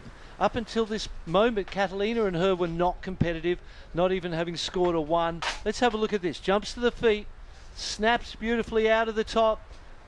Another little snap there to finish up. See where the judges, the sooner they can get that score in, and the sooner they can feed that information to her and the team, they'll be able to decide the strategies accordingly. For Peru, they're getting to the point where they're only going to have time for 1 wave. They need 2 as well. 2.33 for the Tahitian. All right, here we go. 1 minute, 45 seconds on the clock. Eden Walla in the lead. Team USA feeling happy. They had their surfer in the previous heat also walk away with that big score on the board for taking out a lead. And now our surfer in Brazil sitting with that second place position and still decent requirements. For the Tahitian, Ellicott, it's a 2.33 for her last wave. It does bring her into the heat now only needing a 3.5. And it looks like surfer in white has first priority. So she's going to take off on Eden Walla. As we take a look at this wave, that's the moment she needed. I'm going to say that's a completed finishing maneuver. She takes it all the way into the sand. Chasing a 5.06, Barton. Let's take a look at this and then we'll get back to discussing that last wave. Laura needing to improve on a 2.5. Incomplete turn. Incomplete. So that's not going to factor into her top 2. What do we do about that Peruvian wave for Catalina? We go to 6 points, I think. It's the best wave of the heat. What does she need? She only needed a 5.06 to go into. I think she gets the score on 1 and may have enough time to get 2. Let's look at this first turn. Beautiful snap. This has been a grindy heat. That's the best turn of the heat so far, most probably. And I call it completed as well.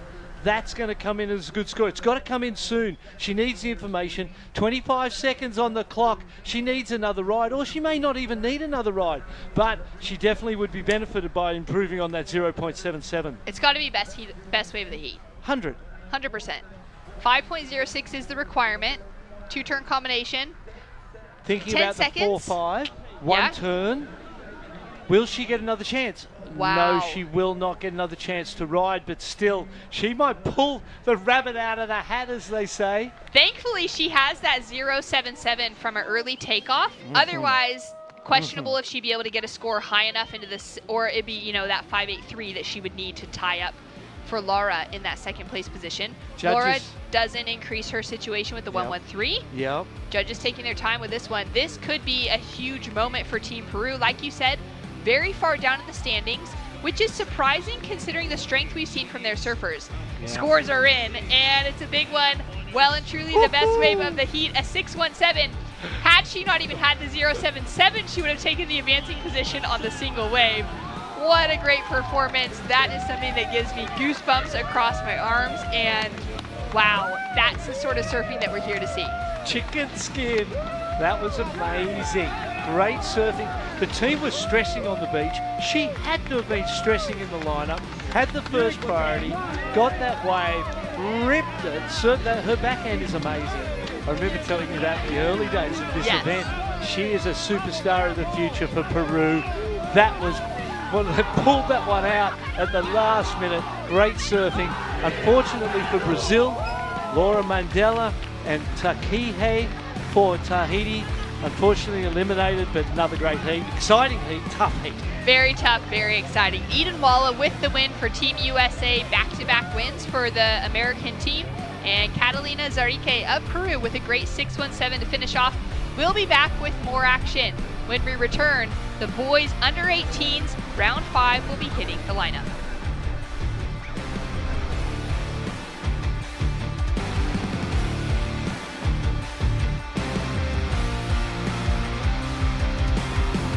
Day number 5 of the ISA World Junior Surfing Championship, Rio de Janeiro. off the bottom right there, set up turn into the lip, much better. But look at his positioning in terms of his shoulders, always looking down the line. An 8.5 goes to Team Canada's Wheeler Hasberg. So yeah, I went to do the first turn, and then after the end section was there, and I just let myself kind of do the work and, hit it. With this wave, Pierre Lemont from Team France scored a 7.67. An excellent score of an 8.67 goes to Team Spain's Annette González Estabare. He cogido la bomba, el serie del día, y he podido ir desde arriba hasta abajo. He hecho un carving, un cutback y he podido terminar la ola. Team Australia's Sierra Kerr scored a 7.83. Tune in tomorrow for more action here at Rio de Janeiro.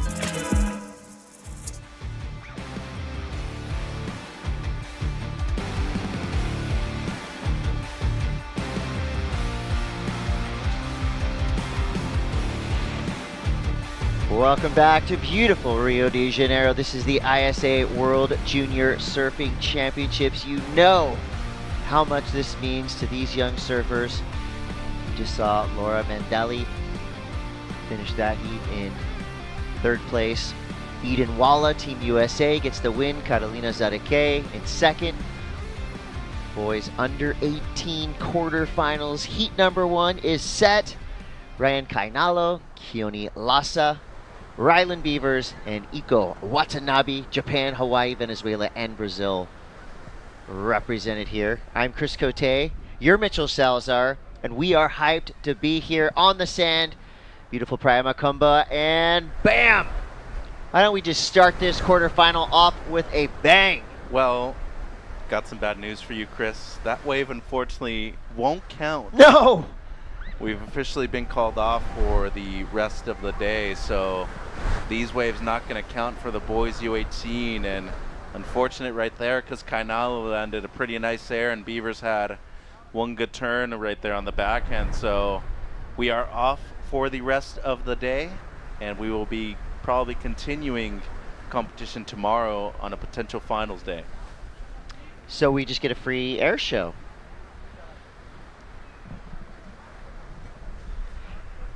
Interesting development. So basically, as these surfers were paddling into the lineup, call was made that we want to wait to see if we're going to get a little bit more consistency, a little bit more of a pulse in the swell.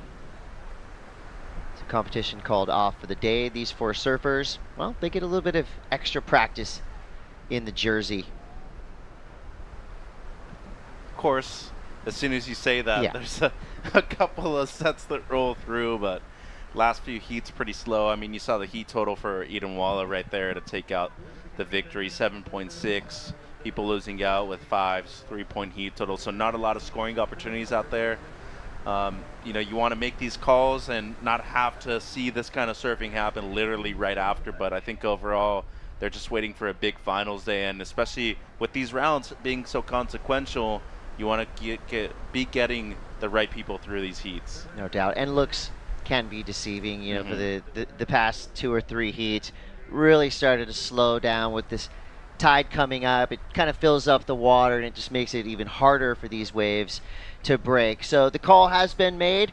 We're going to pull the pin on it for today, but stay tuned. Of course, you're going to see some epic highlights, and we're going to get ourselves resituated and figure out what the swell forecast is going to be like for the rest of the days in our waiting period. Luckily, we got through so many heats early on that now we have the luxury to really pick and choose when we want to run. So I'm Chris Cote. This is Mitchell Salazar on behalf of us and the entire crew here at the ISA World Junior Surfing Championships. Check out these highlights. Tune back in first thing tomorrow morning because we're going to make another call. And if you want to know what's been happening in this event, you can go to isasurf.org. And if you're already here, you can check out some of the highlights and some of the bios of these amazing surfers that we have. And trust me when I say these bios run deep. Every surfer in this event could have a documentary written about them. Yeah, no doubt, and should definitely be a fun day tomorrow if we are running. And as you said, we have the pick of the litter now, Chris. We could definitely have a couple of days still spread out, but I think more importantly, opportunities will be out there for a lot of these surfers that are looking for their first World Junior Championship. That's right. And with one last post-seed interview of the day, let's go back to the boardwalk with Jess Grimwood.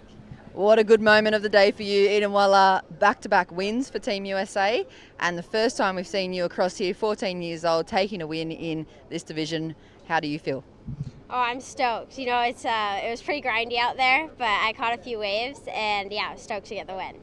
What were you saying to yourself on the beach, you know, moments before you paddled out for the start of that heat? Do you have like a repetitive mantra you go through, or did you have something fresh going through your mind in the moment? I just wanted to have fun out there and try to surf the best I could, really. Yeah. What about for all the people online? This is the first time we've been able to welcome you to this backdrop here in the post-heat interviews. I'm sure you got plenty of family and friends tuning in from home. Yeah, I want to say hi to my mom and my brother. They didn't get to come. They're pretty bummed they didn't get to come. But yeah, I miss you guys, and yeah, let's keep it going. So they should be bummed. How's Brazil? Just one last question for you before you run away. How's Brazil been for you? What's your highlight so far? 1 point from the trip. Just surfing has been really fun, and the acai, that's for sure a highlight. Good moment. Well done. Congratulations. Well done for the team as well. Great momentum going on through, and we can't wait to see you surf again soon. Thank you. Bye, guys. Congrats to Eden and Team USA. And again, by tonight, we're going to do all the tabulations and calculations, and we'll get our overall team standings updated. It's going to be very interesting to see how things have shaken up from all those performances. Big wins, heavy losses went on today at the beach here at Praia de Macumba, Mitch. Definitely did, and I think most importantly, the people that were able to adapt to a lot of these different conditions, especially with the tides that we got going on right now, Chris, it's been really difficult and very inconsistent. So congrats to Eden, back-to-back wins for the USA. They needed that after having a couple of losses earlier today. And Team Australia once again looking strong. I feel like Team Brazil has something to prove here though at home. Absolutely, and I will say we witnessed some of the best small wave surfing I've ever seen. I know we're all in on that thought for sure. So you're gonna want to watch these highlights, get yourself excited and fired up to go surfing. So check this out, wax your board, go out and get some for yourself. We'll see you down here first thing tomorrow morning.